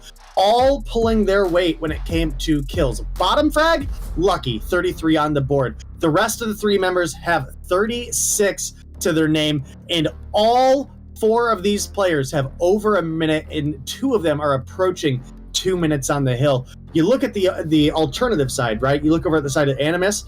Sure, you had Gathelia coming through a top frag of 45 in about a minute. You had Drari on 40 with about 40 seconds as well. You had Shark getting kind of crapped on, okay? Minus 16. Did put some good hill time up. We'll give him credit there. But Rasmo and Boot also down at 26 and 27, sitting on a minus 8 and a minus 12 with only 40 seconds combined of OBJ time. That's rough. That's rough. It has certainly gone the distance. Right hand side of your screen, not only were they positive, as you mentioned it, the key factor in this matchup, the hill was supported with a minute plus on it from 4 of those players, and they all pulled their weight. Left hand side, a bit of a struggle. That is quite all right. Respawns now, not a flawless one, and ultimately that one, it was 117 who dominated for a majority of it. They started off with a little bit of a slow start, but they regained big time on those P3s and P4s. And when the reset hit, they had all of the right things going in their favor. Animus, though, playing catch-up the entirety, it just caught up to them. They just could not afford to keep getting hit on these rotations. The transitions were lethal. They couldn't win the gunfights in the midst of all that action. And as a matter of fact, spawns never really favored them. And even when they didn't really capitalize. So we'll come back and break that one down now. We're going to get geared up for our last game, certainly, of the night. It is Meltdown, Search and Destroy. Chat, we're not even going to waste our times. We are 4 hours into the broadcast, and it is coming to an end now here, being the difference maker. We've already seen 117 play this one earlier. They did not look convincing, Dave. Panic had them picked apart. I wonder if Animus is going to be able to make these same reads.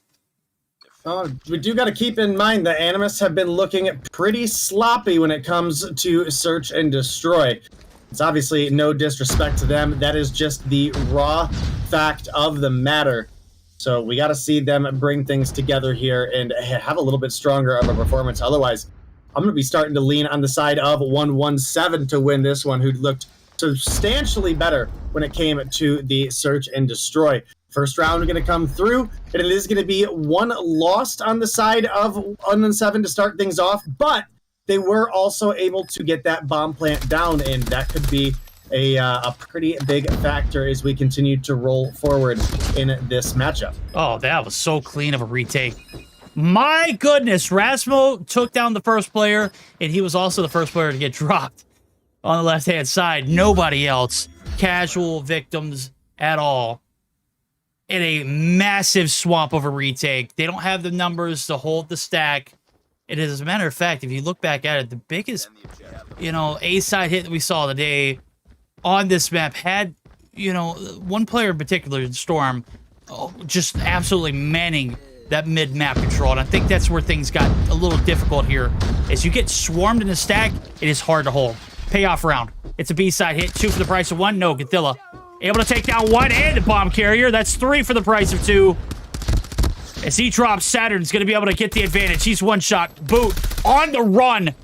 And the trail's going cold. And not only that, he ate bullets from Karma, the team. Holding firm. Back and forth we're going. All right, some big plays to answer back for the side of 117 because they kind of got stomped in that first round. It was a huge swing for the side of Animus despite the early bomb plant coming through. We were able to capitalize big.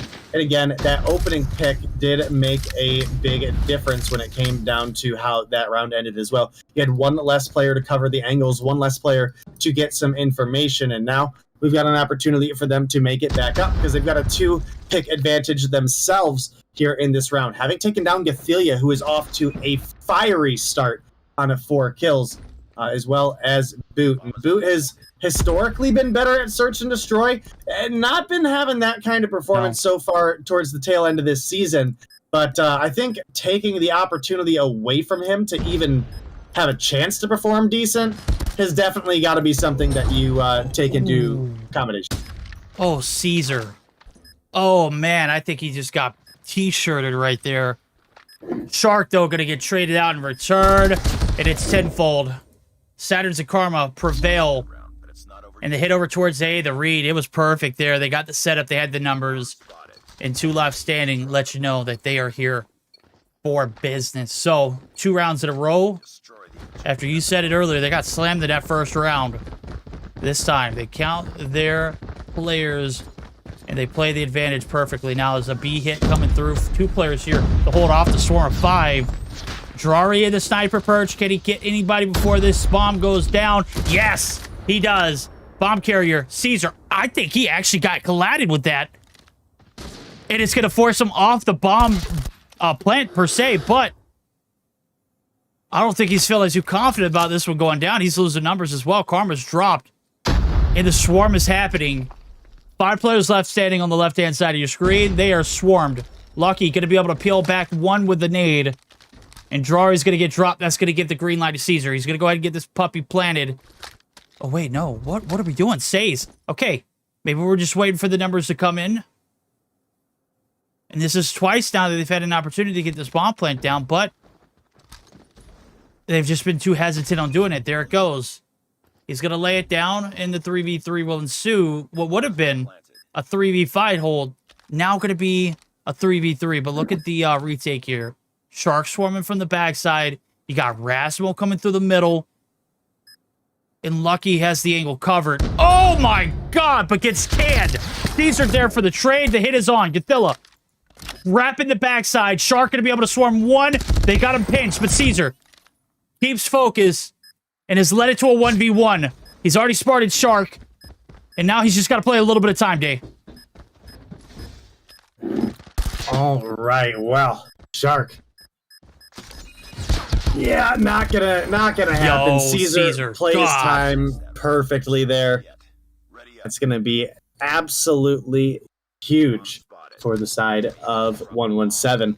Again, we're all the way here in game 5, chat. 117 have put up one hell of a fight, and they're looking to push through all the way to the end and take it into the winners finals up against the likes of Kings Animus. Obviously, if they fall here, we'll have an opportunity in the losers bracket. They could come back and get their vengeance, but we talked about the top 3 teams in Europe just the other day, right? And we'd mentioned right there with Animus and Kings is 117. And this is the 117 we have to see. This is the 117 we like to see. This is the 117 that is a top 3 contender. So I'm hoping we don't see any more of those kind of lower end performances that we've had scattered throughout the season out of these guys, where they've let teams score way more on them than they should, or they've lost way more search and destroy rounds than they should. So definitely proud of the boys on 117 right now. Okay, well, proud of him right now. Proud of Says. He has made the breach on the backside. Great trigger discipline as well. Is going to get sights on 2. Going to get the call-outs as well as that bomb looking to get picked up and collected. Cathilla not going to know what hits him. Drari, by the time he gets the information, has already eaten a few bullets. He is going to be tagged up and bagged up. And just like when it was looking like a little bit of a disadvantage, Stays comes through with a play that might have saved the round. Bomb's going to go down. They don't have Caesar here for the clutch this time around, but they do still have 3 standing. So, 40 seconds on. Rasmus able to peel back 1. The hit already coming through. Both fronts being covered. Lucky gonna opt to rotate onto the backside. He's not gonna get the read that they are not coming through the smoke. Stays is flawless. Shark though shuts him down, and it's all unlucky. It's the shot on 1. Can he get the other? Boot. Need you to go big here, buddy. You only got 1 kill. It ain't happening. Lucky. Oh man, he's just playing with his food right now. Lucky has done the impossible. 1v2 clutch is coming through. Boot late to get the drop. Can't win the gunfight either. This one's chalked. Boot gets the kill. It ain't for anything, though. 4-1 lead. Things getting out of hand here, and it is ugly for Animus. All right. Well, Animus certainly struggling more than I would have ever expected them to in a search and destroy game. But you know what? That is just the way the cookie crumbles, I guess, because their opponent, 117, not only winning away the search and destroys, but also snagged that second hard point as well. So in a great position right now where they could find themselves in a winner's final position if they keep this energy up. We're now looking at a 2 versus 2. Drari and Boot up against Lucky and Karma. Certainly possible for either team to come out on top here, but so far the search and destroy has been in the first game as well as in the final game much more consistent for the side of 117. And Animus have kind of taken a step back when it comes to search. I think that their search performance the past couple weeks has been some of the weakest I've seen out of them all season.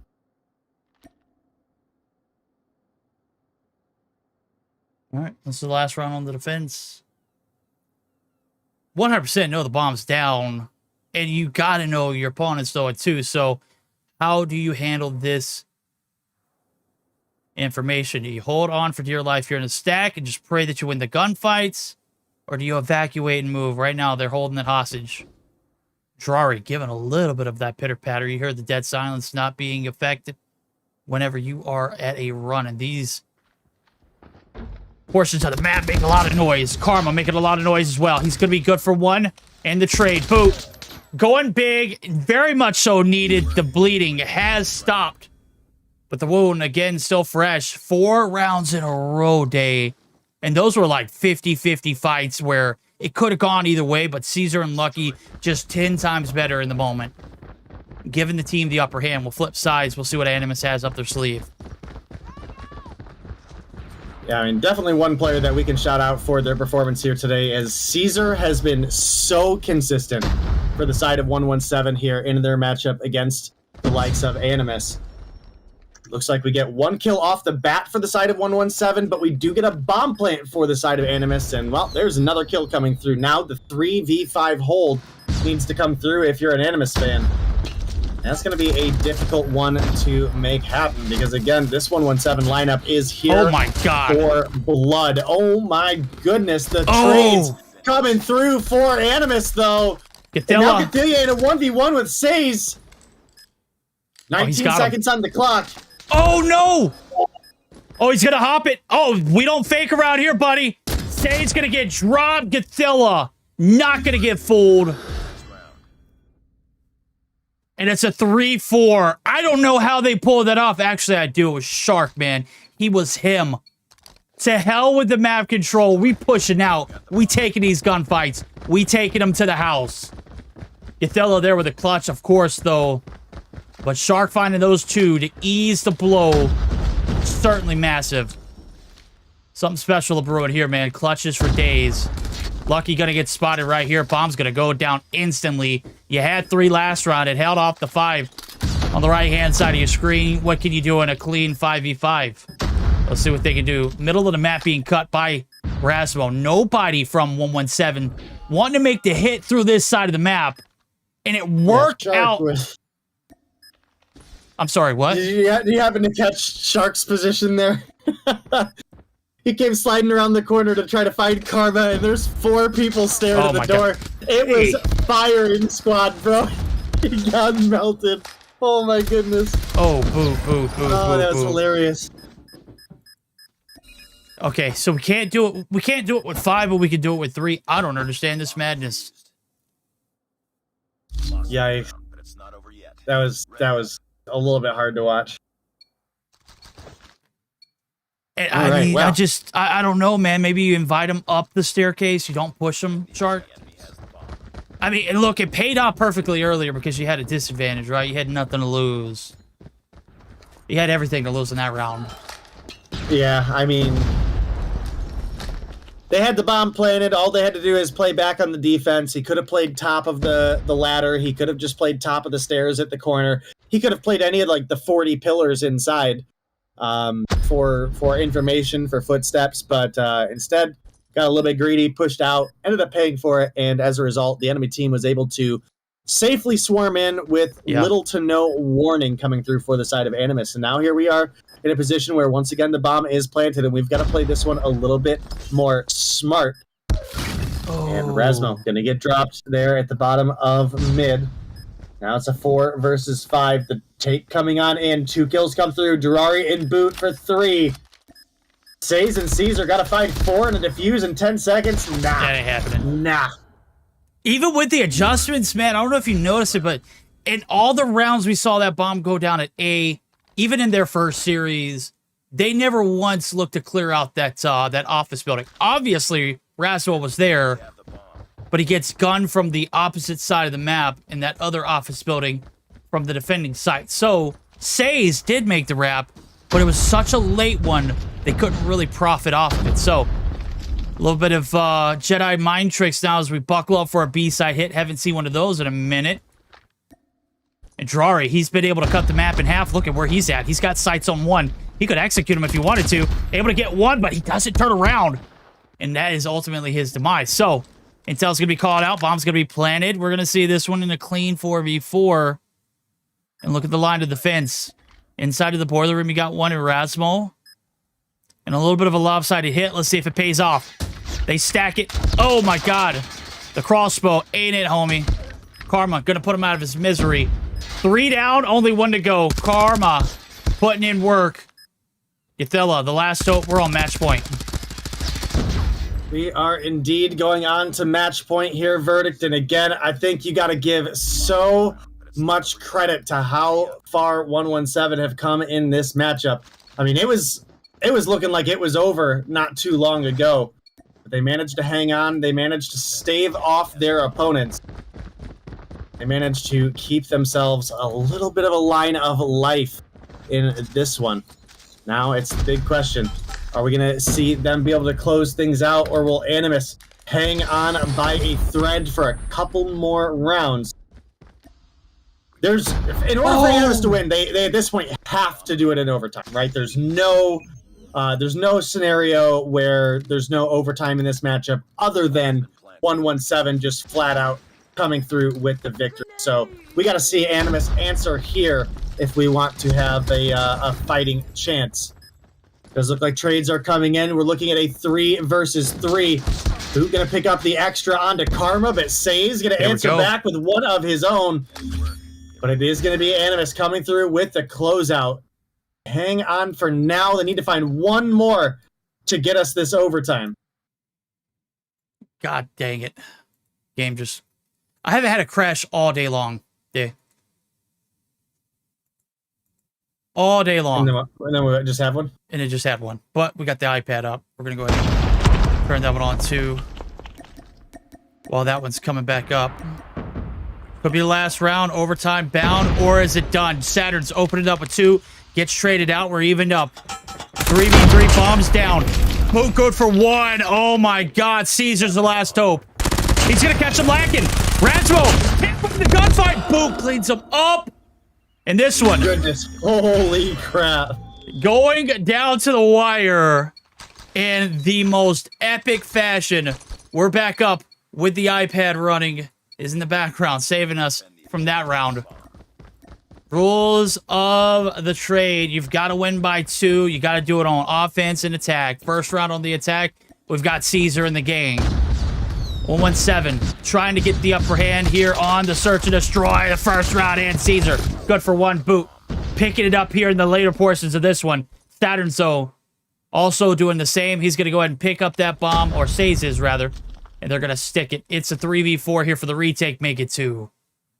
And all is silent here. Gathilla and Boot, the last hopes. Well, not the last hopes, right? We do have overtime at minimum guaranteed, right? So they do have some opportunity to still get back on the board. It is going to be a difficult one to do so. I need to find a groove if the team isn't able to clutch up here. Right now, Boot last alive 1v3, but time ticking away and can't find the kills necessary. So that is going to be big round of victory for the side of 117. But now they got to find a way to come through and close things out, Verdict. And obviously, the side of Animus have not made that an easy feat. Okay, well, we're going to hit the A site for the last round, potentially. Animus, this is for all the marbles. Rasmo, running rampant through it. Shark, able to swallow them up whole. Saturn's dropped. Lucky's down. Bomb, about to get laid down itself. Nade shots coming through. Says, eating bullets. Karma, on into the stack. Bomb is being planted. Karma, last hope now. Gonna prevent that bomb from going down. Oh my God, absolutely turns on Shark too.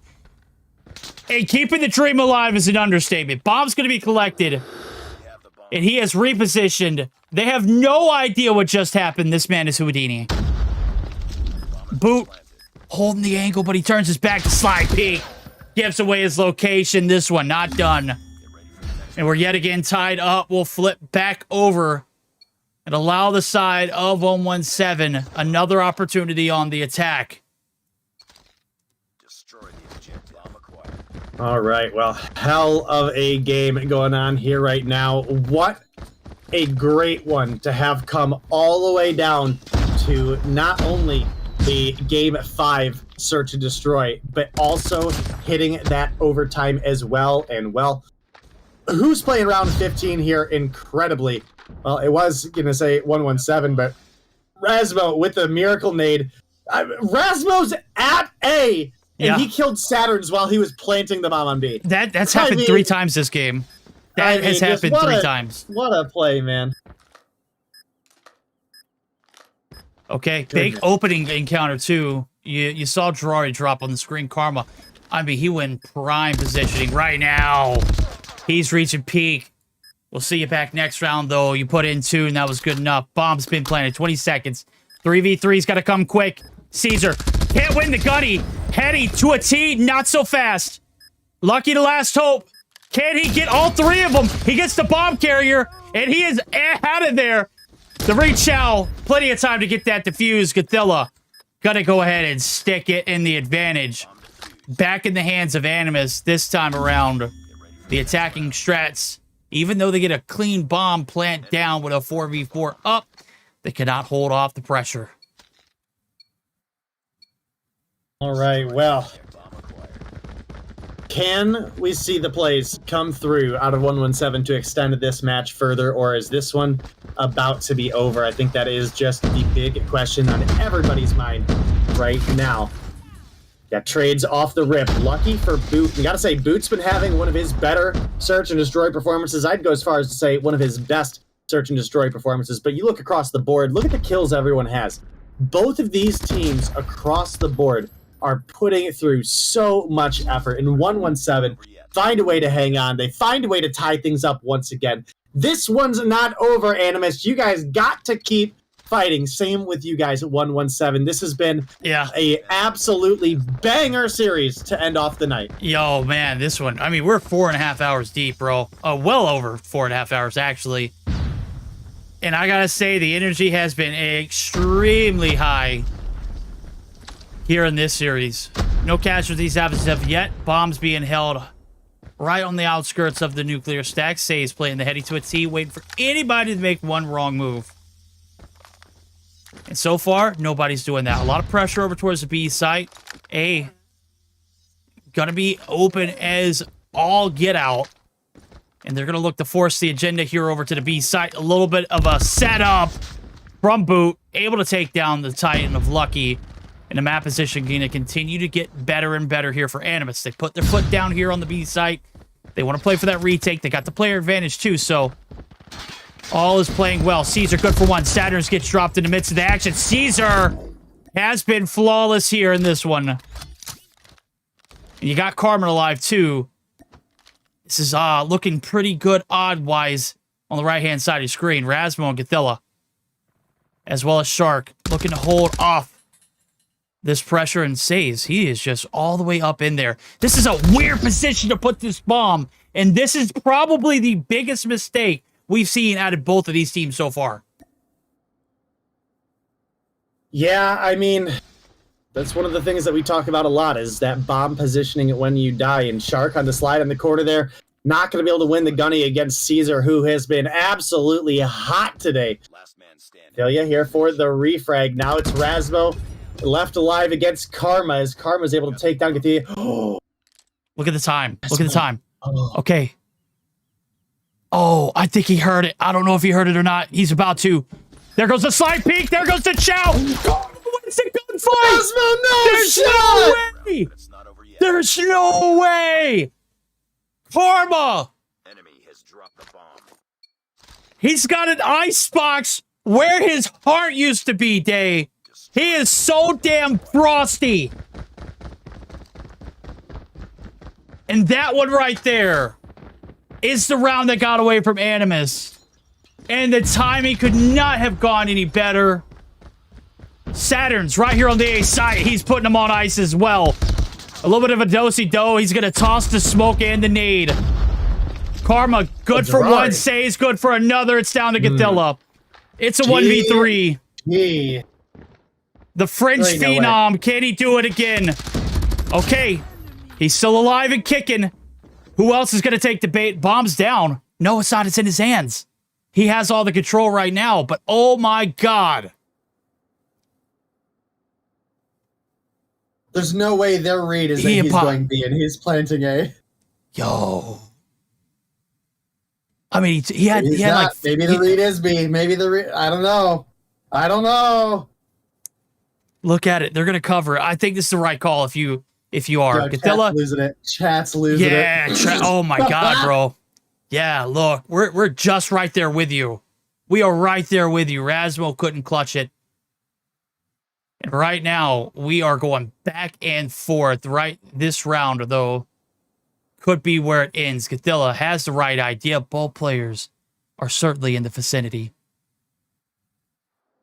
Oh, Karma ends it, ladies and gentlemen. We've got our winners finals.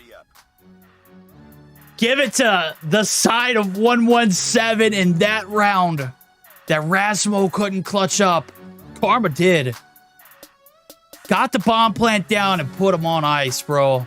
10-8 meltdown. We just witnessed probably one of the biggest meltdowns, breakdowns. I mean, you name it, bro. It happened here in this map. Game 5. We're not crowning champions just yet, but hell of a performance. Spanish Connection. They take the series. They'll go on to face off against Kings. They won't play until Thursday of next week, though.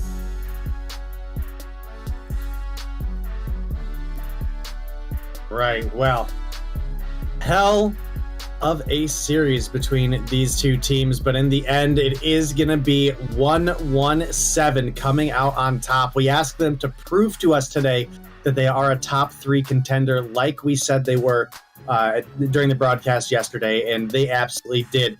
Animus took down Kings. Animus was taken down by 117, so that is going to move 117 into the winners bracket finals.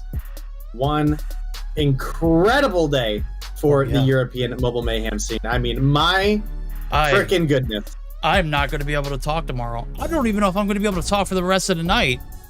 My God, my voice is going to be shot.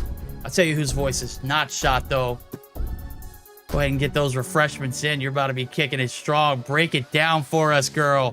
Deanna, that series definitely delivered. That was the matchup we needed in the night. Indeed, I actually thought I'm gonna have breakfast still watching this S&D, to be honest. Right? Because I was like, oh Price is God. not ending. Damn, I think it was the longest S&D we had this season. It was actually amazing. And also all the games, I wasn't expecting to actually have a fifth game. Right, we were leaning, well, I was leaning towards, because it was such a long time ago, I forgot already. I was leaning towards Animus winning, right? And after that convincing hardpoint that they had, moving into the S&D, I was like, ooh, damn. Yesterday they won against Kings, right? So today it's gonna be strong for them. No, 117 just come in and won. That was so good. After that, they kind of got bashed in the control, right?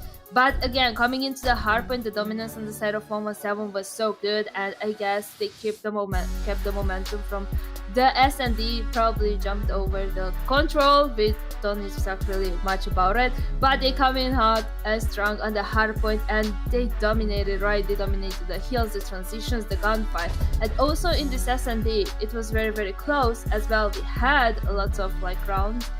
We had a lot of like 1v2s, 1v3s that were clutched on the side of 117, and overall I feel like they played very, very good in the S&D, right? So it's impressive. Today I was just like, everything I got wrong, you know.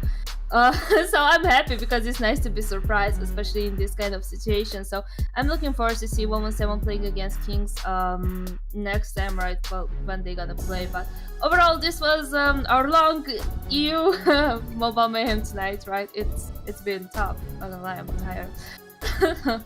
Oh yeah, I better say you're probably getting ready to wake up at a normal time. Well, we kept you up all night. We'll take a look at the post-action results as well. Just to kind of cap it off for the night. I know the Animus squad and the 117 score isn't updated, but it should be here momentarily. 2-1 victory for Zidium. And a 117 2-0 clean sweep against Panic Kings. Clearly the better team today, though, as they do take down Zidium. So, Animus drop in 5, 117. I gotta say, I don't know if that was an upset, but it certainly felt heartbreaking watching that Karma round. God, what was that, man? 22 kills in the search of Troy. What a hell of a way to close that series out. 117, as I mentioned earlier, and we'll continue to talk about, when consistent, is easily the third best team in EU. Well, tonight they proved they're at least the second best for the time being. Tonight, they're still going to close it out, though, because this is a double elimination stop bracket. Imagine if we didn't have a double elimination and Animus not being able to compete moving forward. Or for a third place prize. It wouldn't be as fun, right? I need to see that redemption arc for them. I need to see 117 and Kings as well. Yes, indeed, actually. I'm looking forward for next week, right? So can you go over the brackets? I don't know if you showed it. Did you show the brackets? Yeah, I'm about to. Okay. I was not sure. Sorry, I was just so tired. I'm getting it updated. They just posted it, so. Yeah. Thank God I work from home, so I can wake up at 9:50 and start work at 9:55. The perks of working from home. Yeah. Okay, we'll take a look at the bracket there before we head on out. On Tuesday of next week, we will see 3 matches. It'll be the losers round 1 and the losers round 2. Exclusive and Animus, Zidium, and Panic. Winners of those 2 matches will be moving on to face off in our third series of the night. The losers, they're out. No more redemption tours for them. No more Gulag series. It's 2 and done. that concludes our broadcast for the night. Deanna Day, I'm gonna leave y'all with the last words. Oh, it was one of the best. Okay, I'm gonna start. Sorry. Oh, it was one of the best broadcasts I feel like that we had in EU, right? Lots of people, you know, coming into the broadcast, lots of support for you guys. Obviously, it's awesome to see that. Teams didn't forfeit, teams didn't DQ. They actually played very, very strong, right?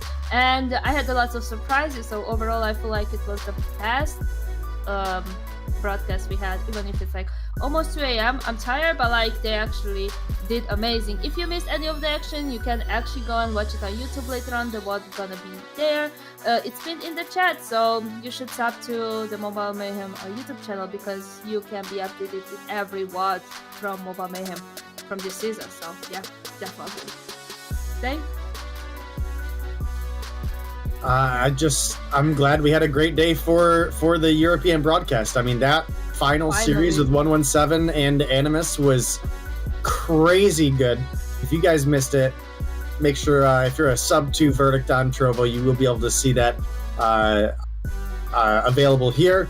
If not, make sure you're following Mobile Mayhem GG on Twitter, because that one you've got to watch if you've missed it. I mean, 117, goodness, what a performance out of them here today. All right, we're going to go ahead and cap it off. We're going to send you on your way. Be sure to tune in about an hour, maybe a little bit more. Bobby and I will be kicking off with Callie for the Mobile Mayhem second day of the playoffs losers bracket run.